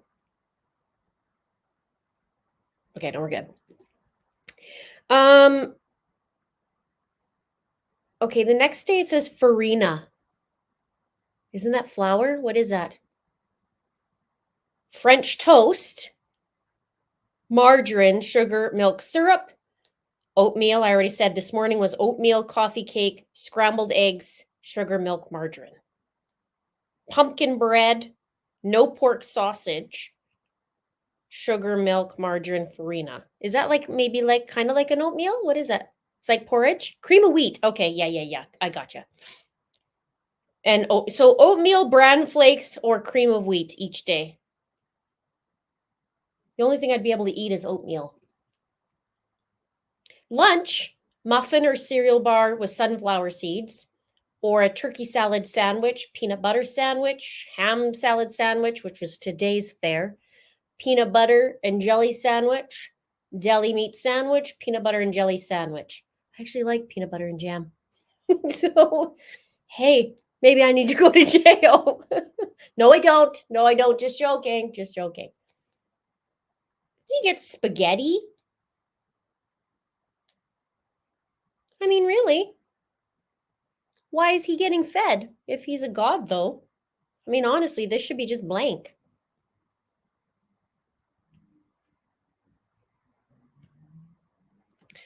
Just remember, it's mass-produced and leftover meat is used up for another meal. Imagine the worst food you could ever eat. I just got that from a reliable source. None of it is homemade. It's gross. Well, there's that. Some things is hard to screw up, though, wouldn't it? I mean, how do you screw up oatmeal?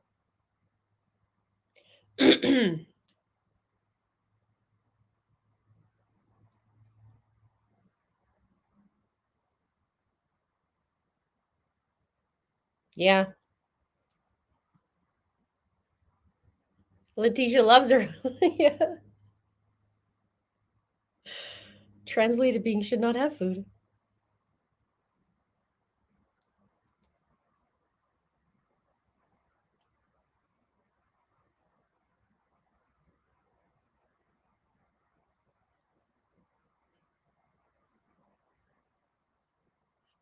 It's all flavorless sludge. Well, I would like to see it. I want to see it. I do know Chris Watts said that, let me rephrase that with the commas. I do know about the information on Chris Watts and having lunch and dinner, and that he actually liked the food where he was or is.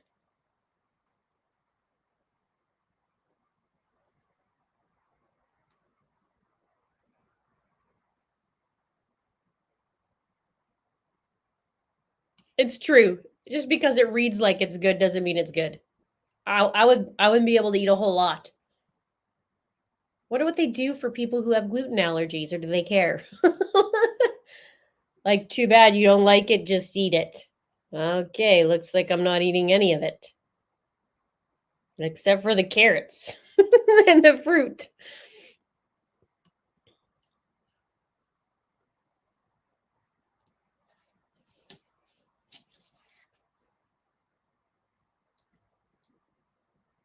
I want to know about Lori's then. What does Lori eat? This is the best comment ever, Jessica.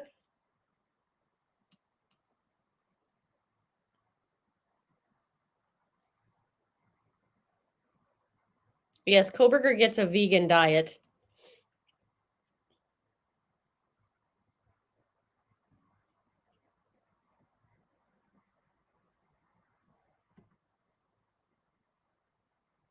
Okay, we got to double check our... Okay, feed is still live. We're still live. Should be any moment, hopefully.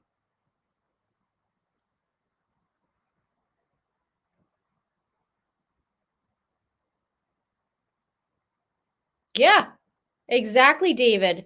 I remember that. Remember? Yeah, he said the food's pretty good. Yep. I know Chris Watts was actually saying like he actually enjoyed it. And that I remember being burgers, hot dogs, barbecue chicken, that kind of thing. Is like, wow. I mean, it does sound good. But he said it was good.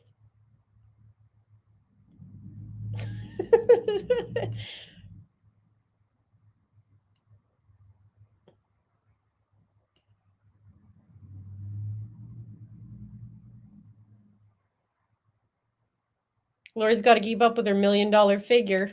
Oh, this? Yeah, I want to know the difference at prison, what it's going to be like for food. Why not? Let's find out.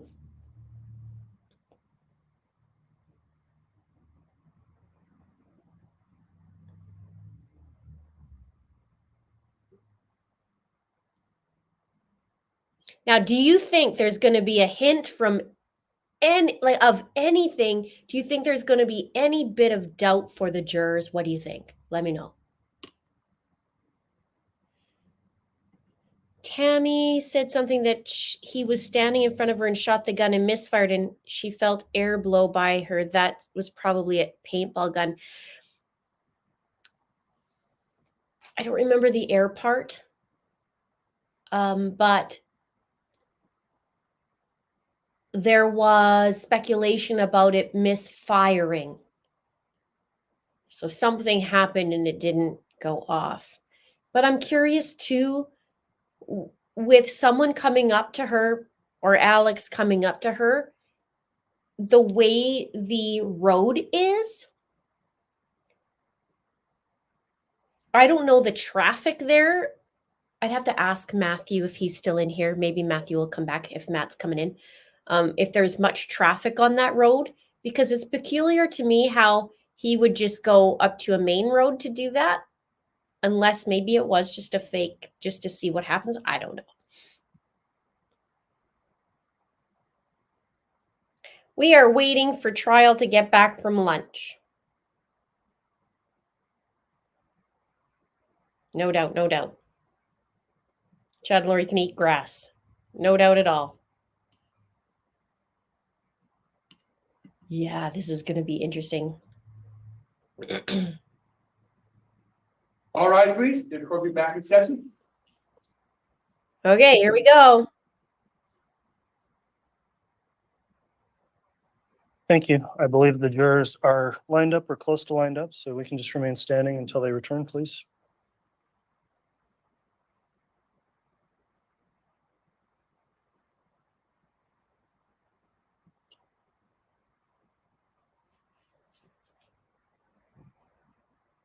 How was your ham sandwich, Chad?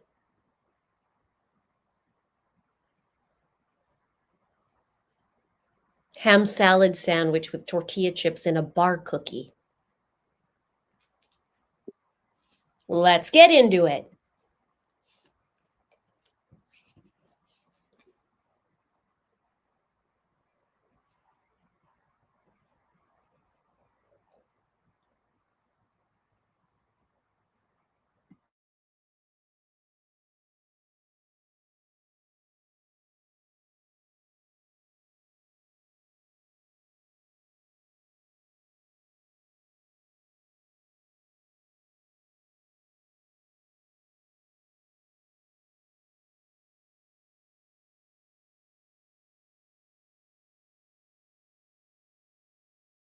Jurors present and account.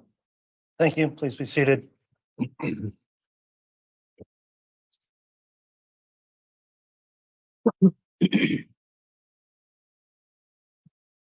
Okay, we are back on the record. CR 2221-1623, State of Idaho versus Chad Guy Daybell.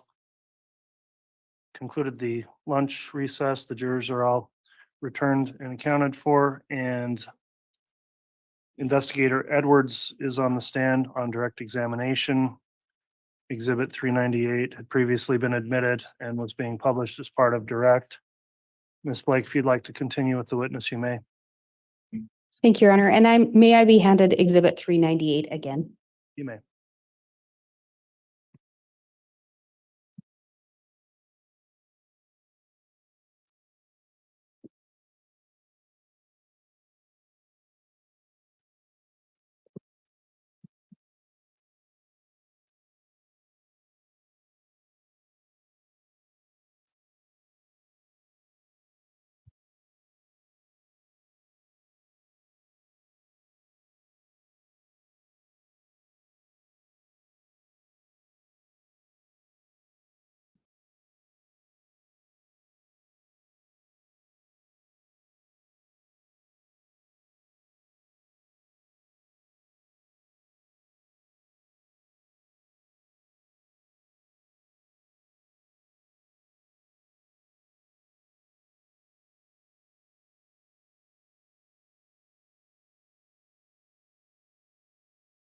And is not wanting to go up.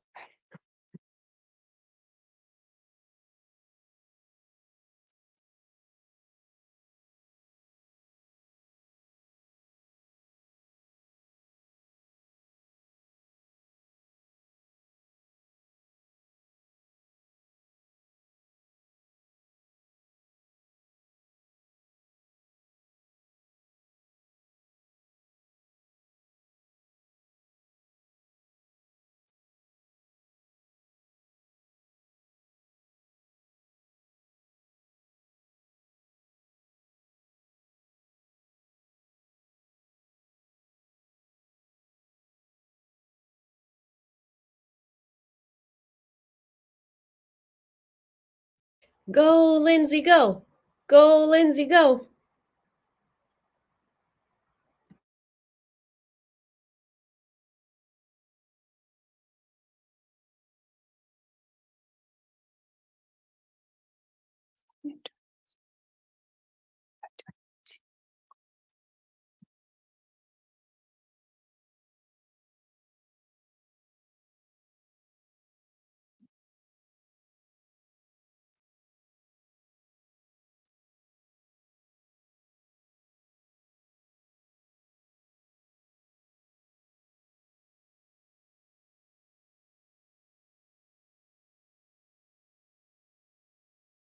Okay, last we left off was about Tammy and her sister Sam, and Chad's text about it saying big news about Tammy.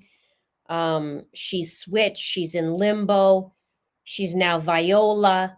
Then he talked about Samantha, Tammy's sister, and Chad was mad because, oh, Samantha refused to read my books. Same like Brandon. She's like Summer and Brandon. And it left off with not Thank you for that assistance. finding of a removal.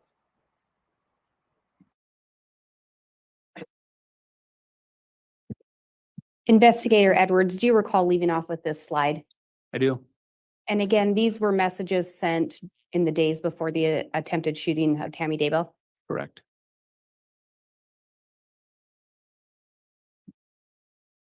And can you tell us what we're seeing on this slide? So the timeline again moves right up for October 9th. On October 7th, 2019, you know that Alex signs into the St. Anthony gun range. On October 8th, 2019, he actually conducts a internet search of 6.5 Grindle drop from 100 to 200 yards. And then he visits a site drop from 100 to 300 yards.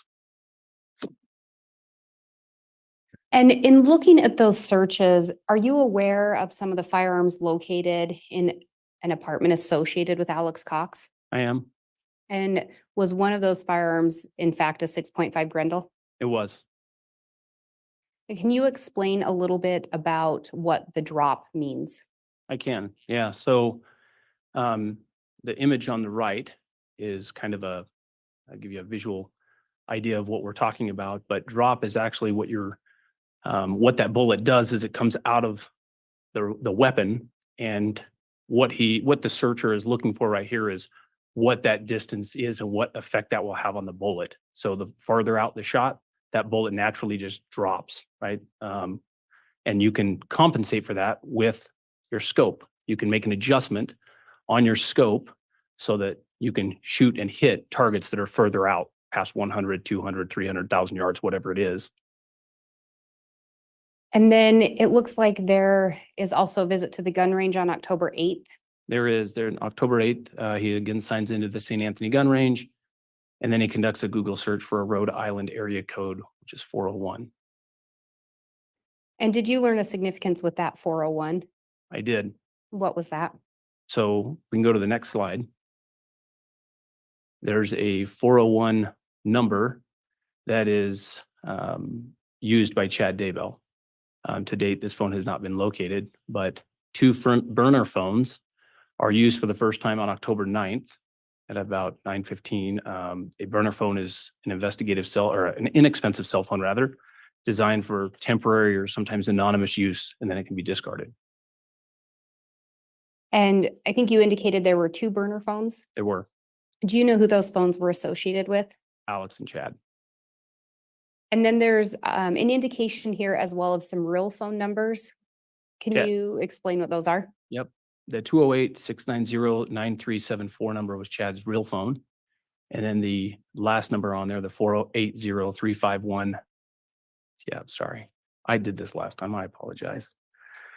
480-351-9120 was Alex's real phone number. And again, what event occurred on October 9th? So there was an attempted shooting of Tammy Daybell on October 9th. And then looking down below at those next boxes, can you explain what we're seeing there? So I took and piled so I could better understand all of the messages and cell phones that were involved in this. The first block at the top, I calculated 90 calls and text messages between Alex, Chad, Zulema, and Lori between 9 o'clock in the morning on the 9th and 2:28 in the following morning on the 10th. So there were 8 text messages between Alex and Chad between 1:19 PM and 1:22 PM. Alex Cox and Chad Daybell's phones are actually near each other between 1:22 and 2:20 PM on the 9th. And then there are 15 text messages between Alex and Chad between 7:13 PM on the night of the 9th and 8:43 PM on the night of the 9th. The attempted shooting occurs somewhere between 9:15 and 9:25.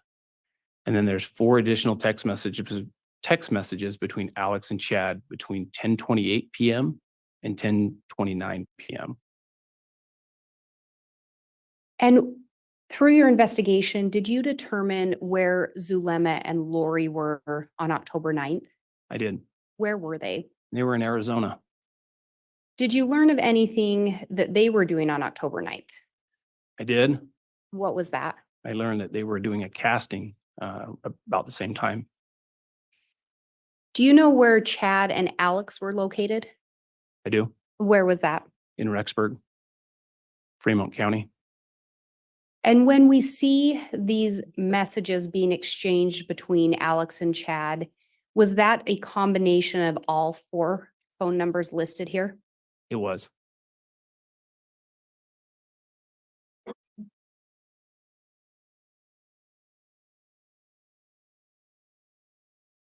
And can you tell us what we're seeing on this slide? So this slide and the next 3 are all kind of describing where specifically that phone was located. So the first phone that we talked about, Chad's burner phone, what I call the 401 number, there are text messages between Alex and Chad between 1:19 and 1:22. And those phones, Chad and Alex's electronic devices, are at Alex's apartment, at or near Alex's apartment between 1:22 and 2:20 PM. And when you were going through this, did you use location data collected by other officers or agents? I did. You did not plot the data points yourself. Correct. And what are we seeing on this slide? This is what I call Chad's real phone, the 208 number. There are 8 text messages between Alex and Chad between 1:19 and 1:22 on the same day. Again, Chad and Alex's electronic devices are near Alex's apartment between 1 and 2:20. And on this one?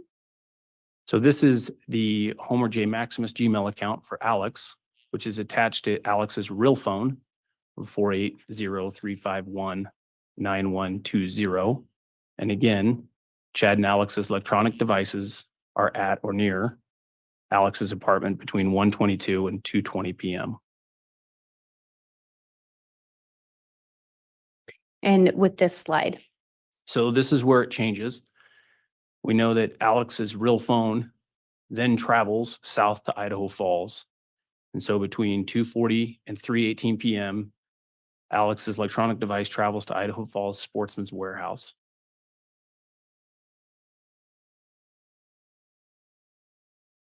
And on this slide? On October 9th at 4:11 PM, there's a transaction that consists of 5 items that are listed below that Alex purchases. A woodland cap, foot mitts, some gloves, thermo 3-hole FAs, and a picture on the next slide, bullfrog rain jacket, and then a Dr. Pepper And you said rain jacket. Did you mean pants? pants. I'm sorry. Yes, rain pants. And these are images of those items? Correct. And do you know if these were actually photos taken or obtained by Agent Wright? Yes.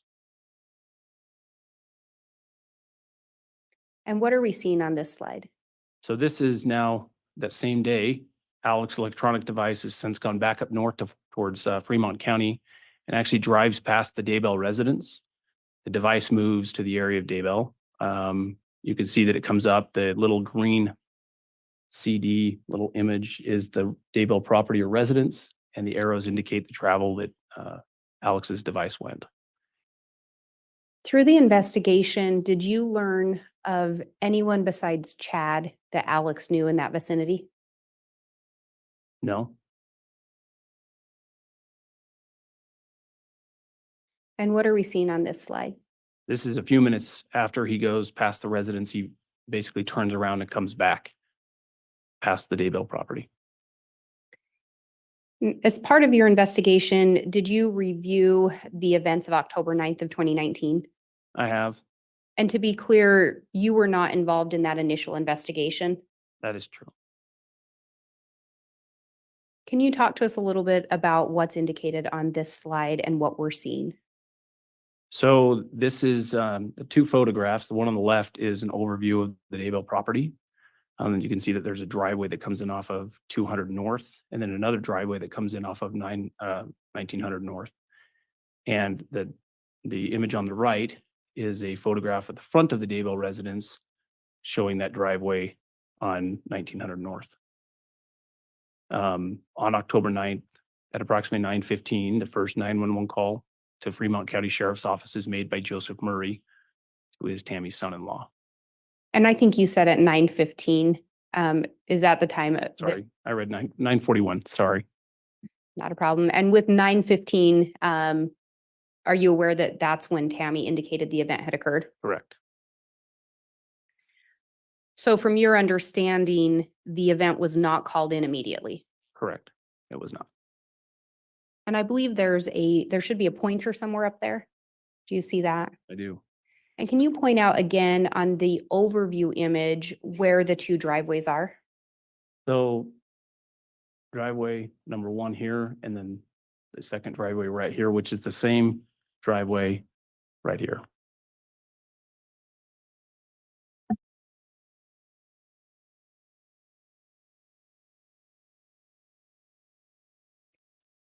And can you, as part of the investigation, did you review some of the contents of a device associated with Tammy I did. and some accounts associated with her? Yes. Do you recall looking at this particular message? I do. And can you read it into the record?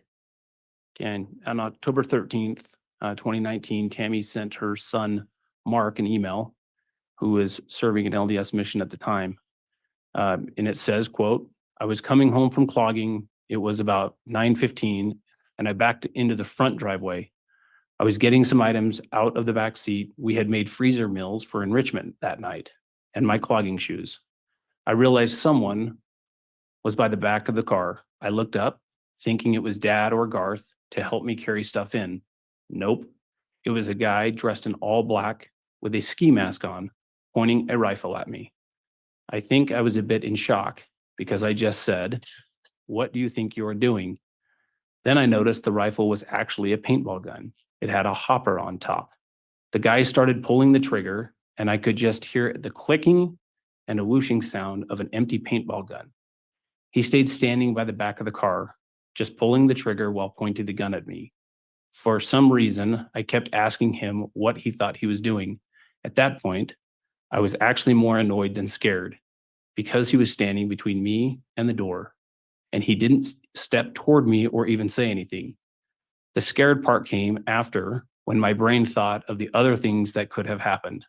The thought crossed my mind to hit him with my clogging shoes. But first, I looked toward the house and yelled, 'Chad.' Then they guy ran off around the north side of the house. I ran in the house and got Dad and Garth." In this email, do you see the different references made to the weapon? I do. And how does Tammy initially identify the weapon? As a rifle. And do you also see where she talks about it actually being a paintball gun? I do. And then do you see in parentheses where she added some clarification? Yes. And what, if anything, would that indicate to you? Response was played. Your Honor, I think in his investigative capacity, I'm asking if that indicated anything to him as an investigator. Judge, it doesn't allow him to speculate about what was the purpose of this comment in an email. That's speculative. I'll sustain that. Tammy provided clarification with relation to that paintball gun. Is that correct? She did. Are you aware of anything that can resemble a hopper on a rifle? Yes, What would that be? a scope. Do you also see an indication that the individual is doing more than simply pointing the firearm? Yes, And what did you see in addition to that? he keeps pulling the trigger, pointing the gun at her.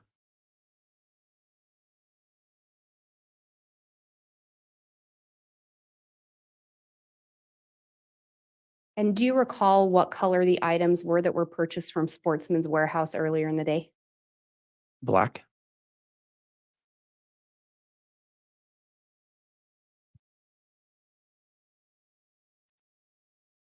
And I'd previously asked you what on a rifle could resemble a hopper. Can you tell us what we're seeing in that first image, the top one? So the top image is the 6.5 millimeter Grendel AR that was recovered. It belonged to Alex Cox. And can you tell us what that bottom image is? The bottom image is an example of a Tippmann paintball gun that was pulled. And with that pointer, can you show us where the hopper is on the paintball gun? On this particular paintball gun, this is the hopper right here. And in relation to that firearm, can you tell us where the scope is? This is the scope right here. And again, we talked previously about your experience with using both assault rifles and paintball guns. Do these appear to be accurate representations of some that you've seen before? They do. And in Tammy's description, the gun is being pointed at her. Yes, Would that indicate she's looking at the front of the gun? that's how I would interpret it. Yes. Did you notice anything else in relation to that Grendel 6.5 in relation to the end of that firearm, like the front of it? Yeah. So I noticed that the front of this has been grooved out or has the capacity of having something attached to the front of it. And in your experience, what types of things can be attached to the front of an assault rifle? A suppressor.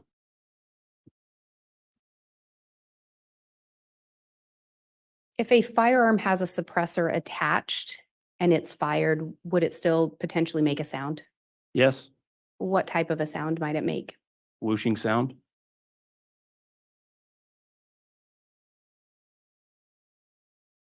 Did you notice anything? Let me back up. Did you personally observe this 6.5 Grendel? I did. Did you make any additional observations in relation to this firearm? I did. And what were those?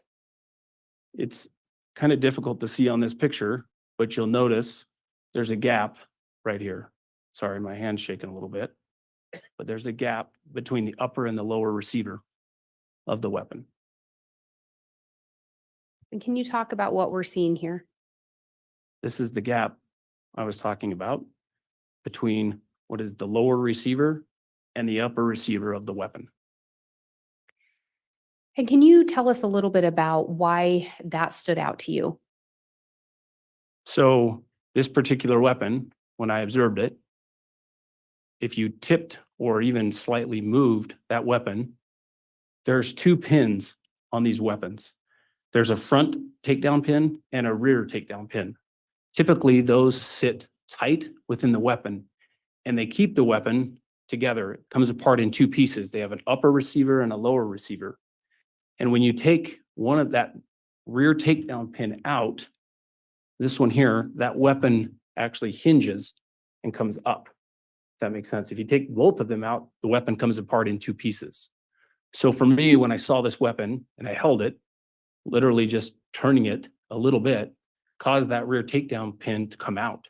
Didn't take me hardly anything to do that. Most weapons, those sit very secure and tight. And if something caused that pin to come loose, would the gun still fire? Judge, objection calls for speculation. Overruled. It Would could. gun- And you say it could. Would it fire multiple times from your training and based on your training and experience? So the minute that gap is formed between the upper and the lower receiver, what happens in this weapon is this bolt right here, when the weapon is fired, retracts into the buttstock of the weapon, into the stock. So when that gap is created, this bolt right here cannot retract into the buttstock of the weapon. The gun would malfunction quick. You may get one round off, but you won't get more if that weapon stays separated. And would that be regardless of if someone kept pulling the trigger? Yes, And again, this is an image of the firearm recovered that was associated with Alex Cox. yes.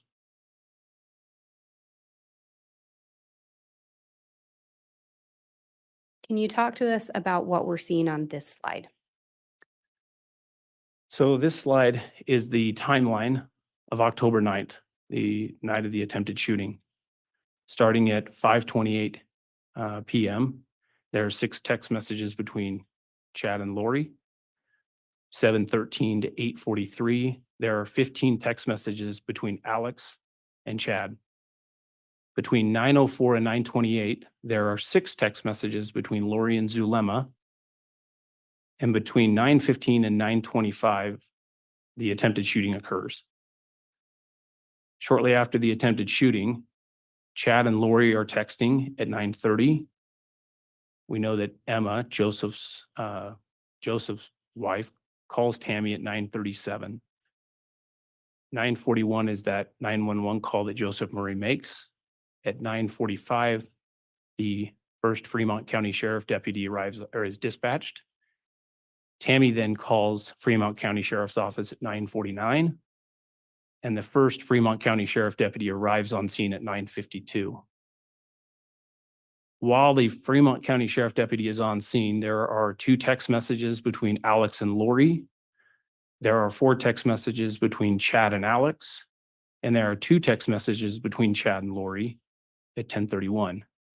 And then the Fremont County Sheriff deputy clears the scene at 10:42.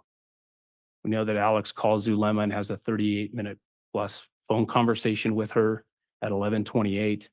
And then there are 3 text messages between Zulema and Alex between 12 and 12:28 the following day at that point. And from your review of the phone records, did you ever observe the content of those text messages? No,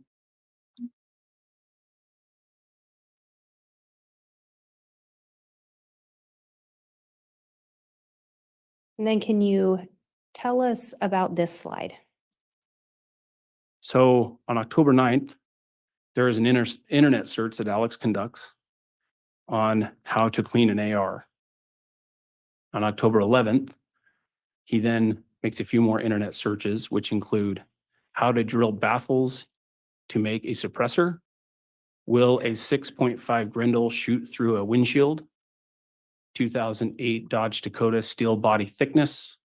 What gauge steel are the doors of a Dodge Dakota made of? How thick is 22 gauge steel? He then visits the sites, making a homemade silencer, build your own silencer, and what caliber would penetrate a windshield.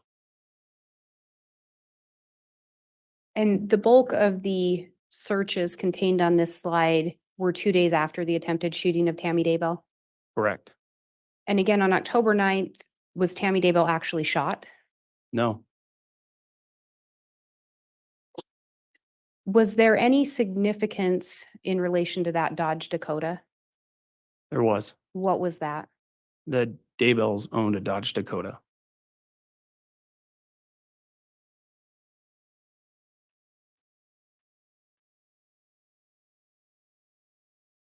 And can you tell us what we're seeing on this slide? Yeah, you may click through those. Okay. Just continuing with the timeline. October 12th, we know that Alex goes to the shooting range again on the 13th of October, again on the 15th of October. But on the 16th of October, he actually goes to the storage unit and puts the 2 rifle scabbards, 2 totes, and 2 boxes into his storage unit. Yep. 2 rifle scabbards, 2 totes, and 2 boxes into the storage unit. And then he does not go back to the shooting range again after storing the weapons.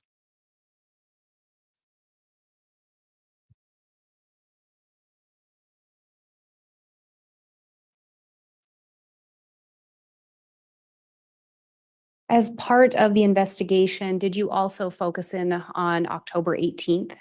I did, And why was that? because on October 19th, Tammy Daybell was killed. Objection, Judge.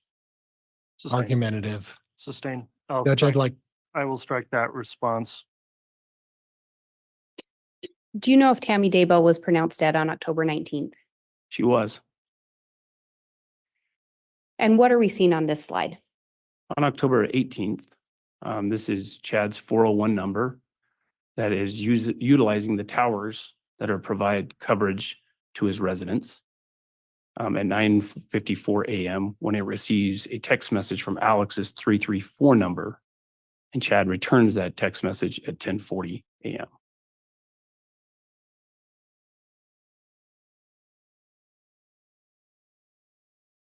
And what are we seeing on this slide? So this is a October 18th. This was a screenshot of Tammy's phone that was active and playing games until 10:22 p.m. or an image.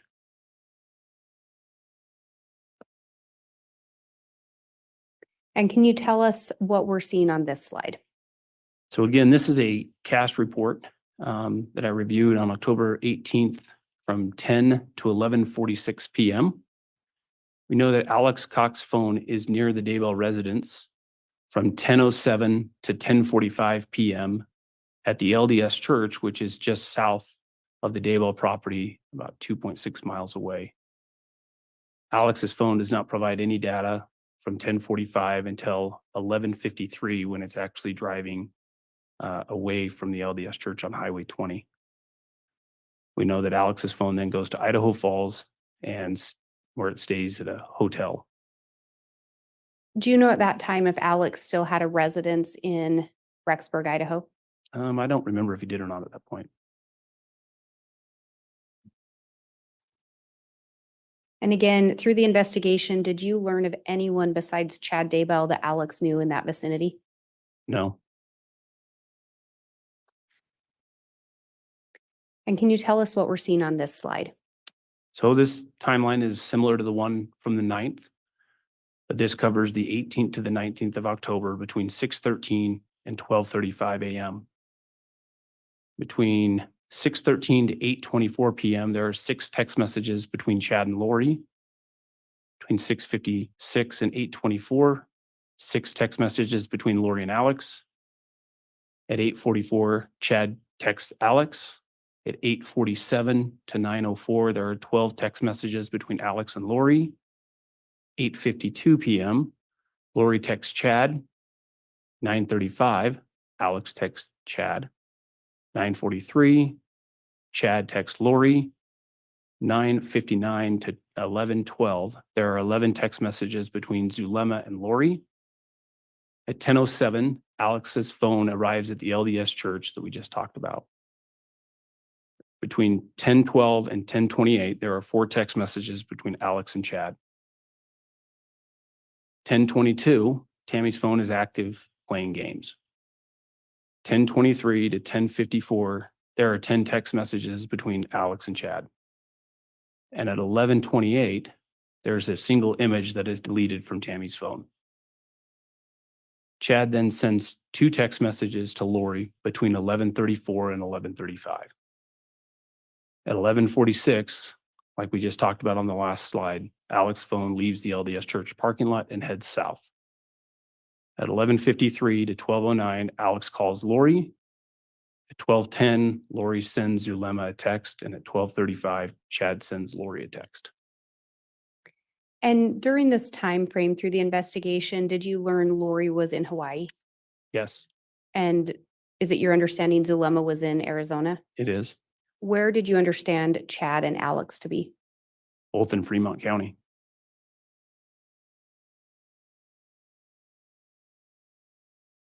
Can you tell us what we're seeing actually I'll back up here. Are you aware of where Tammy was ultimately buried? I am And where was that? in Utah. Do you know when her funeral was held? I do. When was that? So her funeral was held on October 22nd in Springville, Utah. So 3 days after she was pronounced dead? Correct.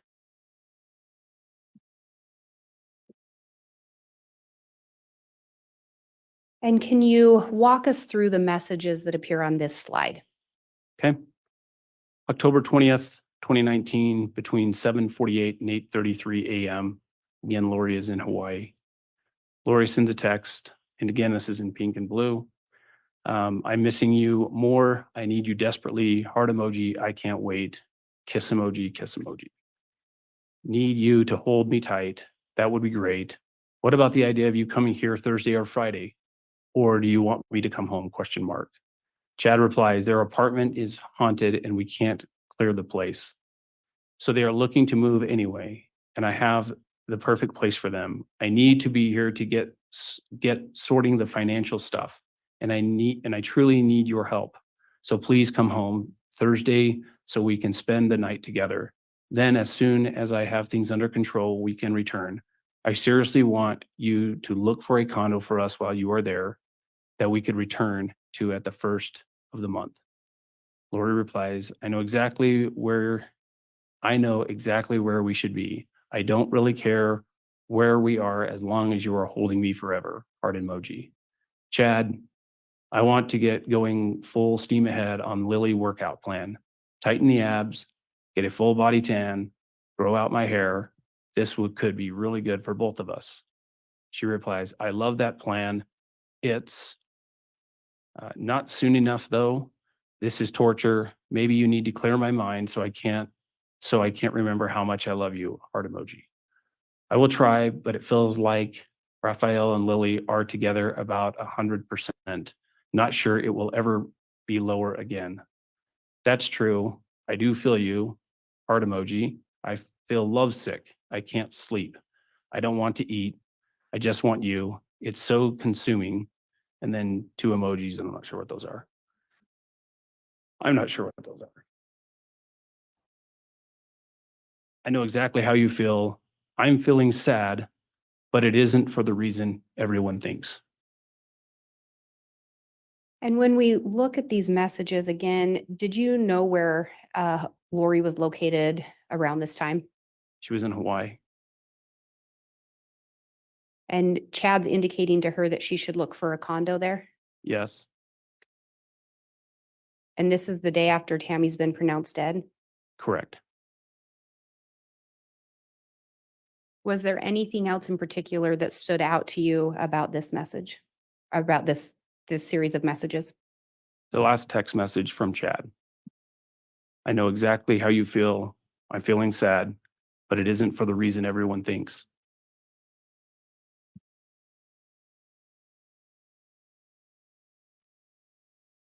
And then if we can go through the messages on this slide as well. So this is October 20th, between 7:48 and 8:33 a.m. Again, Lori's still in Hawaii. What is on your agenda today? Chad replies, need to get ready to meet with the mortuary, but I hope to be able to talk in a few hours after I get my parents to go home. I love you so much, my sweet Lily. What time does Audrey arrive? Lori replies, she gets here at 2 my time, so 6 your time. We are going to Sacrament at 9 to see Lisa, hopefully. Kiss emoji. I love you. Heart emoji. 3 days later, another text message at 8:24 a.m. Again, Lori is still in Hawaii. I love you, Lily. Eagerly anticipating our alone time. Craving you intensely. 3 fire emojis. At this point in time, were JJ and Tylee missing? Yes, Was Tammy deceased? she was. Was Charles also deceased? He was.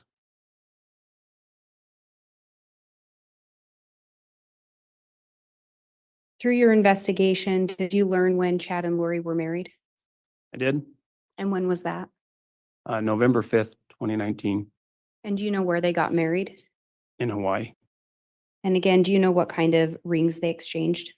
Malachite rings that they had purchased.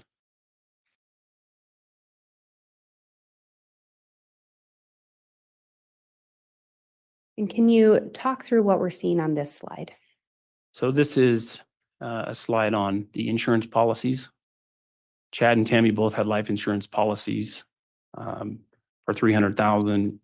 They were established on 3/19 of '02, the policy number up there. On September 8th, Tammy's life insurance through Ballard Insurance from the school that she worked at was 50,000. She raised her individual amount of 10,000 to the max of 80,000 for a total of $130,000. On October 22nd, or on October 21st, 2019, Chad submitted a claim for Tamara Michelle Douglas Daybell as deceased as of on October 19th, 2019. The place of the death was at Rexford, Idaho at the home, and the cause of death was died in sleep. On October 31st, Chad received a deposit of $300,000 in life insurance. On October 8th, he received an additional $130,000 life insurance proceeds. And I think on that last one, you said October. Did you mean November? I did. I apologize.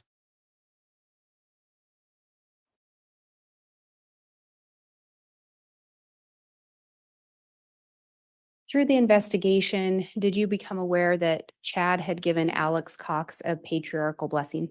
Yes, Did you view that or listen to it at some point? I did. Is this in fact a portion of that patriarchal blessing? It is. And can you indicate when the blessing was given to Alex? November 24th, 2019. And can you read that excerpt into the record?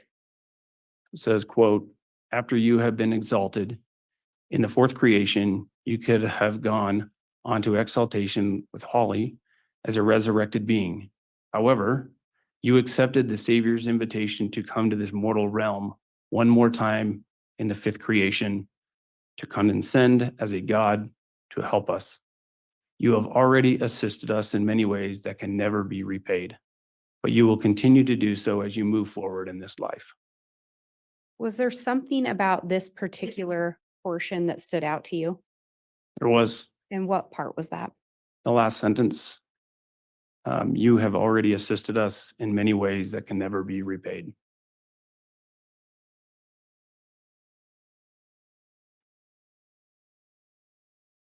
And then can you talk through what we're seeing on this slide? So these are internet searches between October 1st and October 16th. And I think you said October. Oh, God, I'm sorry, December. I'm looking right at it too.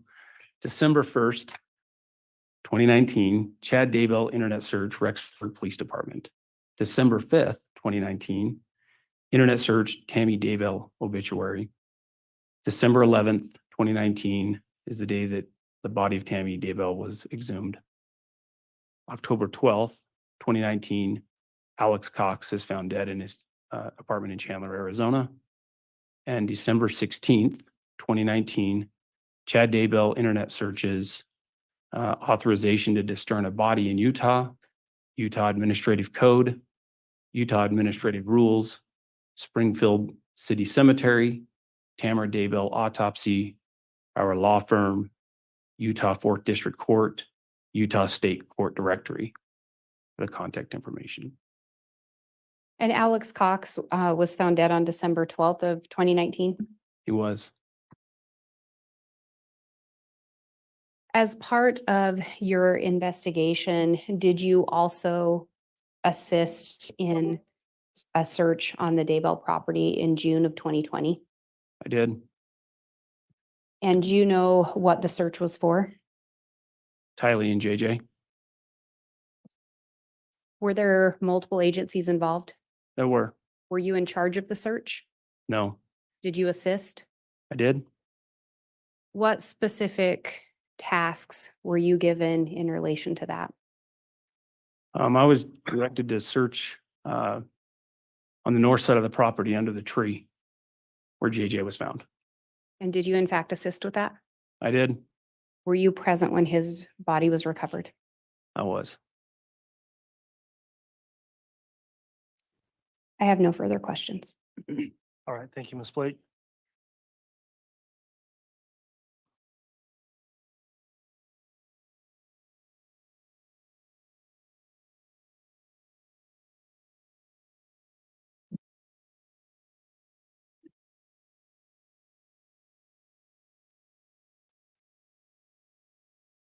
Spaghetti time. Hope Chad's getting used to his little ham sandwiches. That was All right, great. Mr. Pryor, Bring me on cross-examination. home.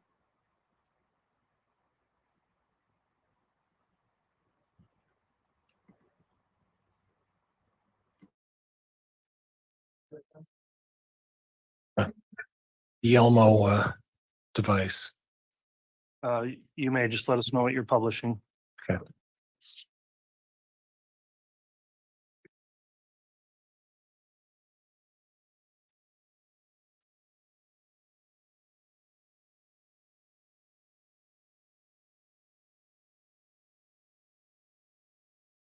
Judge, we're going to start out with Exhibit 398, the officers, and is it investigator or officer? I'm sorry. Investigator's fine. Okay, investigator. And Your Honor, may we approach just briefly?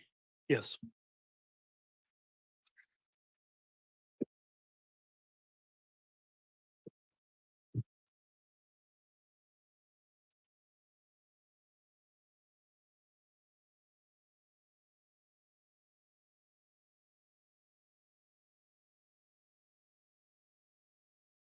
You guys know I love, love, love the timeline that they just laid out. And I'm so glad. I'm sure the jurors are like, thank you for laying this out in succession.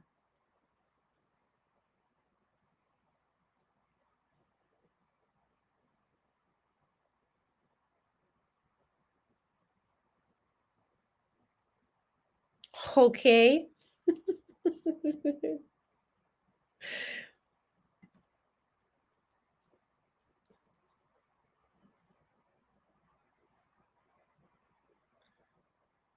Let's see what happens now with John and what he's going to bring up. He'll ask something very, very tiny in the timeline and create a diversion as his pattern is.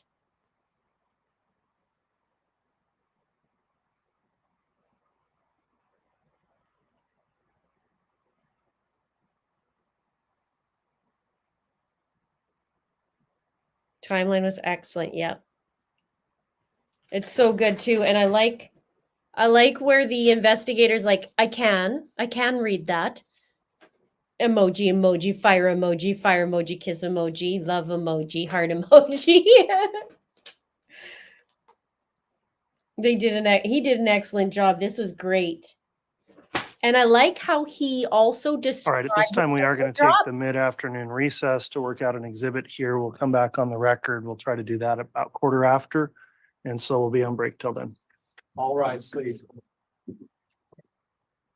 Okay, we're going through break. One sec. My back is starting to get sore after 5.5 hours. Okay, so I like how he described the Grendel drop to explain it, and how there was that rear pin. And he said that rear pin came out really easy, which isn't normal. And he said the minute that there's a gap that's formed there, the bolt can't retract and it would malfunction. And that was like, boom, drop the mic moment for sure on that. Now, in saying that, let's see what John brings up about that info, if any. You guys tell me, will he dare go there? Will he bring up the paintball gun and try and refute the info about the rear pin? Or will he just avoid it and go on to something else?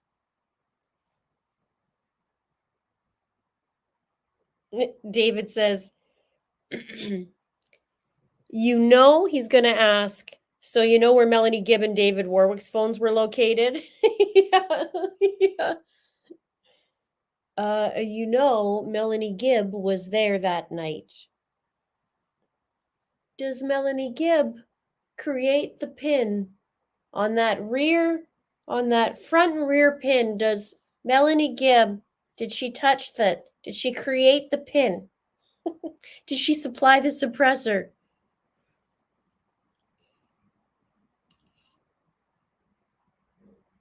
What sound would it make? Whoosh.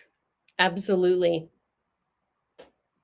Yes, that's a big one too. I'm not sad. I'm sad, but not for the reason. I'm feeling sad, but it isn't for the reason everyone thinks. That one was. And how about his Lily workout plan to show his abs? Well,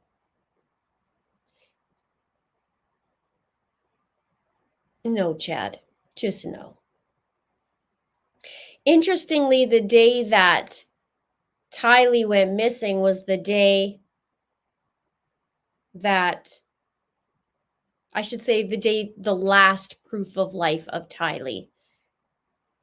It was the day that Tammy's insurance was upped. And then the patriarchal blessing in November. You already assisted us in ways that can never be repaid. And Lori even said earlier in that timeline, we've heard it before, but she said that how did I word it? We got rid of him, meaning Charles. We.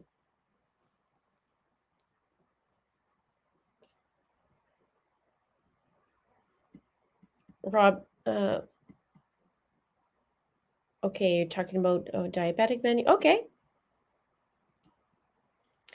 Oh, do we have to listen to tomato lapidity prior? Yes, the lapidiot.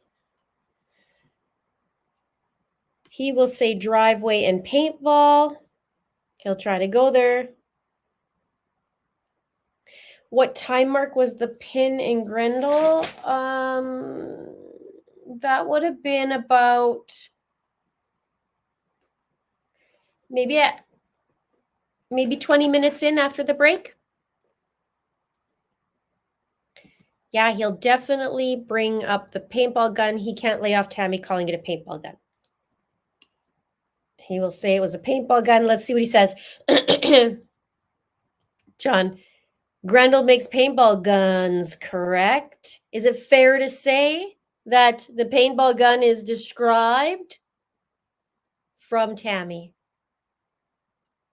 I know I do. I'm searching for these chairs and maybe, I don't know, maybe even a couch. Wouldn't it be better to watch these on a couch than a chair? Just kick my feet up, cross my legs, crisscross applesauce.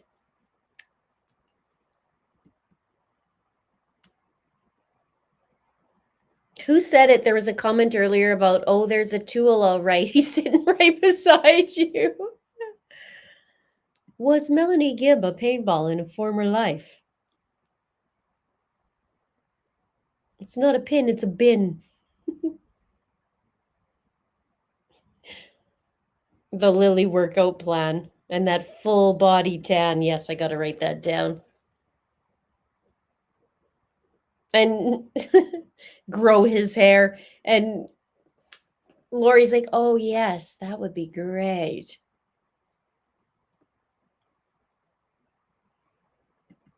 Awesome, Mary. Thanks for watching.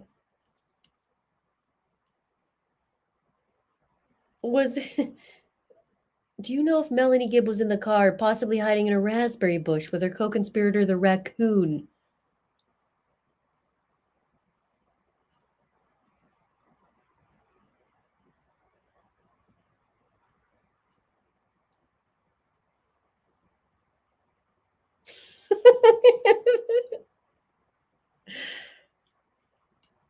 Avoid, avoid, avoid. Okay.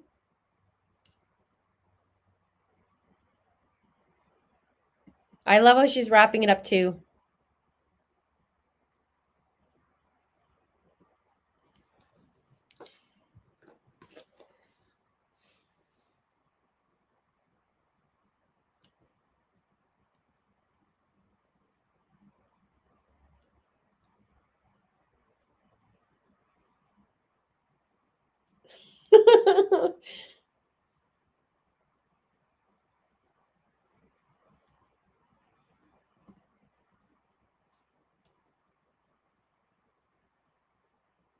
He's probably going to say that Melanie Gibb was the one wearing the mask and the ghillie suit and the frog tog pants. One of my favorite moments in the trial had been when the realtor told Pryor when he was asked about the size of Chad's land, well, you own it. That's my favorite too. What else is your guys' favorite? Favorite moments?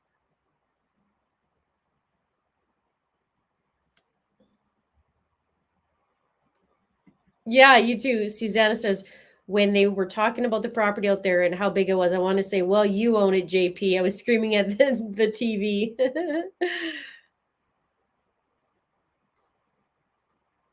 We do not know where they actually killed Tylee. They didn't make any mention to that. There was no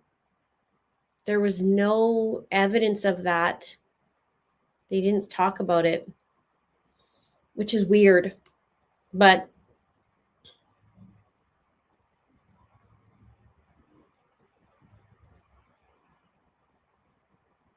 yeah, my cop car video that I did, I'm not coming back.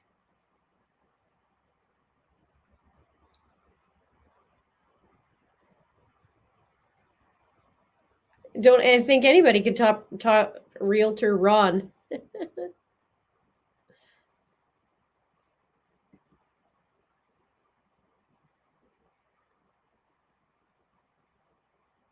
Bing and Lapidity. And Zaluma. I love somebody and he's like, we Zalumaed in. And there's no way that the jury can find him not guilty. I agree. I do wonder if she was killed in a field or something. I do wonder that. There's a break already. They had some issues or they're waiting to pull something up, and so they're taking it right now. I could imagine, I mean, I've been sitting here for 6 weeks straight. Imagine the judge, because he has to sit that whole entire time. So I could just imagine what he's going through.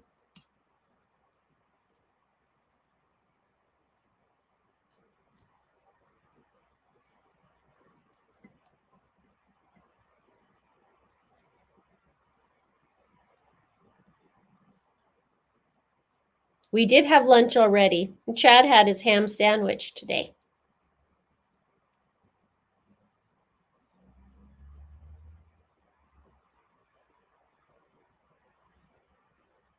I should ask what boys which country chair.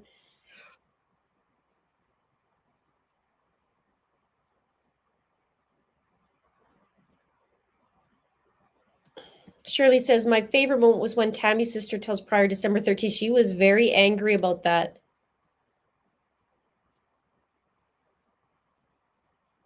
And rightly so.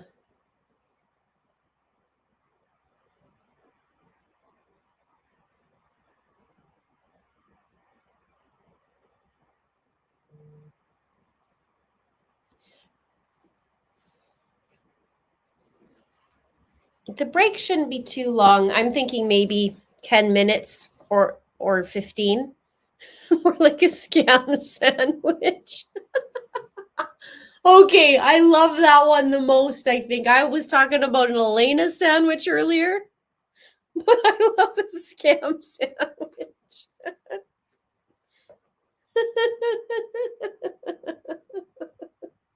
That I feel like is more in line with my humor. I'd be like, sure, Chad, I have a scam sandwich today for you. Yep, I like that the best. Scam sandwich with a side of what? What? A side of what? Did I ever tell you guys about the I might have posted it in the members in my crime ring. This was a while ago. It had to do with Bob Ross. Do you remember him when he used to paint and he called it titanium white?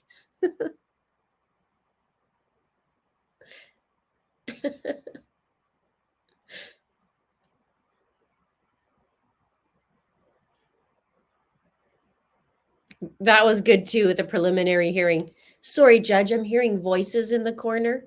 Totally did that on purpose. No son pickup today. Nope. He's going to dad's today.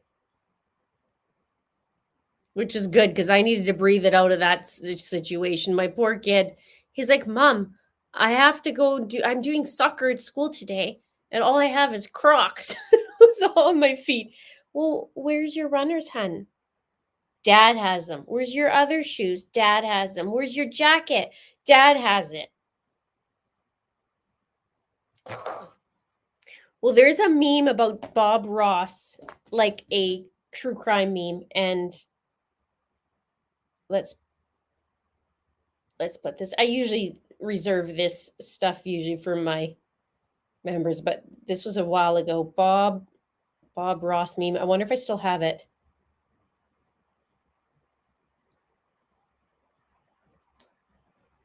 It's a scary thought for sure in it. Let's see if I can find it. Yeah. This is a scary thought. Now, I love Bob Ross. I've been watching him since I was, I think, 7. So no one get offended, okay? But it's this picture, okay? What if Bob Ross was a serial killer and his paintings are of locations where he hid the bodies? How creepy is that? What? I love Bob Ross. Actually, a kid came, I think it was last year or 2 years ago. He came to my door at Halloween as Bob Ross. I love that. I love Bob Ross. Okay. Back to the task at hand. Let's see. We're talking about a scam sandwich.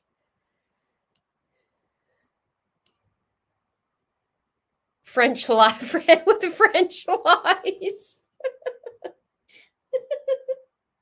Okay, I like this. I know Bob Ross is so good. A side of lapidity.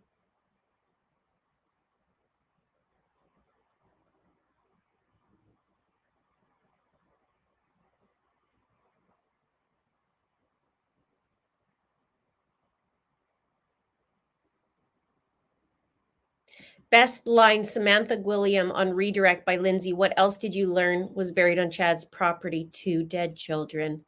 Yeah.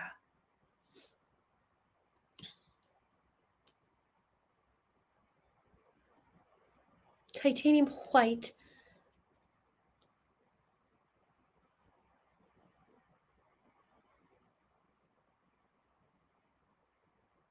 Remember that happy little tree.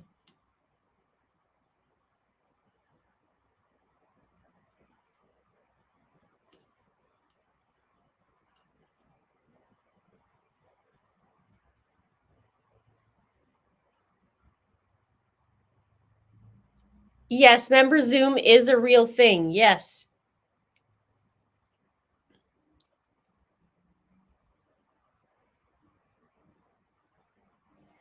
Will the jury believe the Daybell kids? Well, like, I guess it depends on what kind of drama they bring to the table.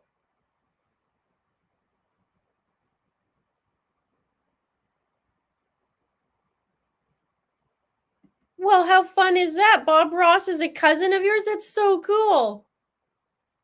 I love that. I used to come home from school. I think I was maybe 7 or 8, and I would just stare and watch him paint. I love that. I did a paint by numbers a couple months ago. It was actually kind of fun.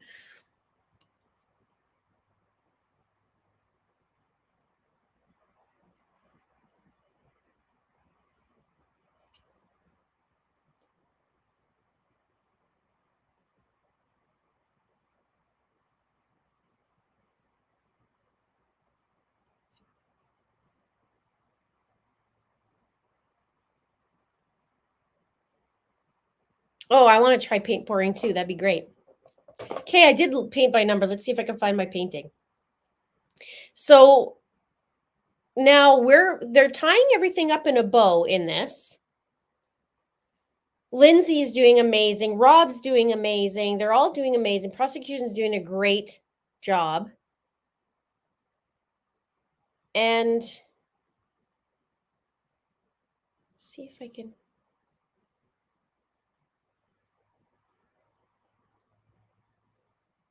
It definitely chilled me out to do this painting. Oh, that wasn't all the, it wasn't done yet.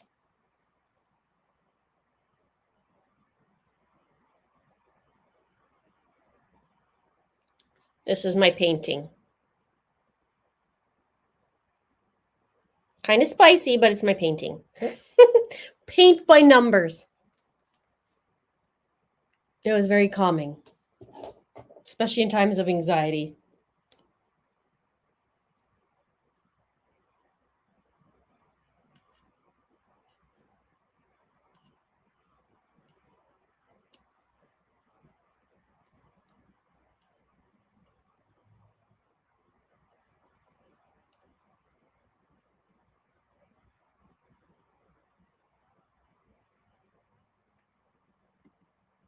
Yeah, you got to give it to Pryor, though. He's all by himself with an almost impossible situation. Agree.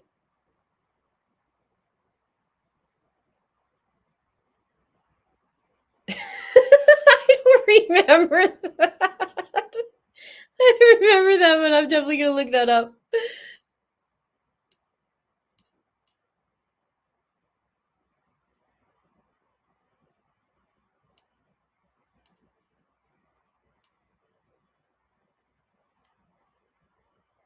Oh, no.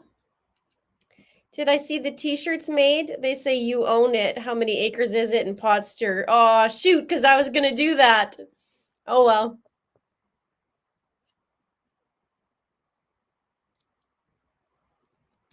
They got to it first, I guess.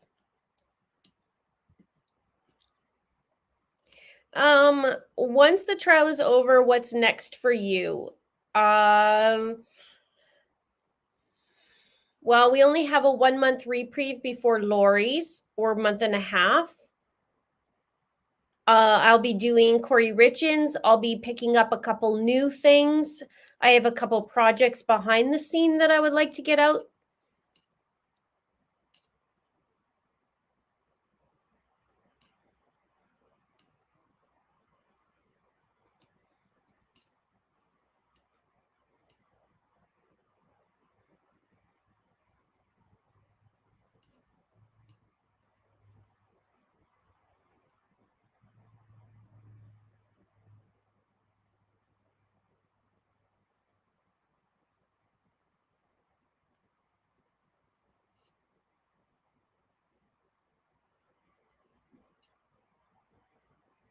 I can still do the you own it. I mean, we talked about that on here. But we'll see. I don't know how people do it all day and night to get everything done.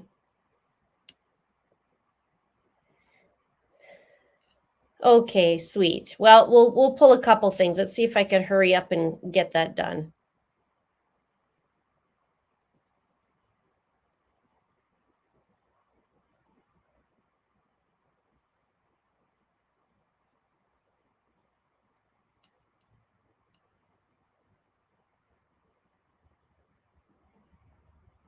Delphi updates. Yeah, I think that was pushed.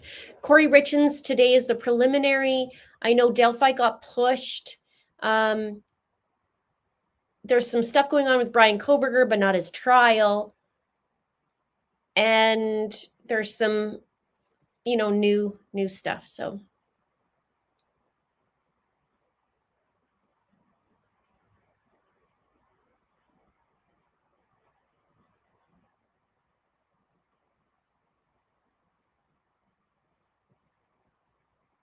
oh yeah, I'll do Brian Koberger for sure, but that's not till 2025 they're estimating. So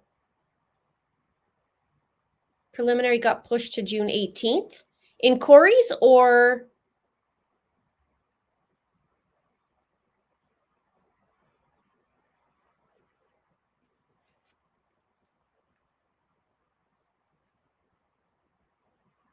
yeah, I'm gonna go check that out, Ken. I'm gonna check it out. And we do hope stuff happens in the Morphew case. I will do that until the very end too. I'm not gonna let that go.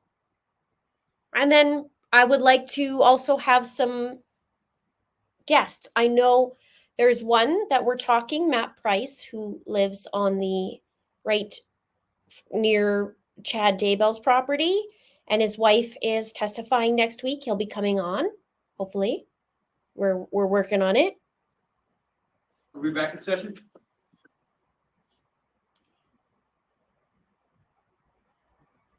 Thank you. We'll go ahead and remain standing if you'd like. I think the jurors are lined up and ready to be brought in. So, Mr. Bailiff, once they're ready, please have them come in. I won't ask to start now, Judge. All right.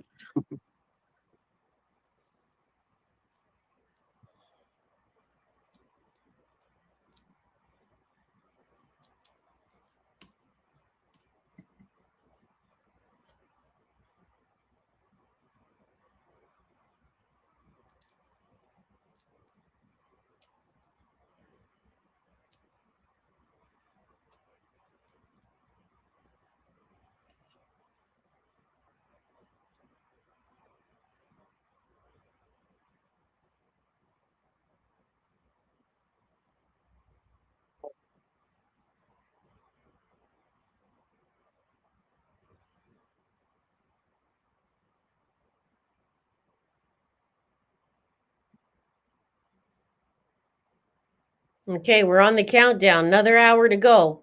We'll see what happens today and the rest of the day.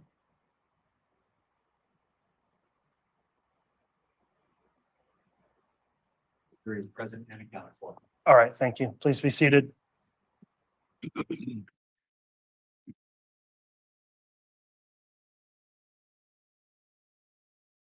We're back on the record on CR 2221-1623, State of Idaho versus Chad Guy Daybell.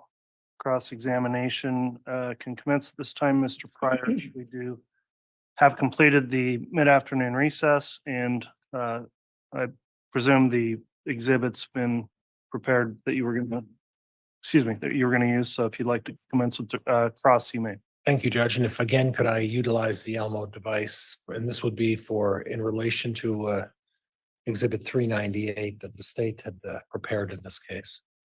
Yes, you may use the Elmo. Thank you, Your Honor.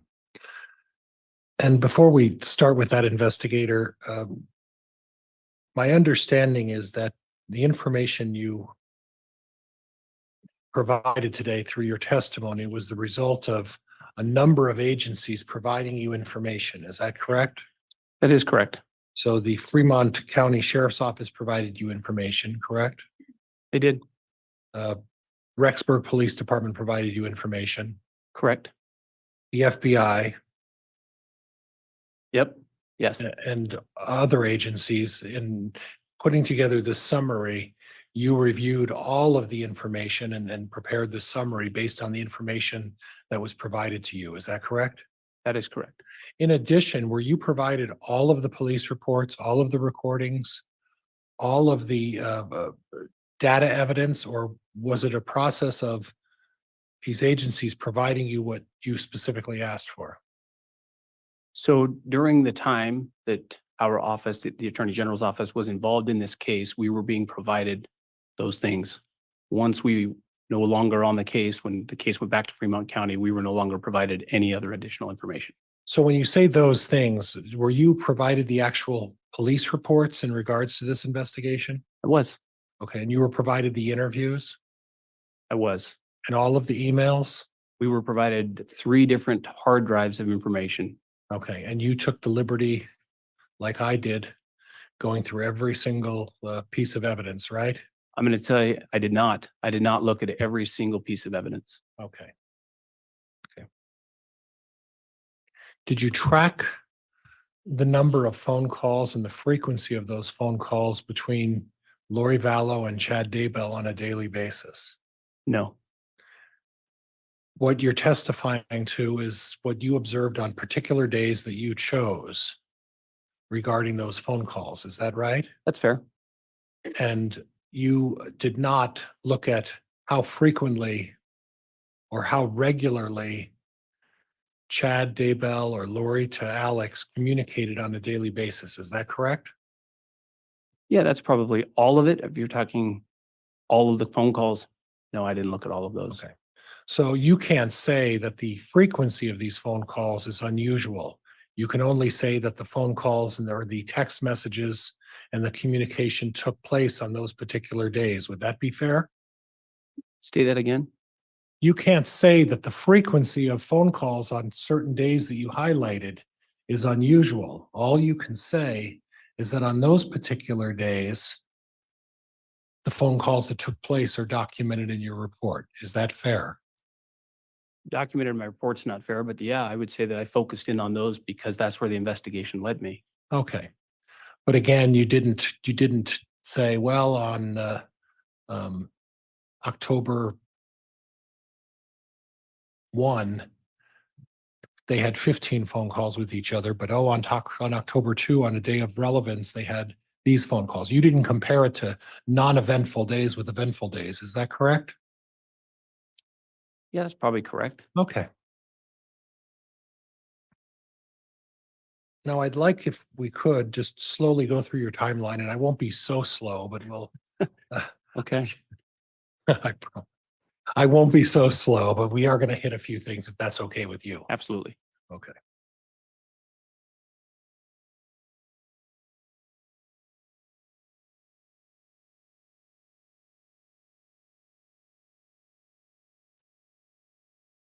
Oops.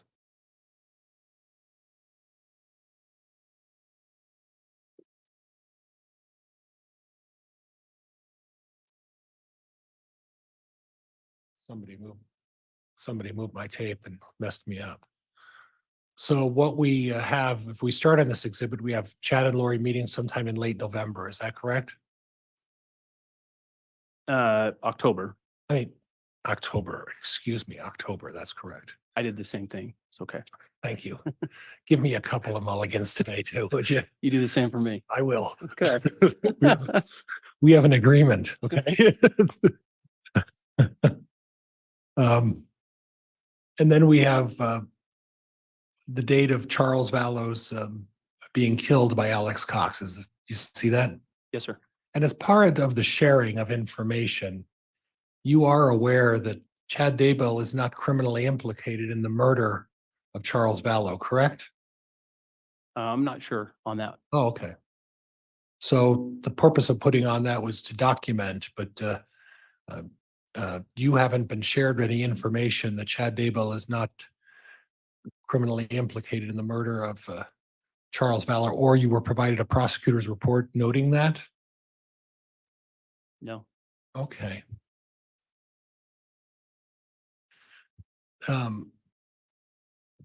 Then the next one you have is they moved to Rexburg, JJ, Alex, and Tylee, Lori, correct? Correct. Tylee goes missing, JJ goes missing. Then we go to the attempted shooting of Brandon Boudreaux. And once again, I noted that you put two items on here, one obviously with the Charles Vallow, but the other one was Brandon Boudreaux. Are you aware that Chad Daybell is not criminally implicated in the shooting of Brandon Boudreaux? Objection, Your Honor. Move to strike counsel's testifying. Sustain. Are you aware as to whether or not Chad Daybell is implicated in the shooting of Brandon Boudreaux? I'm not. Okay. And then you have Tammy's passing, Chad married. And then as far as Alex Cox is concerned, do you have any information as to the cause of death of Alex Cox? No, not with me. Okay. Well, do you have any information as part of your investigation with all of these multiple agencies as to what caused Alex Cox to pass away? No, I would say that was probably not my scope on this one. Okay. But you included it on your timeline, right? I included all three of those on this timeline. Right. Well, you've just jumped ahead of my question, but thank you. Okay.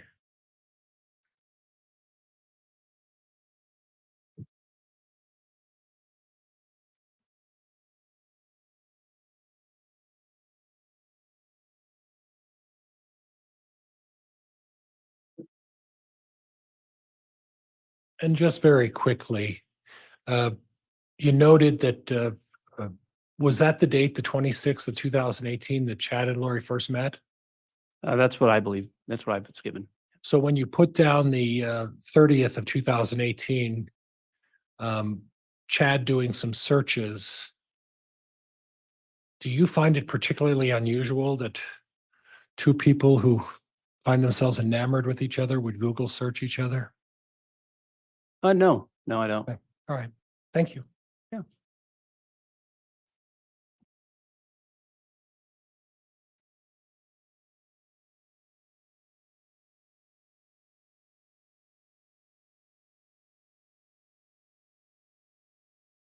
I will get this eventually.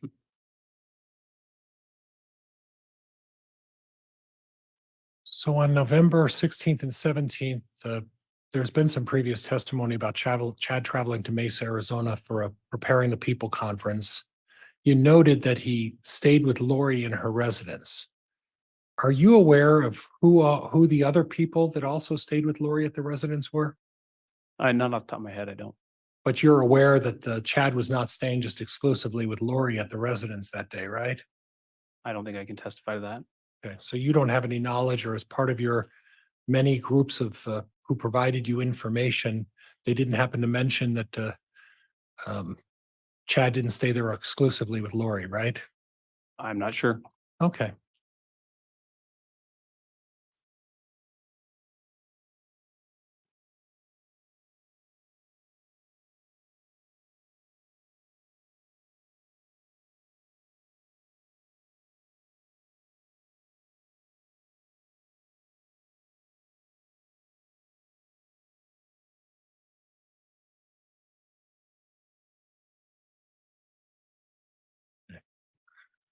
On the May 7th to May 5th through 7th, the search for malachite rings.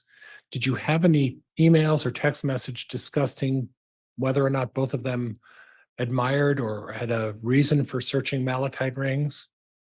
Not that I remember. Okay. Or did you take the time and effort to research what the purpose is behind malachite rings? I do remember reading that. I don't know if I could speak to it today on what that Okay. meant. Would it jar your recollection if there was some reference to the healing powers of malachite? Does that refresh anyway your recollection? No. Okay. Now we see an email from Charles to Tammy. And this is June 29th of 2019, right? Yes. And at that point, we don't know, particularly through your investigation, when Lori and Chad began seriously this affair, do we? No, sir. We can't pin it to a specific day, can we? I cannot. But we know at this point something's up, right? I think that's fair. Okay. And at this point, it appears that by way of this text message, Charles has discovered something. Would you agree with that? Yeah. Now, do you have any information that shows that any evidence that you've been provided through these numerous agencies that Tammy Daybell blocked Charles's email to her? That Tammy Daybell blocked. Say that again. Did Tammy Daybell block Charles from emailing her anymore? Do you have any information to that effect? I do not. No. Okay. Did any law enforcement agency or otherwise through your network of officers helping you provide you information to that effect? No. Okay.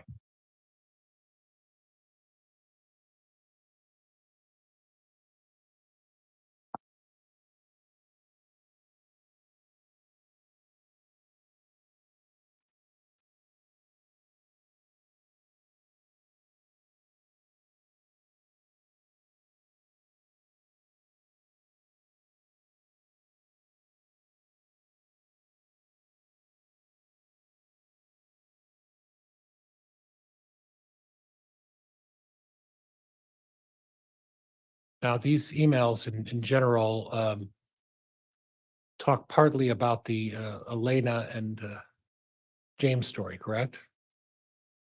Yes. And at the very top where it says July 14th of 2019, and could you read what you wrote at the very top on the right-hand, very top of that split screen? Where it says Chad writes a romantic /sexual story, James and Elena, and sends it to Lori. Okay. Chad writes a romantic sexual story, James and Elena, and sends it to Lori. So the way you perceive this is Chad was writing a romantic sexual, and we can't deny that, right? To Lori, correct? I think that's fair. And in no way is this reflecting that because they're having an affair and he's writing her a romantic letter, that it has anything to do with the murder of 2 or 3 people, right? No, I don't agree with that. Okay. Where in this letter does it show, let's kill some kids? Yeah, you're not gonna find that in there. Okay, and you're not going to find that in any emails, are you, sir? Probably not. Okay, thank you.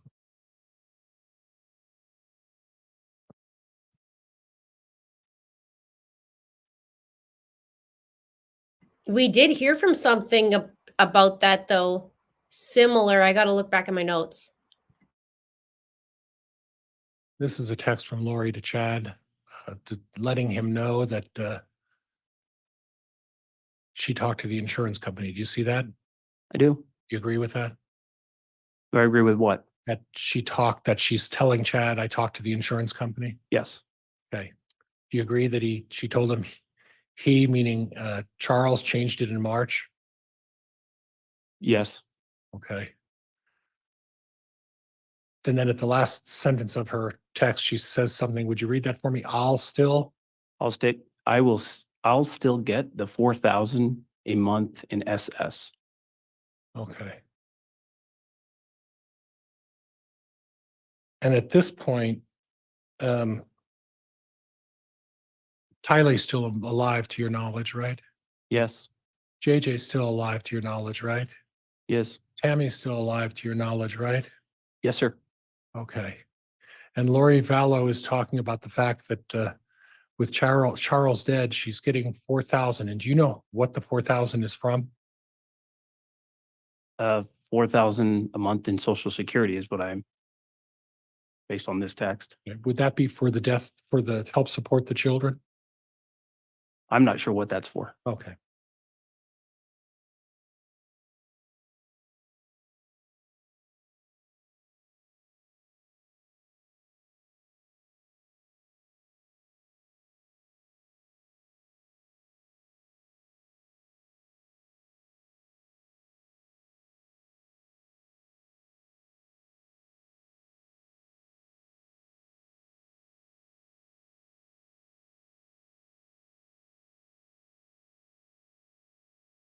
July 30th, 2019, Chad sent Lori a text. Something about releasing a little steam. Do you see that? Yes, sir.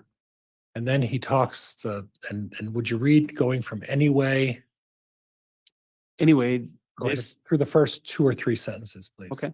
Anyway, this is a chart that checks what percentage mortals are still in their body. It worked for my friend's wife who died, my neighbor, George Bush, Stan Lee, etc. I kind of forgot about it because I've been dealing with zombies and demonic entities. Okay. So he's talking about some sort of a chart that other of his neighbors used. Do you see that? Yes. Did you ever find that chart?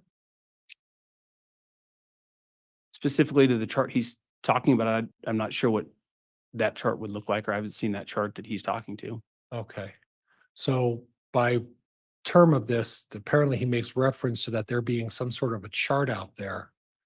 Do you know if that chart is affiliated with any specific religion? Again, I don't know what chart you're talking about. Okay. Well, the one about percentage mortals are still in their body. That's the chart I'm talking about. I'm not going to speculate. I don't know which one you're talking about, sir. Okay, that's okay.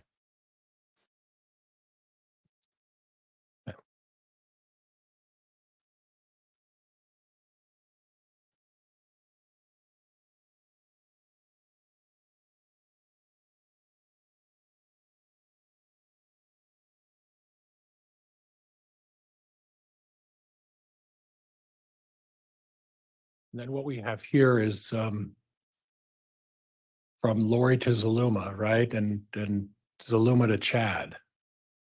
Yes, sir. Guards of Lori, it appears, and Chad are using Zaluma to sort of give them an alibi to get together, right? Yes, sir.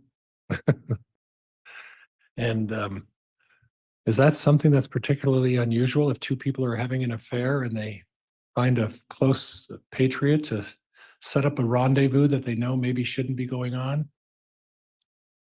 In this case, I'm not talking about this case. I'm talking I've- about in general. in this case, Objection, Your Honor. I think that calls for speculation and is irrelevant. Sustained on relevance. I zoomed in, and here's what I found. Right?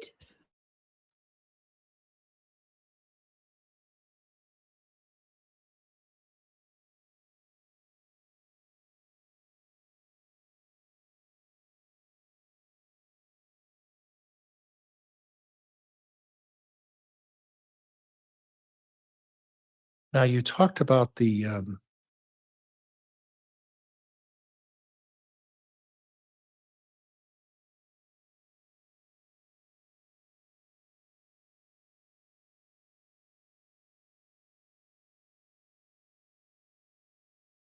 Grendel gun, correct? yes, sir. And if we were talking in the context of a hunting rifle, it's not unusual to scope something out at 100, then go to 200, and then maybe out to 300, correct? Correct. And someone who's a gun aficionado, it would not be unusual to score your scope so that you know how accurate that gun is, correct? That is correct. Did you read or review all of the evidence as it relates to the paintball incident with Tammy Daybell? I believe so. Do you know how many times the word paintball was mentioned in all of the documentation related to Tammy Daybell? No, sir, I don't. Were you aware of the Google search that Tammy Daybell did on her computer identifying the gun that she thought was being held in the person's hand? No, Okay. So the issue with this Grendel is you are suggesting as a possibility that maybe it could have been a gun that someone was using with Tammy Daybell. Is that fair? yes, Instead of a paintball gun? 100% fair. Okay, well, 100% fair, but you don't know whether it was a paintball gun or a rifle, do you? That day. I believe it was a Grendel. Okay, and you believe it was a Grendel, but you weren't there, were you?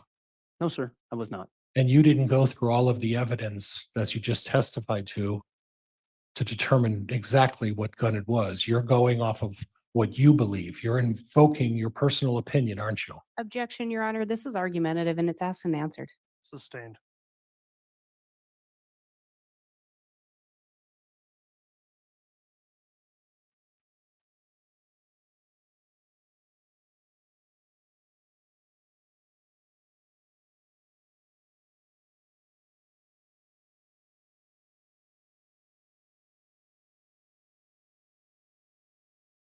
In this exhibit, you talked about that there were some messages between Alex Cox and Chad Daybell. Is that right at this time?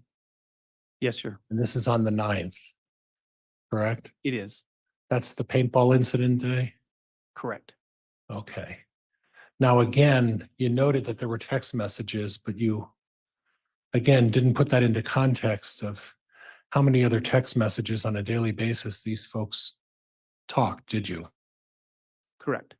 Okay. And when you look at this chart, what sort of data were you deriving this information from? Was it a Wi-Fi, Google, or what was it?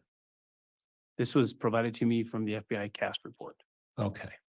So when you look at those squares, are you familiar with how cast reports work? I'm familiar enough to read that report. Okay. But you don't know you're not an expert on this information, are you? That's a fair statement, sir.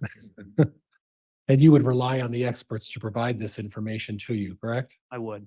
And at that point, you would read it and interpret it the way you see it, correct? I would read it the way they told me. Oh, so someone told you that Alex and Chad were near each other on that day? Their devices were. Okay. Now I'm looking at the ranges, the purple and the green, and those would represent the towers, correct? I think the key does say, I actually think those are phone numbers, what you're looking at. Okay. So when you say near each other, are you aware of how far Alex Cox's apartment is to the BYU library? I'm not off the top of my head, no, sir. When you look at that chart, are you able to determine that the range of that encompasses the BYU library? Off of this, Yes, I can't tell, no, sir. okay. But you can't also say that when the devices were near each other, you can't even tell me how close they were to each other, can you? They were sufficiently close. I couldn't probably off the top of my head. You couldn't, could you? No, sir.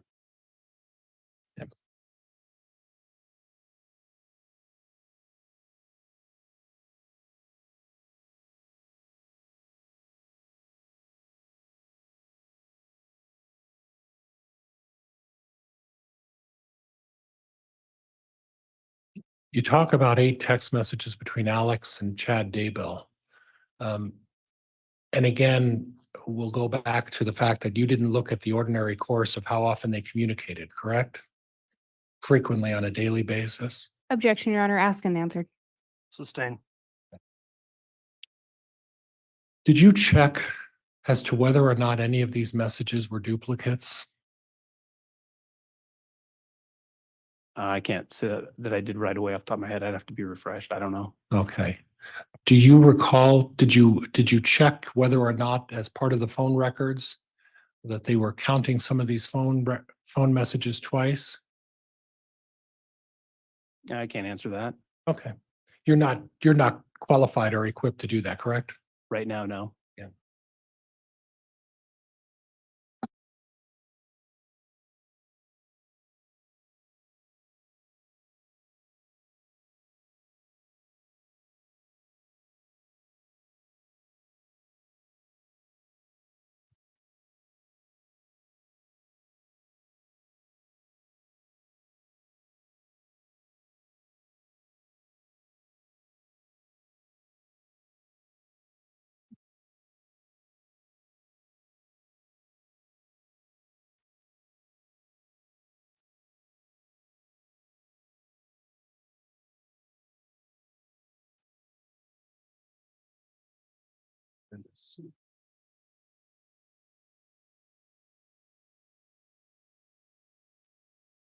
I'll eventually get the hang of this someday.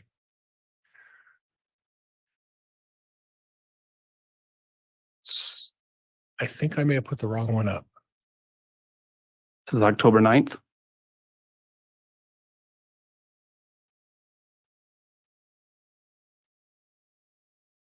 I think I put the wrong one up. Judge, could I just have a moment? Yes.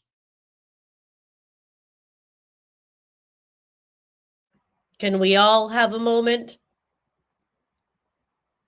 You guys are the best. There's some great comments in the. I did put the wrong one up, Here. excuse me.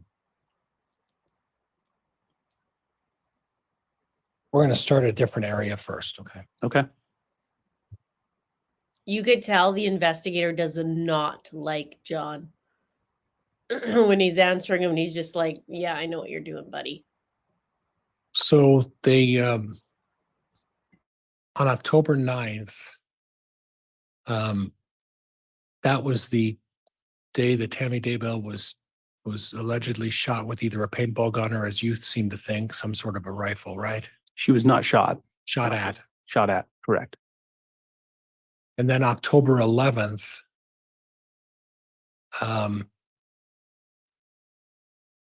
what's that first sentence say? How to what? How to drill baffles to make a suppressor. Okay. So I guess my question is that if Tammy Daybell was shot at on the 9th, why is someone looking how to make a suppressor on a gun if they were shot at by a suppressor 2 days earlier? You asking that a question for me? Sure. If he discarded a suppressor, has a new one, needs to make a new one, there's a number of reasons why you'd look for a new suppressor. Yeah. Or there's also a reason that you didn't know how to use a suppressor and you were learning for the first time, right? I think that's evident that he didn't know how to use this weapon from the beginning. Okay. So he had to learn 2 days after Tammy Daybell's shooting how to use a suppressor, correct? Objection, Your Honor, argumentative. Sustain. And then 2 days after the alleged shooting of Tammy Daybell by the paintball gun, or as you suggest, a rifle, there's a reference to a Dodge Dakota steel body thickness, right? Yes, sir. And you mentioned that the Daybells have a Dodge Dakota. They did at that time. Yes, sir. Okay, do you know what year they have? It is a different year. I believe it's I believe it's a 2004. But still talking about the thickness of the steel body of a Dodge Dakota. Correct. Okay. And the doors on the Dodge Dakota, Yes, sir. the gauge steel are what gauge steel is what they're doing? And then how thick is 22 gauge? Do you see that? I do. Okay. And then further below on October 11th, there's the one in between, which is of interest to me. How to build your own silencer, right? Correct. And that's 2 days after Tammy was shot, right? Yes, sir. Okay.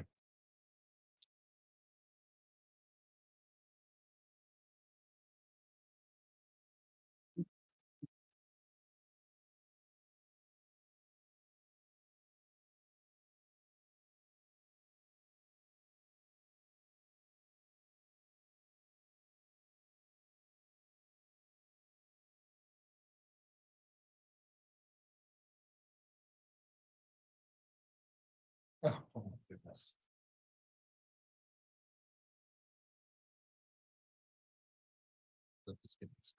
There we go. Okay, not perfect. So then the second paragraph,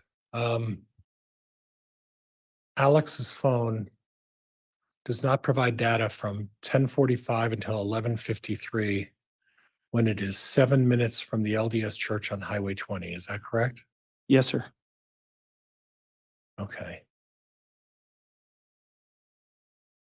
But then up above, it says Alex is near the Daybell residence. And how far is he away?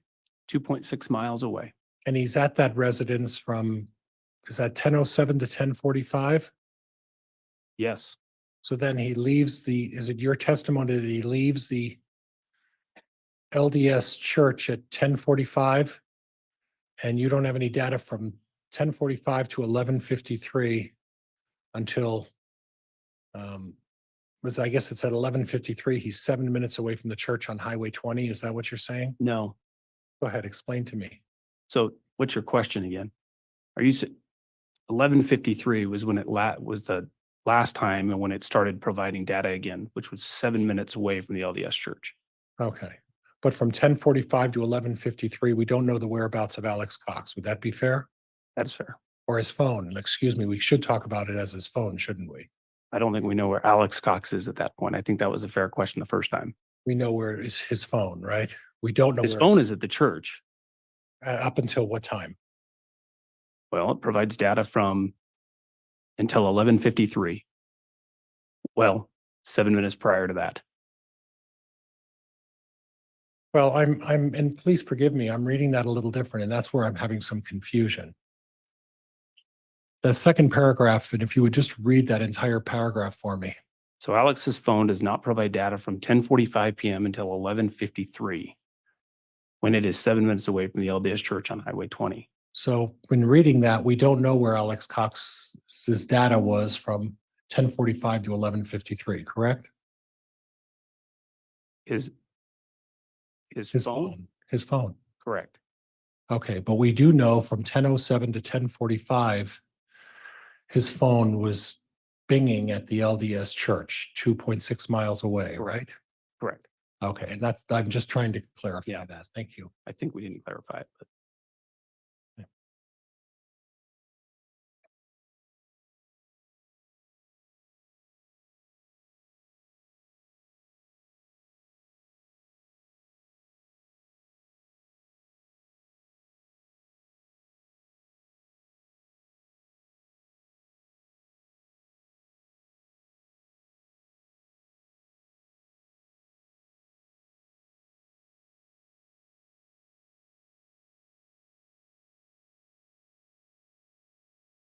So I look at this chart, and what was of some interest to me is that you mentioned. Objection, Your Honor, move to strike that statement. Sustained. Let's look at the bottom line, the fourth from the bottom line at 11:46. What does that notation read? Alex's phone leaves the LDS church parking lot.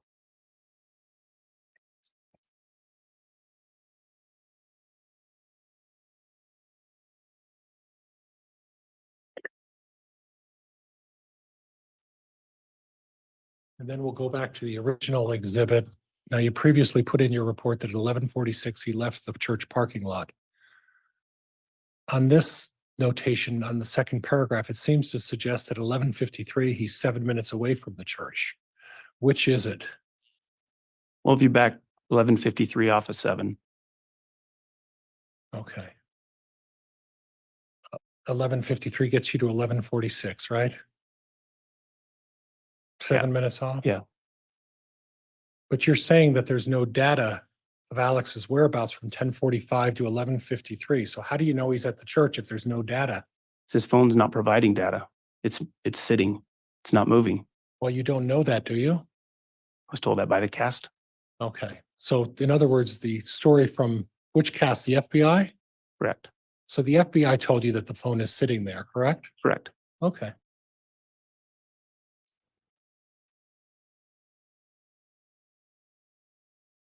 So if I understand correctly, then that the based on what you were told by the FBI, that from 10:45 until 11:53, well, 10:45 to 11:46, Alex Cox was non-mobile and was in the same location for an hour at the LDS church, correct? Objection, Your Honor. This has been asked and answered. No. It's overruled. Well, you said it was 11:46, right, in your report? The yellow report, do we need to see that one again? No. Ask your question again. Why don't you read the first line of the second paragraph up until the word 7 minutes away? Objection, Your Honor. This has been asked and answered and it's argumentative. I am going to sustain that, Mr. Pryor. It has been asked and answered. Okay. So is it your position that Alex Cox's phone was not at the LDS church from 10:45 to 11:53? His phone was not mobile at the LDS church. His phone was again, I'm sorry, what? Sorry, you said something too. Yeah. Say the question again. Is it your testimony that Alex Cox's phone was not mobile from 10:45 to 11:53 at the LDS church? Objection, Your Honor. Asked and answered. Overruled. You can answer. It's not providing data. Okay. How many ways is he going to ask? And it's the same freaking answer.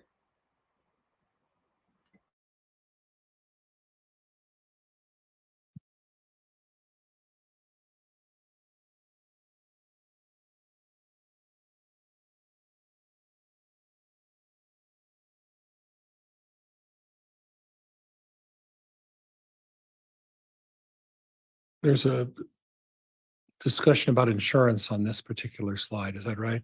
Yes, sir. And that could you read under September 8th? The two sentences below or just next to September 8th, 2019, starting with Tammy's? September 8th, 2019, Tammy's life insurance through Ballard Insurance from the school was raised to 50,000. She raised her individual amount from 10,000 to a max of 80,000 for a total of 130,000. Okay. And then obviously there was a claim for that, correct? Yes, sir. And then there was a comment on October 31, 2019 that Chad received and deposited 300,000 life insurance from Primerica, right? Yes, sir. Do you have any knowledge as part of the number of agencies involved in this investigation when Chad and Tammy Daybell opened up that life insurance policy? It's on this slide, March 19th of 2002. Okay, I don't see that on the slide. I'm sorry. It's at the top. Okay, you're right. I'm sorry. I missed that. I'm sorry. It's okay.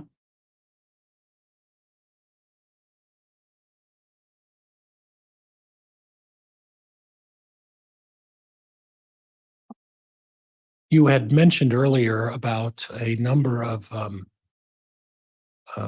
text messages. The prosecutor asked you about the content of a number of text messages. Do you recall that? Yes, sir. What was the range he was talking about in those text messages where there was no content? Specific. I'm not sure which one you're talking about. Say that again.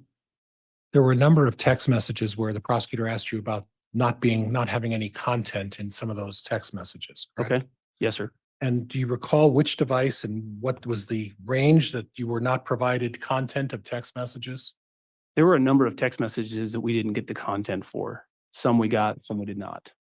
Okay, So specifically, I'm not sure which one you're talking about. okay.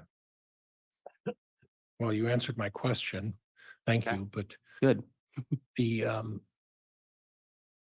issue is then, isn't it true then that we don't know what those folks were talking about, do we? No, sir, we don't. We don't know what the discussion centered around, do we? I believe I know Well, how do you know if there's no content? my training and experience Okay, in this overall case. so basically you're speculating, isn't it true, of what the content may be because it aids you in supporting your theory of the case. Isn't that true? Objection, Your Honor, argumentative. Sustained. I have nothing else, Judge. Thank you. All right. Thank you, Mr. Pryor. He's such a jerk. He just insults people. Like, because of my training, I know this. Beat it.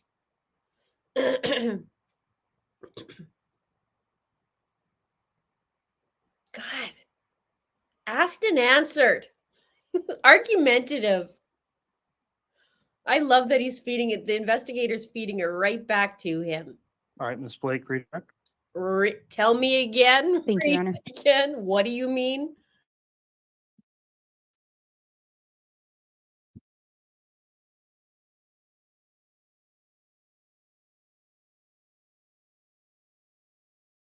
Investigator Edwards, you were asked about the fact that you focused in on specific days in looking at phone calls. Do you recall that? I do. Was there a reason that you focused in on the days you did? I did. Because And why was that? there were significant events that occurred around each of those days. And Your Honor, may I have the paper exhibit 398? I'm not sure, Mr. Pryor may still have it. It's Judge, just, I can. this is just the accurate copy. Very well. Mr. Bailiff, will have you retrieve that and submit that to the state, please? Oh, now he's helping? And if I may have permission to publish from the paper exhibit 398. You may.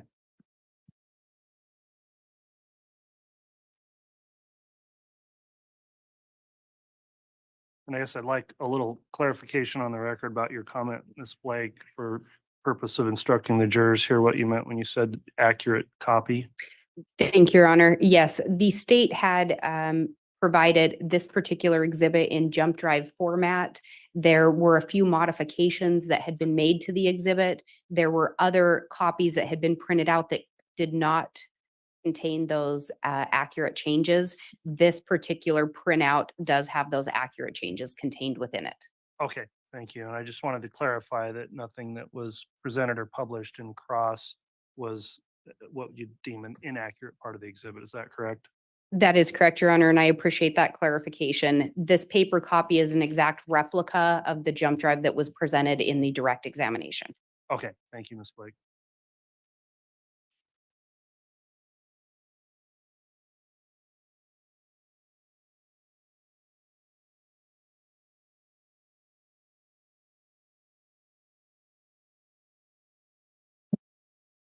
And that's still going to have a little bit of a glare, but was this one of the days that you had determined had significance to your investigation? Yes, ma'am. And on here, there's an indication of when the attempted shooting of Tammy Daybell occurred. Do you see that? I do. Before and after that, who was having contact by text message? Alex and Chad. Chad and Alex. And this is around the time that Chad Daybell's wife had been shot at. Correct.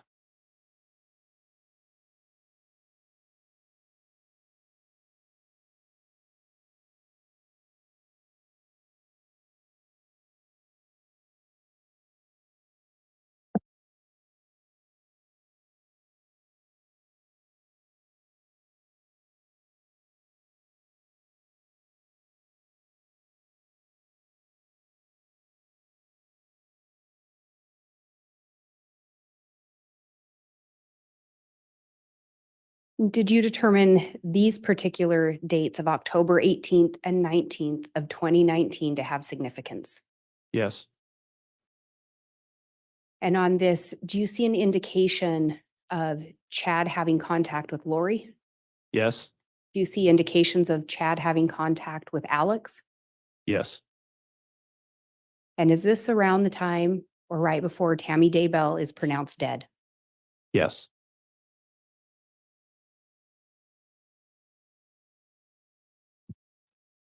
I wish she reiterated it.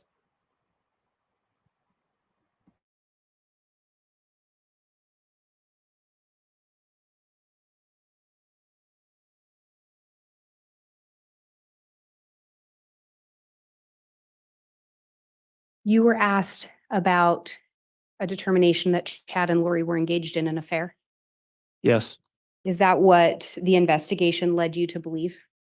Yes.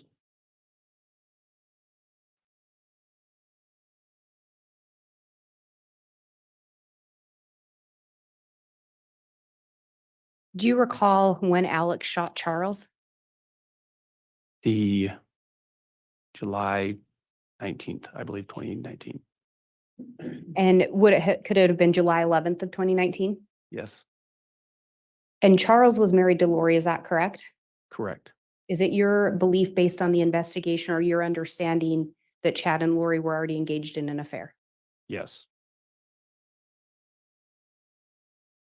And do you recall again the day Tammy was pronounced dead? I do. And when was that? October 19th Do you recall where her body was discovered? in the Daybell residence. Do you recall specifically that it was in her bed? Bedroom. What's the connection between Tammy Daybell and Alex Cox? Chad Daybell.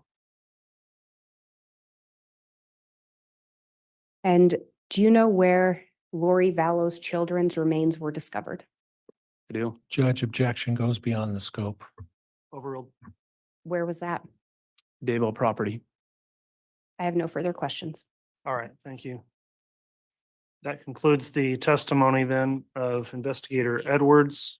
At this point, council, I'd like a brief sidebar to discuss scheduling, please.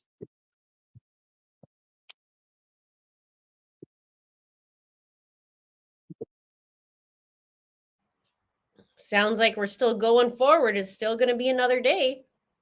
They didn't say the defense or the prosecution rests. And he wants to discuss schedule, so we'll see what that's all about. Lindsay's amazing. She probably wants to take her shoe and shove it where the sun don't shine somewhere.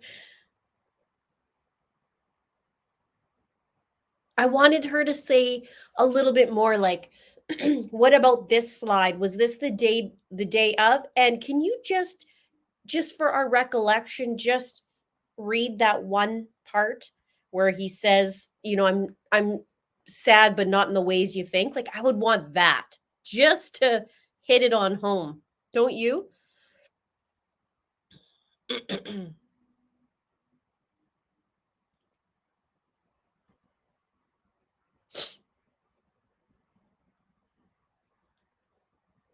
See what the schedule is. Yeah, Matt's wife is going to, but that was requested by John, which is interesting.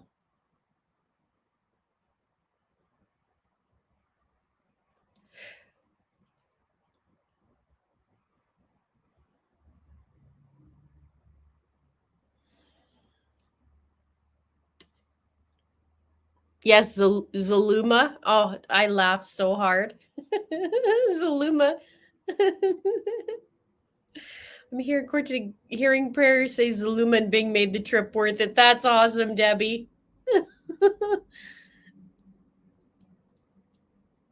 Oh, what about Zaluma? They're just on a little sidebar talking about the schedule right now. So we'll see what happens. They'll probably we'll be finished early and then we can have a little chit chat, but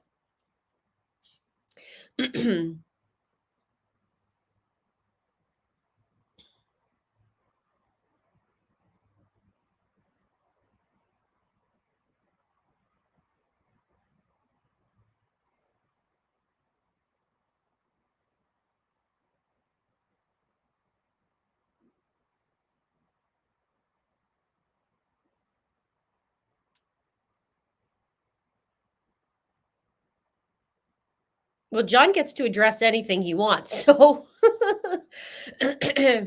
The afternoon session has been investigator Nicholas Edwards on the stand.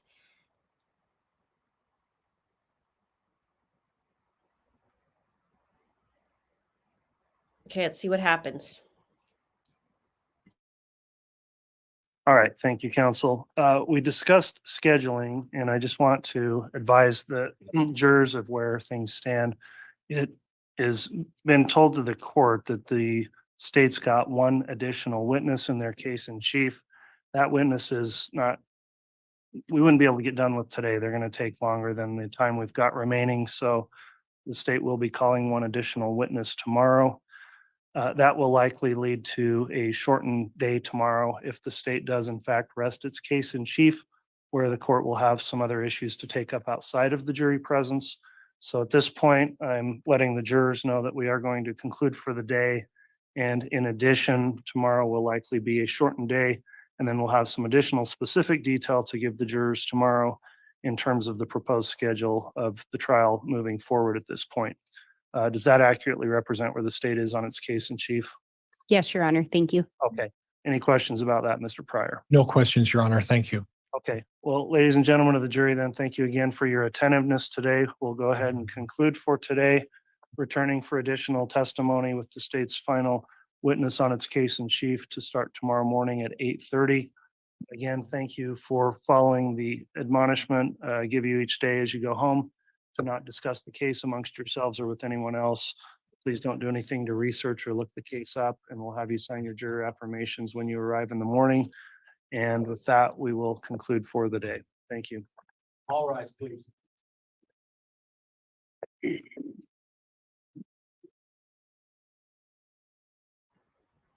All right, so done 20 minutes early today, 21 minutes early. We have one more witness to go, which will be tomorrow. And he says that'll be early. It'll be an early day. And then we go to the defense, but tomorrow is Thursday. Oh, good. It's not going to go automatic. Here we go.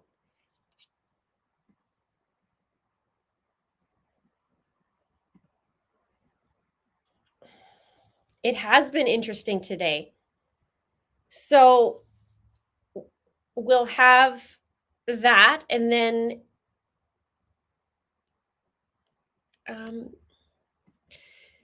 I said at Friday state end to let the case sit. Today's Wednesday, right? We're Wednesday. So that means tomorrow is the last witness. They rest. Will they start on Friday or will they start on Monday? Good question.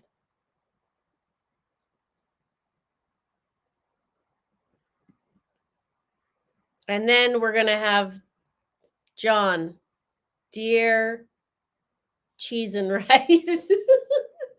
Cheese and rice, that's going to be annoying. I don't know who the witness would be tomorrow. Where are we at with everything to bring it in a nice bow?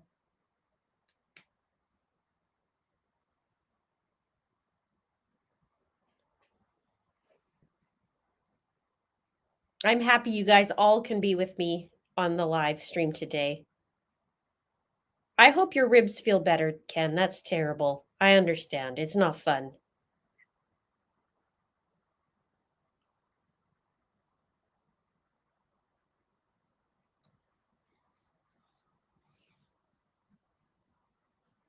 I think the most, like, they've done all that they could. It'd probably be just a well, they brought Ray back today. You thought today was Thursday. I know it. Every day goes together. So we'll see if it's Friday or Monday. And then we'll have John's witnesses, whoever he has. And then where are we at?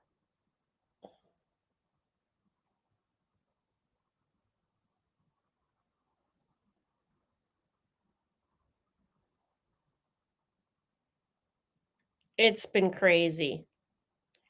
So, and we started the raccoon tomorrow. The raccoon will be tomorrow. The raccoon.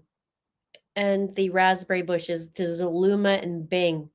Do you think like John actually is doing this for maybe to get jokes out of it or what? Like, I don't know.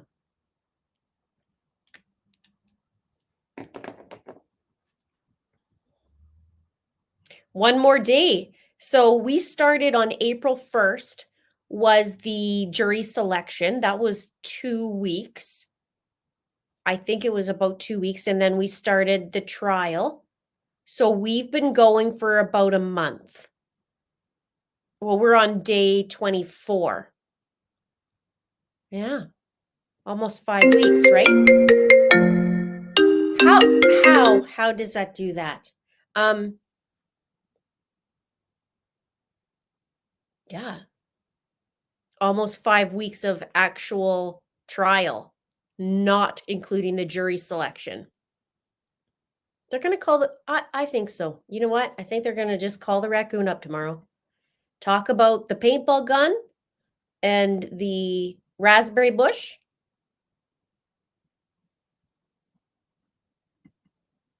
I don't see Chud doing well in prison. Some of these guys will be very offended by him. Chud looks like a criminal, especially in his last mugshot. Well, he's kind of smirking in his mugshot. I know. I'm sorry about the phone call.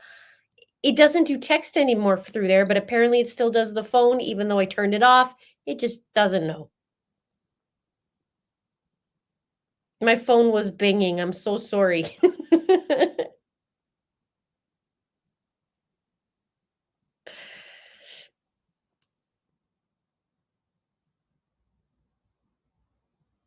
Oh, right. Peppermint and Sage will be on as well tomorrow.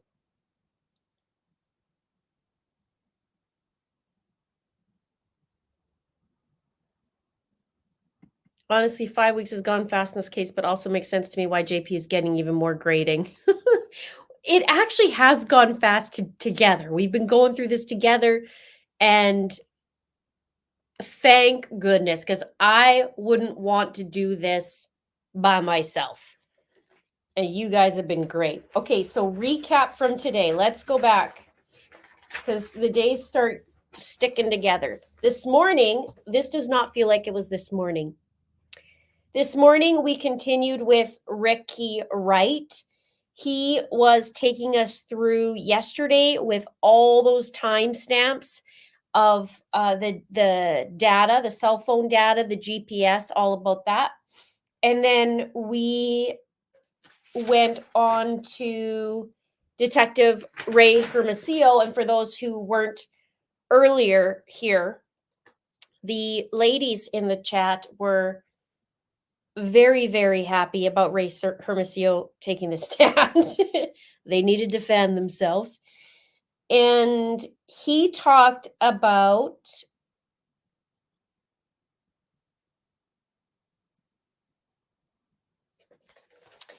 that was the phone call. We had the phone call between Chad and Lori on June 8th, 2020, the day before the kids were found. And it was a coded call. So I have to review again. That was a half an hour long, and it was all in code. And I had to boast a little bit because I've been saying that for freaking 4 years and was getting crapped on about it, but I digress. And one notable comment, though, in that call was Chad saying, I want to grab him by the throat and say, really? We had that call, and then, where are we?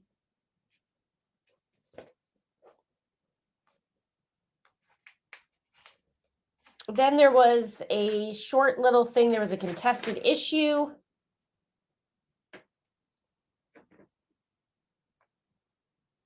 John did his cross. Or John was talking about that issue and it had to do with the searches and whatnot on the gun and the Grendel drop.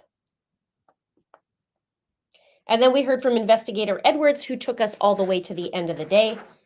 And that was interesting. When John was asking a bunch of questions, he was trying to screw him up. And thank you for the kind words, you guys. he was trying to screw the investigator up and the investigator wasn't having it and did some push twos like, yeah, sorry, say that again. Sorry, what do you mean?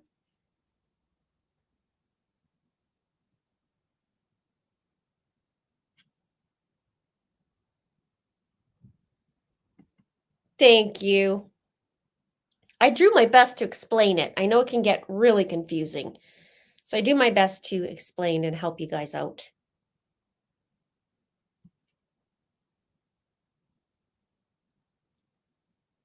We'll see how John's demeanor will change when it's his turn.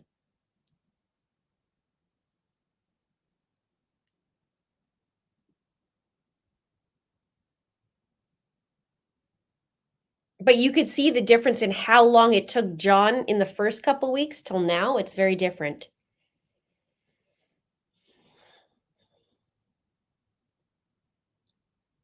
Did I go to college for this? No, I did not. I just see some weird patterns all my life. And I thought everybody else did too until I started doing this.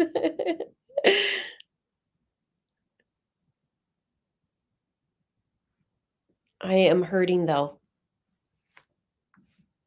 We're going to have to do like lunch hour, sit and be fit. He's going to be 100% snark. It'll be interesting, but that'll be interesting on the opposite side once the prosecution goes up too. So in fact, it'll be interesting with Chad's children going on the stand and then the prosecution getting their turn.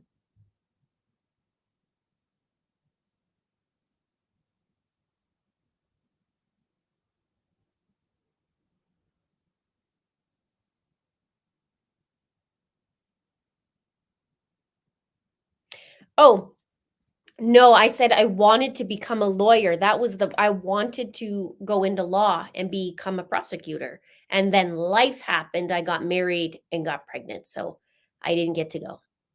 But that was the dream, was to become a prosecutor. I've wanted to do that probably since I was 15, I think 14 or 15. And then just moved from a small town to a not so small town and moved to Calgary and then didn't get to. So yes, Matt's wife is supposed to go next week. Yeah, he blah blah blah. She was asked by John. She was subpoenaed by John to go in. Shouldn't say asked.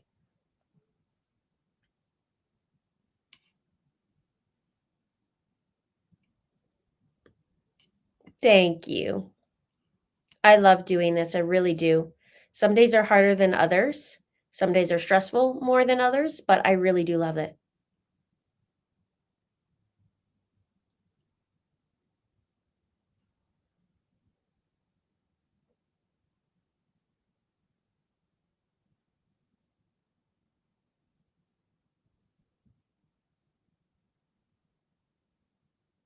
This is, and then I get to work for myself anyways. I don't know if I could do it as I get older to go into court for this amount. Like, I don't know if I could or not. Even my sister says, man, you should have been a lawyer. I know.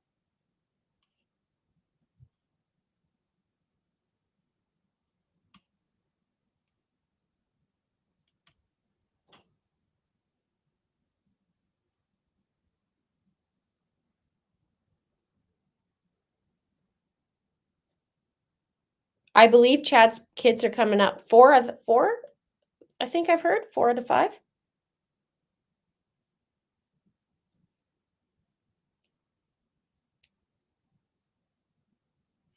So we're getting closer, and thank you today for the laughs, because that was really great. I felt very happy to have a couple of laughs because it's been hard.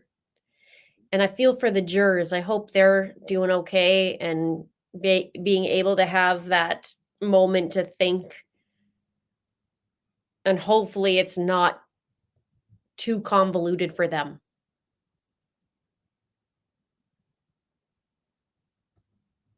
Exactly. I love you guys.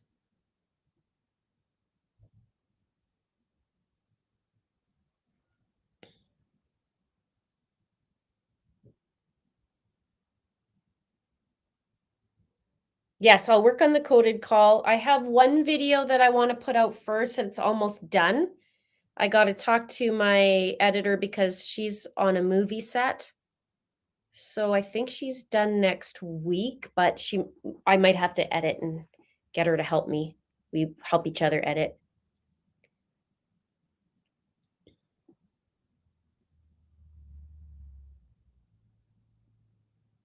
Thank you, you guys. I appreciate that.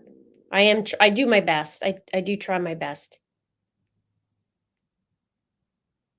I don't know what movie it is that she's working on, but she does. I can't remember she said what she does on that. She doesn't edit. I can't remember what she does in there, but I love my editor. She's great. She's very intuitive. But it makes it harder if I have to get a video out, so I might have to do my own again and then put it up.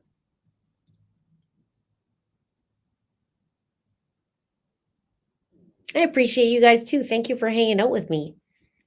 And don't forget, once this is done, we still have Corey Richins.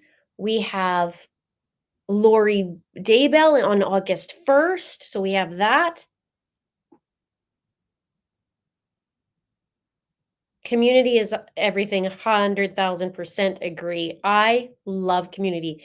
I don't know if you guys notice, but probably a lot of you do. But even every day, I go into my comments on my videos and try and answer as many as I can. I love it. That like this was what keeps me going is you guys. You guys are keep me going. Because some days it gets pretty hard to do, and it's been,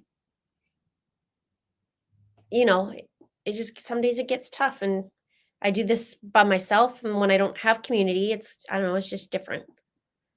So I love you, like I love this community. It's just so great. And to know that 4.5 years, and it's just so, you guys are so kind and compassionate and smart and loving, and you keep it classy, and we can have jokes when we need to.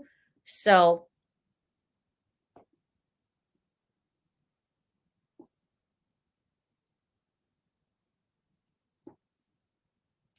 there's so many ways to get a degree now. Yeah, I know.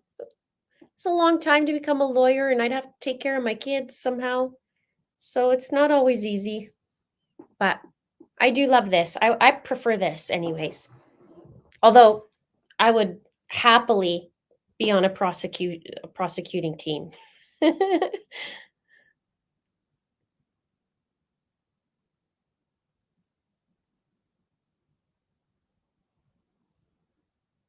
We do need a drink though every once in a while.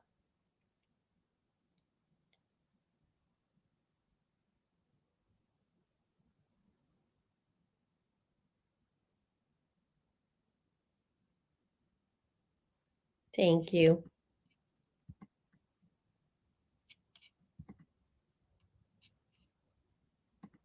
You talked about woo-woo yesterday. What is that?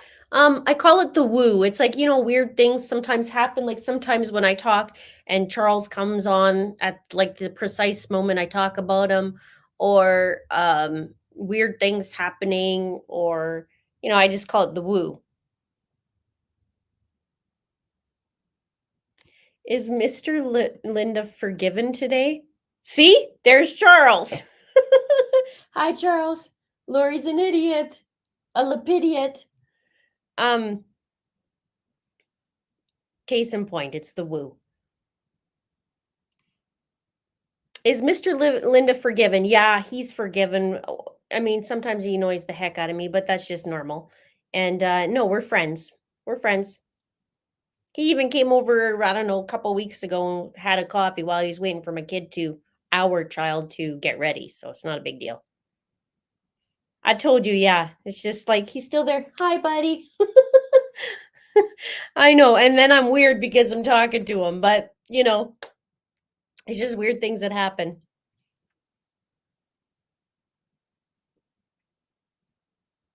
It's really weird that it hasn't changed yet. Because I think I have it on a 30-second or 15-second. Anyway. Post the link for the Secret Society. Absolutely. Let me grab that for you.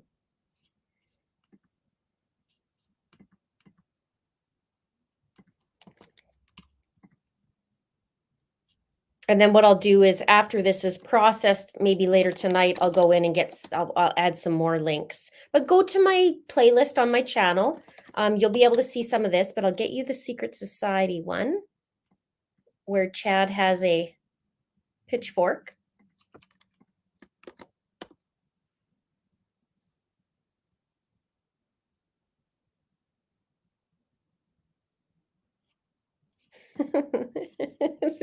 You see what I mean? Like,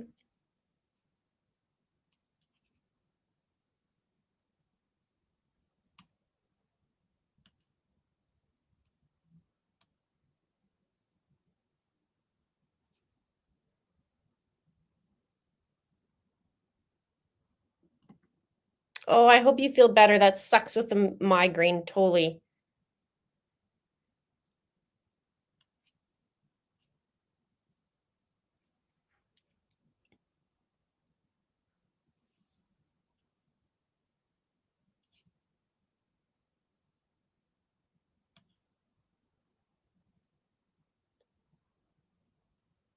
Totally agree to.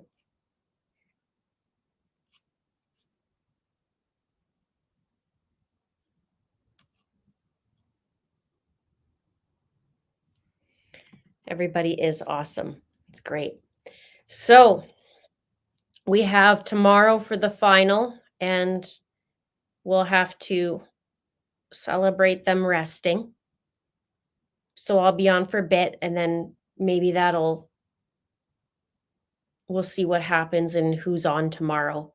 We can chat for a bit, and I'll try and get a video up for tomorrow evening then, if I can. And then we'll see what happens.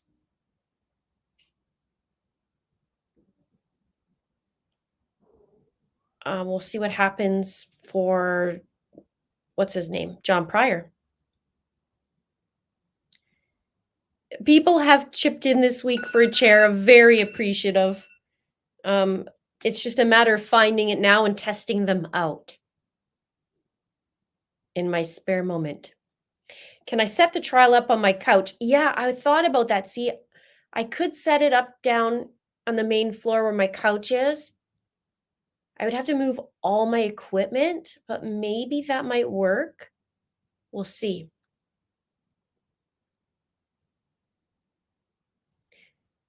Oh, awesome, Diana. Awesome.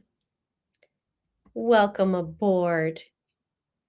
And then I have to set up a live stream with the members and a Zoom as well. So I will get a good chair. I just got to figure out what one would fix it. Like, what would be good. I'm the YouTube Hermesio. I should do a dating night where you guys can go pick my dates. You guys are so good at it. You're already trying to set me up with Hermesio who's married, so that's a no.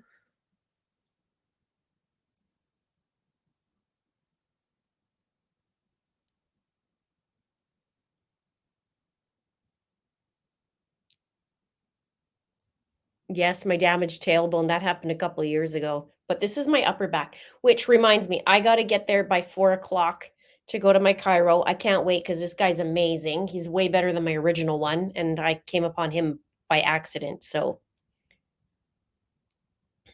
I'm going to go and get ready for that. So thank you so much for joining me, you guys. Tomorrow, same time, same place. We'll do that. And then we'll go from there. All right. Take care of yourself. Do some extra self-care today because this past couple weeks has been a lot. And we'll be 100% tomorrow. All right. Take care, you guys. Bye. Bing.